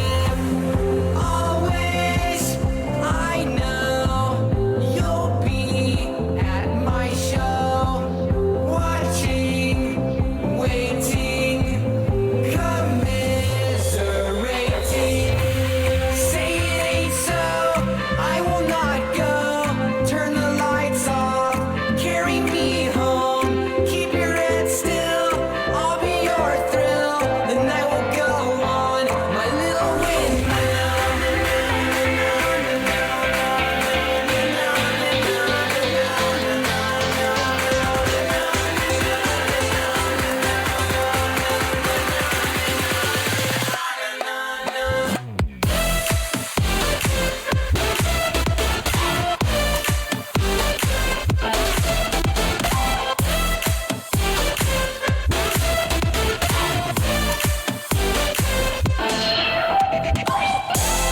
Say it ain't so, I will not go. Turn the lights off, carry me home. Keep your head still, I'll be your thrill. The night will go on, my little windmill. Late night, come home, work sucks. I know she left me roses by the stairs. Surprises let me know she cares. Say it ain't so, I will not go. Turn the lights off, carry me home. Keep your head still, I'll be your thrill. The night will go on, my little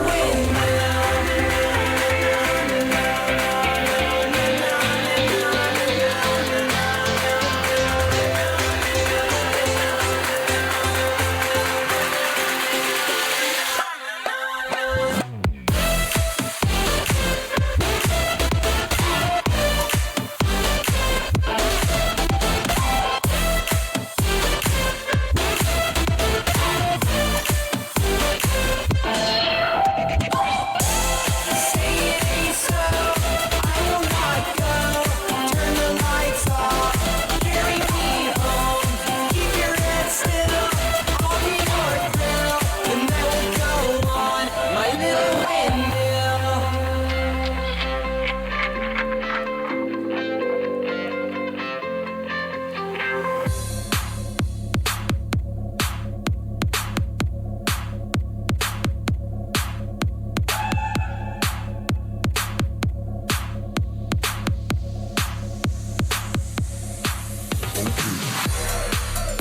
Ladies and gentlemen, welcome to the grand final of Saturday Night Speedway.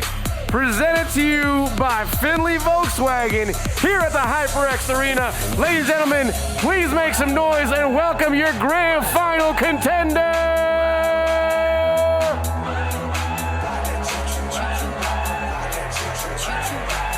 And Stefan. But honestly, this is going to be a very interesting grand finals that we have here.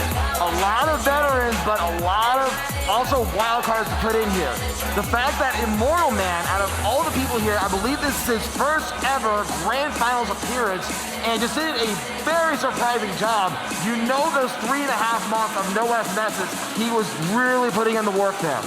Look, sometimes it's just in the heart of the cards, and perhaps tonight, it's there for Immortal Man.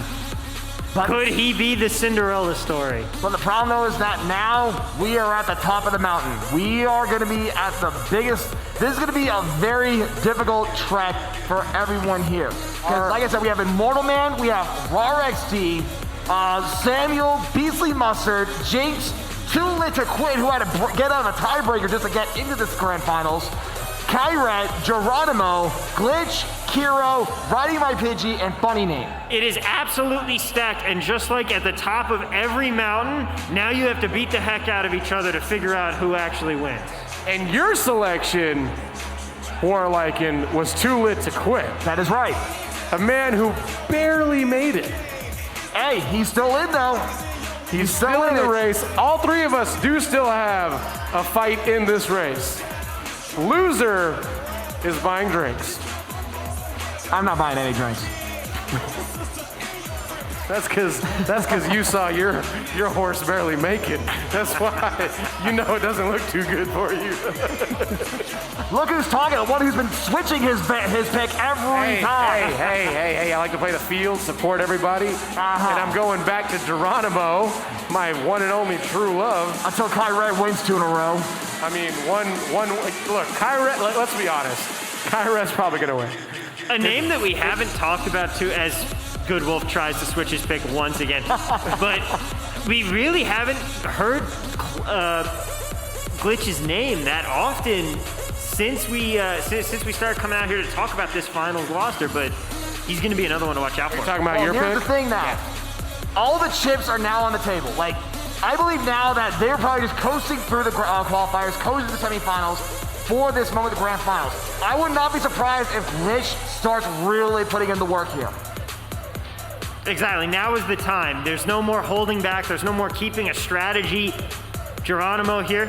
Obviously, Geronimo is focused, checking his Twitter feed, making sure he's got all those mentions in there, giving it a couple double taps for good luck, checking the DMs, because obviously after 7 close-ups on those winks, look, my other man's checking his DMs. Watch this, going for the DMs, and doing DMs. And DMs. I think what's interesting is that I'm looking over this grand finals, DMs. and there are, I want to say, 6 or 7 pirate hackers in this grand finals. I'm telling you, it's a stellar dance company. They obviously Racing, no, gaming. They create top of the line dancers. No, gaming, my dude. Their troupe is incredible. Have you seen their work? It's Juilliard-esque. Gaming, not dancing, dude. Gaming. Hashtag Hey, gaming. it's my guy, and there's Too Lit to Quit. Barely made it. But made it, and that's all that matters. He's there. That's true. And to be honest, if he takes this whole thing, then Warlykin, obviously. And here's what I'm going to argue here with Too Lit to Quit. His entire strategy up to this point has been to sandbag and play from behind and then climb up the pack at the very end. Who's to say that he hasn't just been doing that this whole time? That's true. I know nothing about this game, so yeah, I'm going to agree with whatever you just said. I just know he cranked it into reverse, going the wrong way the entire time. He hit one of those prize boxes, and out came a DUI. I have no idea what you're talking about, Wolfie. But the point is, though, is that we have so much representation team-wise here. Because like I mentioned, we have the Pirate Hackers as well. I believe Too Lit to Quit is part of the Machine Kings, who was a newer team that happened during the quarantine. And a couple of the Powerpuffs here as well, represented by Jinx. And I believe there's one other. I could be wrong, but yeah, the fact that there's actually a multitude of teams here in this grand finals, you know there's going to be some kind of coalition between the Machine Kings and the Powerpuffs trying to take down these Pirate Hackers. And it looks like we're getting started with the first race of 6 in the grand finals. Third time tonight, it's Toad Harbor. There's Geronimo, my one and only. Yeah, right, one and only. But right now, he is still stuck in the middle of the pack. He's right now trying to get out of it. Raw XD is right now trying to fight and trying to get his first ever SNS victory. But like I said, this competition is going to be extremely steep as he's trying to fight off Kyret. Yeah, you can expect to see Roar and Kyret both at the front of the pack for most of the night. They like to get out in front early and try and create some of that distance. But unfortunately for Kyret, he gets dragged out of a banana peel. He gets hit by the banana from behind, and he loses an item by a series of unfortunate events, dropping Kyrette all the way down into 5th place. Meanwhile, Roar has fallen into 2nd. And could that be Immortal Man up there in 1st? I don't know, but we see Samuel, who's right now behind them both, in 3rd place. And we see Pidgey is right now in 4th place as well, so it's actually relatively tight coming up to the top of the pack. It really is. We're about halfway through the race here on the 2nd lap of 3. Roar back up into 1st place now, trying to put some space between himself and the rest of the competition. Oh, but no! Lightning's going to come out there. Bad weather! Bad weather! And unfortunately, the shock does make everyone lose their eyes. And right now, it is a race between Rar and Samuel for the top slot as we're going to the end of the 2nd lap here. And the bloopers coming into play too. Not going to affect him too much, though, with those boosts on the ground there. And that was a smart move by Samuel. Samuel saw that Rar had the bottom. He wanted to stay away from Rar as much as he can, so he took a 2nd route instead. Oh, someone flying up in a bullet coming through like a stimulus check. And it looks like Samuel's right now still in 3rd place. Bomb does take him off. Samuel, taking advantage of the chaos, is now in 1st place. Glitch, that's Glitch in 4th, trying to make his way back up into this top 3. Gets hit by a green shell immediately after the items, though. And here comes someone else in that bullet. And then Geronimo is right now using the triple red to try to catch up. He does bang the wall a little bit, so he's going to slow him down. Yeah, it's a tough place. Kiro's right now in 3rd place trying to catch up to, I believe, Rar, and I want to say it's Samuel who's the top 2 slots right now. That's what it looks like from here. Kiro in 3rd, Samuel up here in 1st, coming around the final turn. Oh no, red shell, red shell. Trying to use that horn. Get him there. Samuel's going to take the 1st race. Samuel doing a great job, making a great start in this grand finals. And I believe 2nd was Rar XD, and 3rd, oh no, it was Kiro who took it away from Rar. Wow. And then 3rd, I believe that was at Bowser. I want to say it was Pidgey. What just happened? That was a wild finish. I think what's interesting is that Rar NXT was in 1st place for a majority of that race, and then literally right at the finish line, he may have gotten hit by an item or two, dropped him all the way down to 4th because of that. And that's the problem. There are no points to be given out for being in 1st through a couple laps. You have to be the 1st one to cross. If you ain't 1st, you're Absolutely. last. Absolutely, that's probably the best way to put Geronimo. You really are spiting your pick right now, aren't you? Listen, the relationship has turned sour. If someone's winning, why am I not surprised? I'm going with whoever's winning, all right? I'm a winner, and I only go with winners. If you lose, I'm sorry, but you're off the team. So what you're saying is you're switching to Samuel right now? but I don't think he's gonna. Here we go. Anyway, Samuel anyways, in and we first are- place with a barefoot gorilla on a moped. Here we go. Looks like this is his home course, if I'm not mistaken. That is. It is DK Jungle with Samuel on screen. DK Jungle's it's a straightforward track, but there are a lot of tricks to work with. You gotta be very careful because one bad hop and you could fall off. Now, I do have a question for you, Warlykin. Is there any advantage of having the character the home course is based around? No, unfortunately not. Yeah. Because if that was the case, that would be a lot more randomization to work with. But right now, Rar, he managed to do a pretty tight turn, is now stolen 1st place away from Samuel, but we're just getting started here. Roar with a great move there, and now he's going to try and create that separation, but Samuel right on his tail. More than just Samuel, I think that's riding my pigeon right behind them. Oh, you're that right. pack is going to be actually relatively close. Rar's got to really try to cover, make some ground away from Samuel and the likes of everyone else as we're starting the 2nd lap here. Everybody It's trying getting to crowded. get their shot. It's getting real crowded. And you see Samuel's trying to slipstream away from Rar, but Rar's moving around so much, it's hard for Samuel to get that slipstream ready to go. Green shell hits off a bunch of dear. walls. Oh, no. Oh, that was a great turn on the inside. Just able to get it out from underneath Roar. Oh, no, And he's he gets back. hit by the banana. The banana snipe! The banana snipe from Roar hits Samuel. Samuel falls off as he gets hit. no! But Nader! Roar gets hit by the Nader! field exchange. Oh, what And now floor? who's that moving up into 1st place? I think that's Riding My Pidgey. Oh, the Pidgey! He used Fly all the way into 1st. But we have 1 lap left to go. Oh, no. Oh, no. Waluigi on Oh, Waluigi no. violence Roar's there. getting taken out. So right now Pidgey is Look in at 1st Pidgey. place. Look at Has the Pidgey defense go. to work with. Look at Pidgey go. But he's got it's on the someone's right Waluigi. there. Who's that? Green shell comes out. It's going to hit off the other revolving green Funny shell. name. No damage Funny done. name. Funny name coming up, but there's a blue Oh, shell. no! Mushroom dodge! He Mushroom dodge! He managed to pull off the dodge. There's nothing funny about that. That is a no-joke good mushroom dodge. And now it's a fight between Funny Name and Riding My Pidgey as they're doing Goes the by last giant curve. nanner. He sees him in the rear turn left to Right, go. my The Pidgey's fireball's coming out. Right, my red Pidgey's shell. coming. Oh, Did he catch can't him? use the red shell. Did he catch him? He fell off the track. Put it out. Oh, Pidgey no! takes it. Pidgey! Riding my Pidgey wins! He rode the Pidgey all the way to victory. Wow! It looked like second, I want to say it was the other Waluigi, and then third was Geronimo.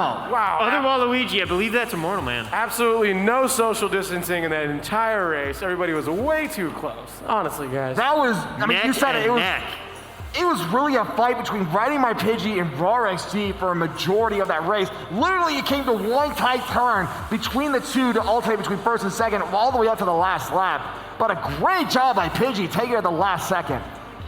Just a phenomenal race all the way around, and Riding My Pidgey was there to clean up the mess, take advantage for the first place. But wow, you weren't kidding. Everybody was just on each other's tail there. So tight, so the pack up at the top in that battle for first. Any one of 4 or 5 people could have won that race. Except Geronimo. Geronimo got like third place. Chill, dude. I don't have the standings. Does Geronimo still have a chance? Let's see. According to my unofficial results, he is currently in fourth place by 7 points. All right, we got a shot. He's got a chance. We got a shot. Come We on, got 4 races Geronimo. left to go, and it looks like for race number 3, we're going back to Cheeseland. Oh, it's gonna be a good time. And right now, Pidgey's in third place, but you see, there's Geronimo bagging here in the back, and I believe I saw, Too Lit to Quit, Kiro. We have about 5 or 6 baggers in this race. Too Lit to Quit, trying to be the last man back there. He might want to go back to his previous name and be last place for life again. Look at Jinx, that fiery little one going up. You see Funny Name also in the middle of the pack, has a mushroom and a red shell. I don't know why he's slowing down, though. there. Oh, he wants the That's it. coins. Okay. And you see Funny Name with one defense to work with is trying to lead away from everyone else. And you see Doing Pinky is right now using the shortcut along with a few others, as long as Samuel's getting fourth place as well. Has anyone seen Geronimo? Geronimo, I believe.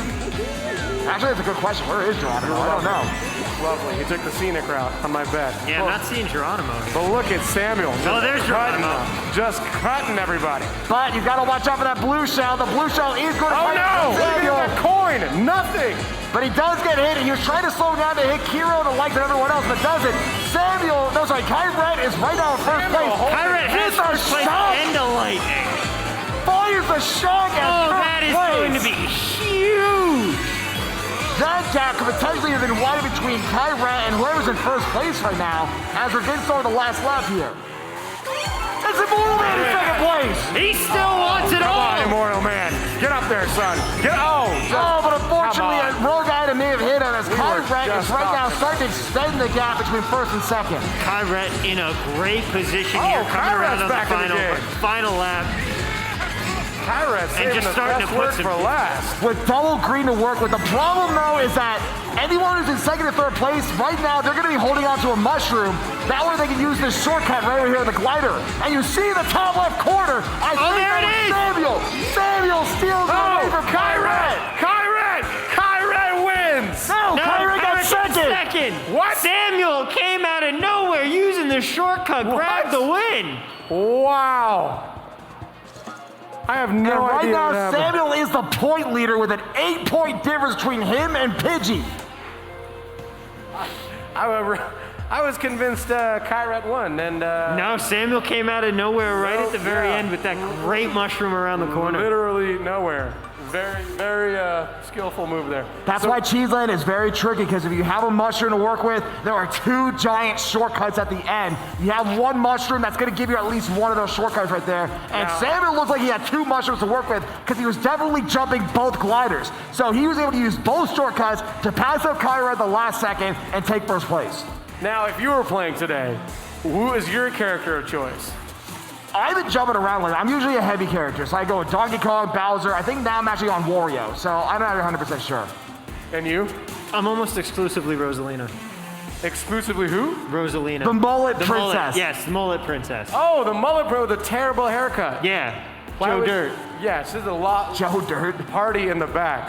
Just a full-on rat tail. And it looks like we're race number 4. Oh, we're going This- to Excite Bike Arena. This has a nickname of Teenage Baby Park because it literally is shaped just like Baby Park, where it's just nothing but a giant oval. But because it's a bigger oval, it's 3 laps still instead of center. This is a map you might be a little more familiar with. This is more your generation here. Yeah, this is where we played Tecmo Super Bowl. Yep. And you see Kiro, who was in first place. Oh no, Cairo getting taken out. And this goes back to what I said earlier on how Grand Finals, one mistake can take it from the front to the back really quick. Meanwhile, Immortal Man is currently in first place, is trying to retain that as we're going with Draven on screen here. Yeah, Mortal Man needs to start getting a little more of those extra points from those first place wins here. As Kyrat goes for the double. What is Kyrat doing? No, the triple! No, that's actually really smart. That's what what Kyrat she's was doing is that she did a mini sandbag, stopping for a moment to get better items because she's already in the mid-back part of the pack, and has a bullet bill after a star, and then another star on top of that. Bullets! How many bullets is there? Not enough. Geronimo here with the gold mushroom in 5th place. Going to be able to use that at a good Come on, spot. Geronimo. Trying to use it on the turn. Meanwhile, Beastly Muzzler, another name we haven't seen that much here, is currently in 4th place. And we see Kiro use the mushroom. Kiro with the sound horn to work with has the right now scheduled in first place. Meanwhile, Jake is in 3rd place here. Has to watch out for the red shell, the blue shell. Blue shell coming up. Blue shell, blue shell, blue shell. Immortal Man going to get hit by it. Still in first place, but has to start recovering some of his speed now. But he's holding his own here. Even with the blooper hitting him, you have to watch out for the mud now. The mud will slow you down. Something on the screen. He's doing okay right now, though. Hits that jump, clears off the ink from the blooper. He's on the final lap here. 1 turn to go. One big U-turn left to go after this lap. Immortal Man. Immortal Man, you Hold see on, him buddy. rear view. Hold on. Here Immortal they Man go. Got the banana for defense. He's going to be able to make it. Immortal Man. Right when he needed one. Clutch. Wow. Timing. Really mixes up the standings. But you see right now he is at 8th place, but he can still catch up. I believe Samuel is still currently in 1st, but that is a good win for Immortal Man to help him climb up the rankings with 2 races left to go in this Grand Finals. Very big. A couple more good performances from him. Could see him leaving here with, well, clearly given, I'm going to take a wild guess and say he's not going to be welcome at the roulette wheel, but still some good money to take home. Well, to be fair, though, if Immortal Man can keep this up, he can at least stay in the top half. I would say right now, Samuel has 50 points. So even if Immortal Man gets 2 more back-to-back wins, if Samuel doesn't get last place twice, then Immortal Man will probably be in the top half at least, but it would not be winning an SNS here tonight. But right now, obviously, Roar just dominating, which is a surprise. I really thought Kyrat was going to sweep this one. Actually, no, it's not Roar. It's Samuel. Samuel has a dominating. That's what I said. So unofficially, I'm looking at my tablet here. Samuel has a dominating 18-point lead. Wow. 18 as we're going into Piranha Plant Slide. This is a very difficult track. Oh no! And he peels out. What was that? Rookie move. To be fair, Immortal Man is relatively new to the Grand Final, so you know that pressure is finally starting to get to him. So he's got to be a little more careful here. He's played well up until this point. Routing my Pidgey here, trying to fight his way through this back of the pack. Meanwhile, Beastly Mustard over in 6th place, moving up to 5th, and it's Glitch in 1st. Someone who we haven't talked about a lot so far in these last couple of races, but so far trying to stretch that lead. And right now, I believe Glitch has 27 points overall. I'm starting this race number 5. He needs some more wins under his belt just to make it to the top 3. But at this rate, if no one can stop Samuel, this will be his 10th SNS victory if he can win this one tonight. He's trying to join that double-digit club. He's out in the 4th now, coming back up to 3rd, and he's still got that boomerang as he moves into 2nd. Fires that one off, gets a fire flower. Spans it behind. He's trying to bank himself at least 2nd, trying to widen the gap between him and 3rd place. That way he can make it a one-on-one fight between him and Glitch as we're starting in the middle of the 2nd lap here. That water does not look clean. It probably isn't. It's in the pipes, dude. It's we're in the sewers. Oh, it's poo water. No comment on that. But right now, Samuel is on screen still. I'm sorry, Glitch is on screen. He did lose an item to the boo. He slipped up. Oh no! Oh no! No, that was a smart move by Glitch because he saw the blue shell. It's going to make him target Samuel. There he is. Boom! Oh, he hits it! He still gets hit by it. That's going to Who hurt. snuck up? Who snuck up? Glitch gets swallowed up into the pack as they're starting the last lap here. Geronimo. Come on, Geronimo. Get on your horse, son. Oh, so now you're a fan Get of on your Geronimo horse. again. Okay. I need this bet to hit. Come on, son. And right now, Geronimo's in third place. He's trying to catch up to Funny Name. And I believe that's Hero who's ahead of them. Oh, Hero coming back at the limelight. I love it. Doing a great job here in first on this final lap. Not able to get any real separation, though. He's got players right on his tail. He's trying now, holding on to that green shell for defense. Red shell gonna fire out. He has the defense for it. He's got to watch everything on the mushroom now. He's holding on. He's holding on. He's gonna make it! Huge win there for Kiro. Kiro, very excited. Very in the zone. He knows he's still got a shot. I mean, we'll see, because look at that lead. It is a 13-point lead between Samuel and second place Kiro. But second, third, and fourth place are all separated by 3 points. And that is going to be big for the final standings and who's going to finish in the money and who's not. So the way this is going to work right now, here's what we're looking at as we start the last race. The only way for Samuel to lose if he's in the bottom 3, and then Kiro, Rar, or anyone else who's in that second through fourth gets first place. But they had to take down Samuel in order for this to happen. If that doesn't happen, Samuel gets his 10th ever SNS victory. So what you're saying is someone that really doesn't have a shot at winning should just get behind Samuel and keep shooting firepower at him. Well, you have to catch up to Samuel for that to happen, and Samuel's been one of the best front runners that we have here for a reason. If he gets that lead, it's very hard to take him down.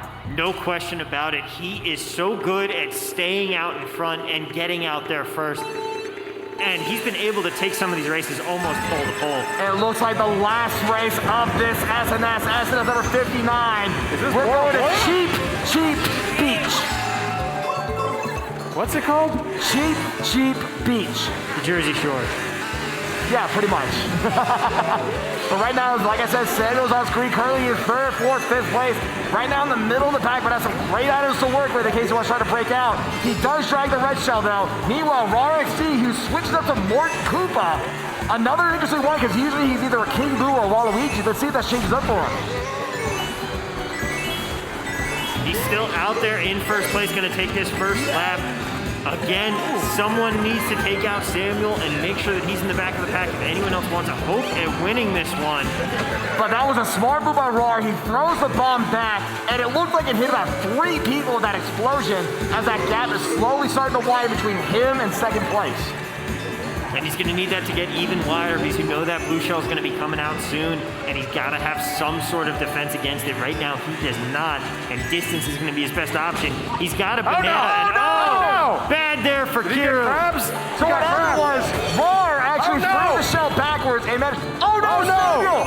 Oh, what is going on? He's all the way Samuel, to 12. you're going the wrong way. Bagging. This is smart. He's bagging. Yes, he's got the bullet, and now he's already heading his way back up. Blue shell comes out there for Geronimo.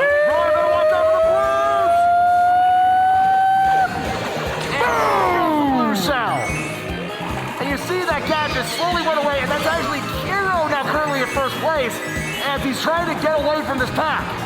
Half a lap to go to determine our champion. Samuel starting to snake his way back up the pack, though. Maybe enough. But we'll see what happens. Remember, as long as Samuel doesn't get in the back half of the pack, he wins this SNS, and it looks like he's going to be okay. RXD is getting first place on this one. Samuel looks like 6 days might be enough. It might be enough. We have to double check. Yes, it Samuel is. takes it. Samuel. 10th SNS win. Samuel takes it. What a race. What a performance from Samuel the whole night long. I'm heading down to the winner. Go on ahead. Chris Berman's live. Just Wow. some incredible racing all night long, Worley. I think that's probably the best way to put it. And Samuel getting his 10th ever SNS win, joining the double-digit club with the likes of Kyret and Glitch. Just a great job overall. And he is feeling good right now. His pockets are going to be a little bit heavier going. And he had that the Funky he's Kong. prepping the Funky Kong. You gotta love that Funky Kong. And it looks like Wolfie is about to have the interview with our champion. Wolfie, I'll let it take it from you, man. With our champion for the night. I think we've been here for 4, maybe 5 hours. Samuel Obviously wore his leisure sandals. Comfort was the key. Who's this right here? This right here? That's Funky Kong. Samuel, now that you have a platform to speak, tell us your name, your age, where you're from. I am 19 years old. I'm from Bakersfield, California. And do you still live in Bakersfield? Temporarily. So then you drove all the way over here, you took it down. How does it feel? It feels nice, but honestly, I wasn't expecting to win because I'm kind of rusty at this game, but I don't know. Obviously not that rusty. You just beat him. I guess something awakened in me. Something awakened in you, possibly right here with these guys.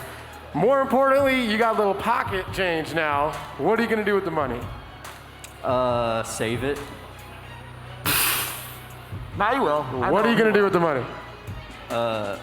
I'm going to buy top stuff four, I top like. three in the money. There we go. There we go. Get yourself a couple $100 worth of scratch-offs, obviously pointing to the winning logo. Ladies and gentlemen, please, a round of applause for your winner tonight, Samuel. And like I said, congratulations, Sammy. You see the points. Actually, bring those points up real quick one more time. Because first place you saw was Samuel with 64 points. A great job, without a doubt. Second, I believe, was RXD with 57. Third was Funny Name with 56. Fourth is Geronimo with 46. A tie, actually, with Kiro, who also got 46. Third, let's see. Sixth was Riding My Pidgey and Glitch, both with 36. Eighth was Immortal Man with 35. Ninth was Beast and Monster with 34. 10th was Kyrat with 32. 11th was Too Lit to Quit with 24. And the back of the pack is Jake with 23 points. But like I said, a great job by Samuel. And congratulations again to him getting to be part of the Double Digit Club.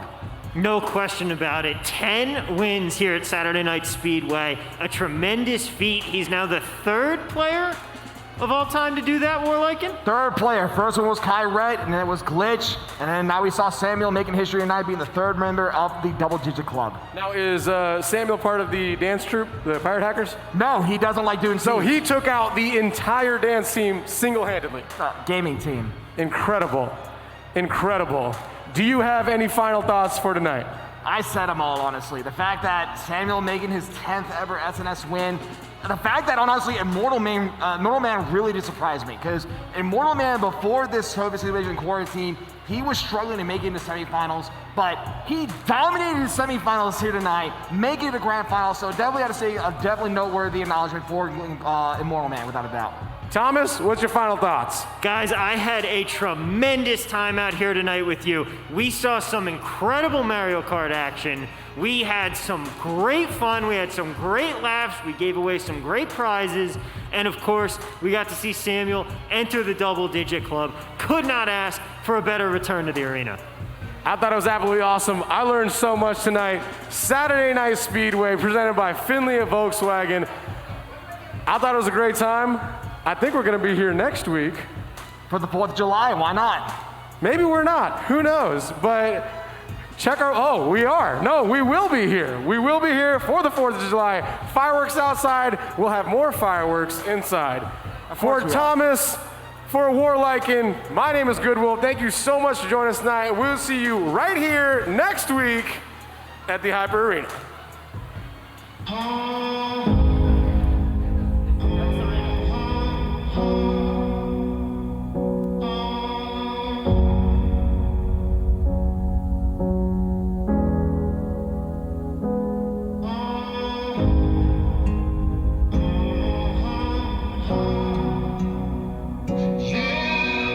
Take